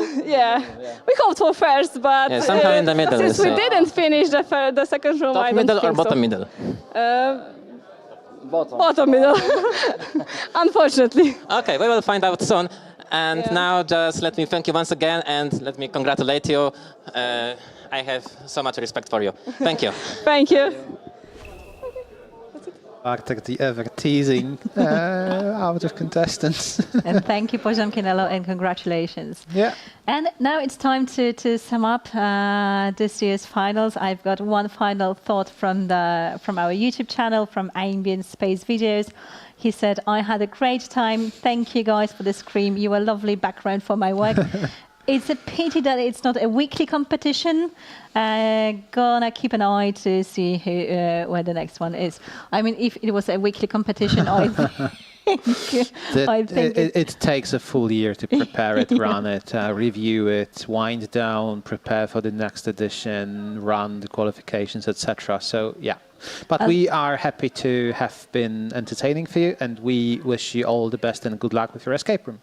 Again, thank you. A huge, huge thank you to our main organizer, sponsor, LockMe, to all our fabulous partners without Thank you to Metodagobime for building it all up, to Tech Live for handling us, being our lovely producer team, and setting us up with the live stream. And all wouldn't our be partners. possible also without you. Thank you to our program team members. Thank you to our ambassadors. Thank you to everyone who's made today possible, and thank you to you, our lovely viewers, who's been keeping us company for the past 8 hours. And thank you for being so active on the chat. I mean, it was a highlight this year around as well. And thank you to my lovely co-host, Pavel. Thank you. Thank you for my lovely wife and co-host. Thank you, guys. And we do hope to see you next year. Bring your friends, tell everyone about it, bring more teams into the competition, and we cannot wait. And if you haven't played it, year. be sure to give it a go. It's not that scary as it looks. Just give it a go. Once more, the official results will be announced at our website. So have a look later on if anything has changed. But as for now, again, huge, huge thank you. And we are going to celebrate with the teams. Thank you and see you around. Thank you. Bye-bye.